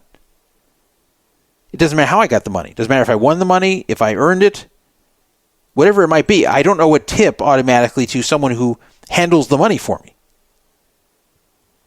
The thought about this tipping is that these slot attendants who end up doing these hand pays are not paid very well, and they count on these tips for their livelihood. However, there's got to be a limit here. You shouldn't be tipping them $100,000 no matter what you've made. That does not make any sense for what they've done for you. And even if they're splitting it, even if they have an agreement with other employees there to split it with them, you shouldn't be expected to do this. You should not have to give away that type of money as a tip when you've hit a jackpot. Well, Greg, I don't know how often he actually gambles, but he posted a screenshot of what VitalVegas wrote, and on April 27th he wrote, "Why in the world would you tip after winning on a slot machine?" So Las Vegas Locally, who's an account similar to VitalVegas, responded back to Greg and said, "Because it's customary in Vegas, on a $10 million jackpot, you should tip at least $100,000 to the dealers, cocktail waitresses, slot attendants, and anyone else who helped you have a good time."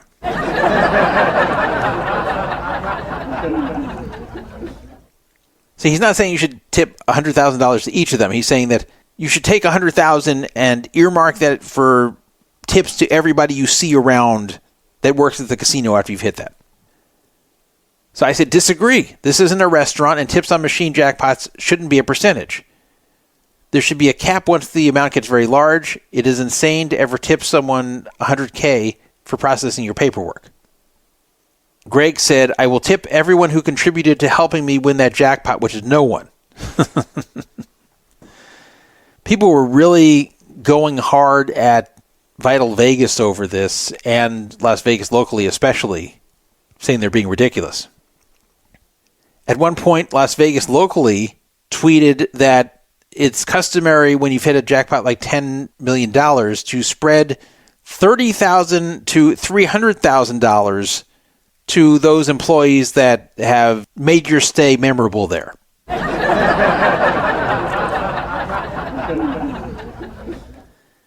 And then he went on to explain why they need the money and how this supports them, blah, blah, blah. So I asked, okay, so does this mean that I should go back hours before this happened? What if I ate at a Denny's 6 hours before I hit the jackpot there? Should I go track down the waitress at the Denny's and give her $20,000? Like, where does this stop? How far back in my life do I need to go tipping people? Because he really thinks you should earmark up to $300,000 to just walk around the casino and go, hey, you served me a drink 3 hours ago. Here you go. Here's $30,000. Hey, I saw that I asked you a question about the rewards program. Okay, here's $10,000 for you. Hey, when I went into the bathroom and I pissed on the floor, I saw you came and mopped it up. Here's $50,000 for you. Like, he really thinks you should do this. And again, somebody who goes and does something like this is a very generous person, but we're talking about an expectation here. Expectation versus being able to do it are two different things. You're probably asking to yourself, well, why does it matter what VitalVegas thinks or Las Vegas locally thinks? Just go tip what you want. When you hit a jackpot, if you ever do, I never will hit a jackpot like that, but if I did, why don't I just leave what I think is the right tip and not worry what they think? Well, here's the problem. When it is normalized for casino staff to expect gigantic tips like $100,000 on a jackpot of $10 million, then if you don't leave that, you're resented. And that's worse than not tipping at all. Tipping and being resented is the absolute worst result. If you don't tip and you're resented, well, okay, you can understand that because you didn't tip.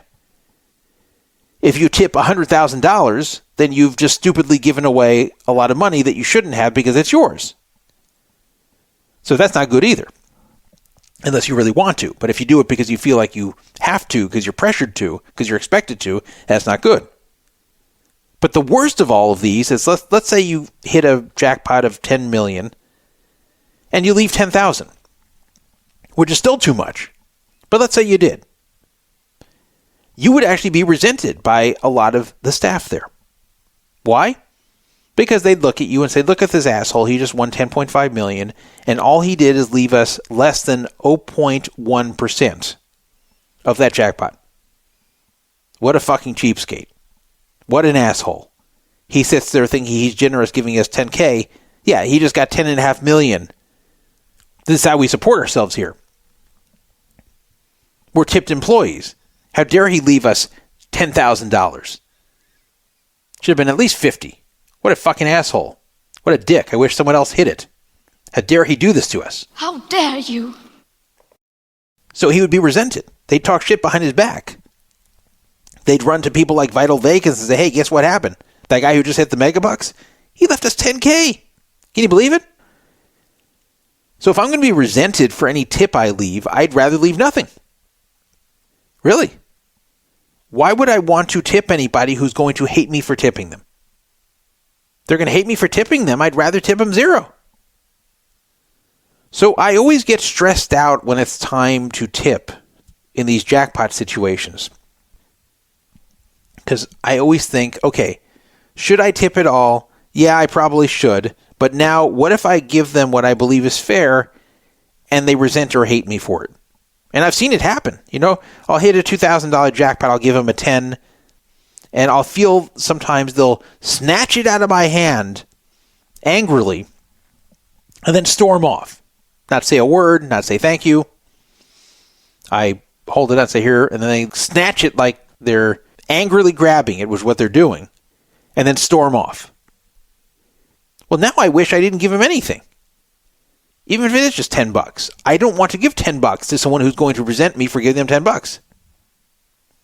And yes, when I hit a $2,000 jackpot and they quickly print a tax form and walk it over to me and hand me $20, $100 bills, $10 is plenty.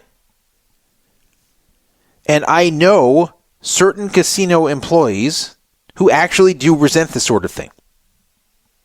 I knew a casino employee who was dealing blackjack with some side bets, and someone placed a side bet and won like $80,000 progressive on there. So this person was wondering what they're going to get tipped.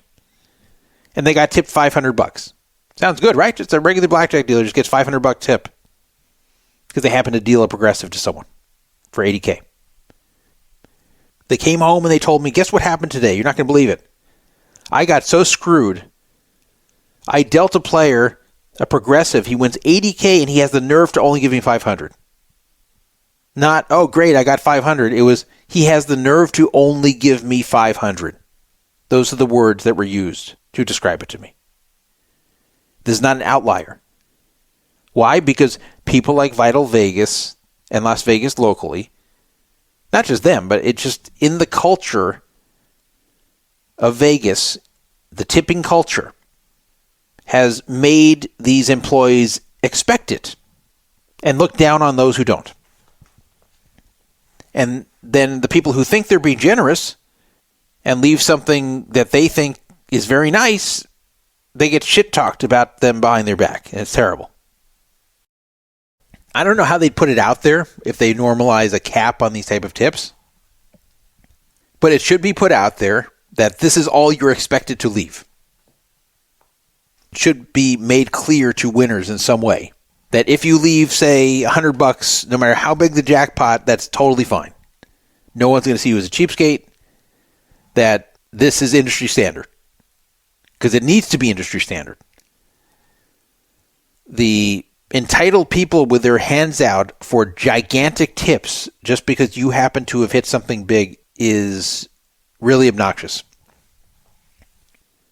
Just because someone has money or has just made money or is making money, that does not mean they owe you a piece. That's very entitled. And tipping should make sense. And if it's a service you did not want or ask for, but just have to have because of regulations, you should not be expected to leave a percentage, especially once the number gets very big. Anyway, that's what my suggestion would be to you, though, is if you really think that the tip's going to be resented, don't leave a tip at all in these machine jackpot situations. But sometimes it's hard to guess. Sometimes it's hard to predict. That's the problem. I really don't know what I would leave if I hit a $10 million jackpot because I would hate to give something like even $1,000 and know I was hated for it. I'd have much better use for the $1,000 than to give it to some jerk who resents me. I'd much sooner give the $1,000 to someone I know who could really use it, make a big difference in their life, who'd thank me for it and say, thank you so much for this free $1,000. I'd much rather do that than give this to someone who's going to hate me and talk shit about me for giving them $1,000. I actually just wish that all these casino employees were paid what their job was really worth and that they were not expected to be supported by tips, and then we didn't have to tip them at all. That would be the best. It would be best if all of tipping culture went away in the U.S. One nice thing that I saw in Europe, and I knew about this, was that tipping culture mostly doesn't exist there. Sometimes you leave tips, but it's smaller and it's much less common. So the U.S. should go to normalizing that as well. Just kill the whole tipping thing. It's getting out of control. People are getting resentful of it. They don't like it. And I watch people getting guilted into it, even by machines. You know, those stupid machines where you're doing takeout from the counter and it's this, how much do you want to tip? And I watch people who will hit a button like 22% because they feel if they don't, they're a cheapskate. But I don't. If I didn't tip at the counter all these years just because there's now a machine that says how much you want to tip, that doesn't change it to where I have to tip. I don't care what the machine says, so I just hit 0. Do I tip when I play poker? Yeah. But, you know, it has to make sense. All right, that's going to be it for now. I have 4 more topics, but I'm out of time. This time I will not make a mistake and fail to download the program. Now, I imagine my server won't crash again, but lightning struck once. I'm not going to let it strike me again. So as soon as I'm done here, I'm going to start the download and have it safely on my laptop. I actually got through more than I thought I would, because I had a number of topics which I thought were going to be lengthy. I didn't get to the World Series topics. I did not get to talking about Rampage getting scammed. I didn't get to give you my tip about getting lower rates at Caesars. So I don't know. These don't qualify for an entire show, but maybe I'll throw them on as an addendum, especially if I edit this into 2 parts. Then maybe I'll just release part 1 and then I'll finish off what the show was supposed to be and throw it into part 2. I don't know. Maybe I'll hold them to next time. So I got most of the way through, just not all the way through. Have a dilemma here. Anyway, sorry what happened last week. I should have had a show for you posted a long time ago, but I did one. I just couldn't post it because it went away. It sucks when you have a website and you go to your website and your website's not there. It's just missing. It's like a figment of my imagination. It's like, I thought I had a website. I thought I had Poker Fraud Alert. I thought I had Vegas Casino Talk, but file's not found. Oh well. Guess I don't.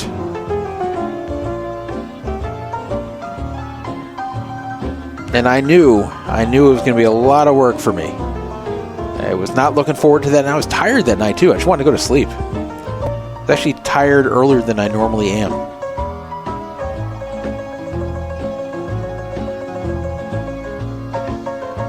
Well, that is it for now.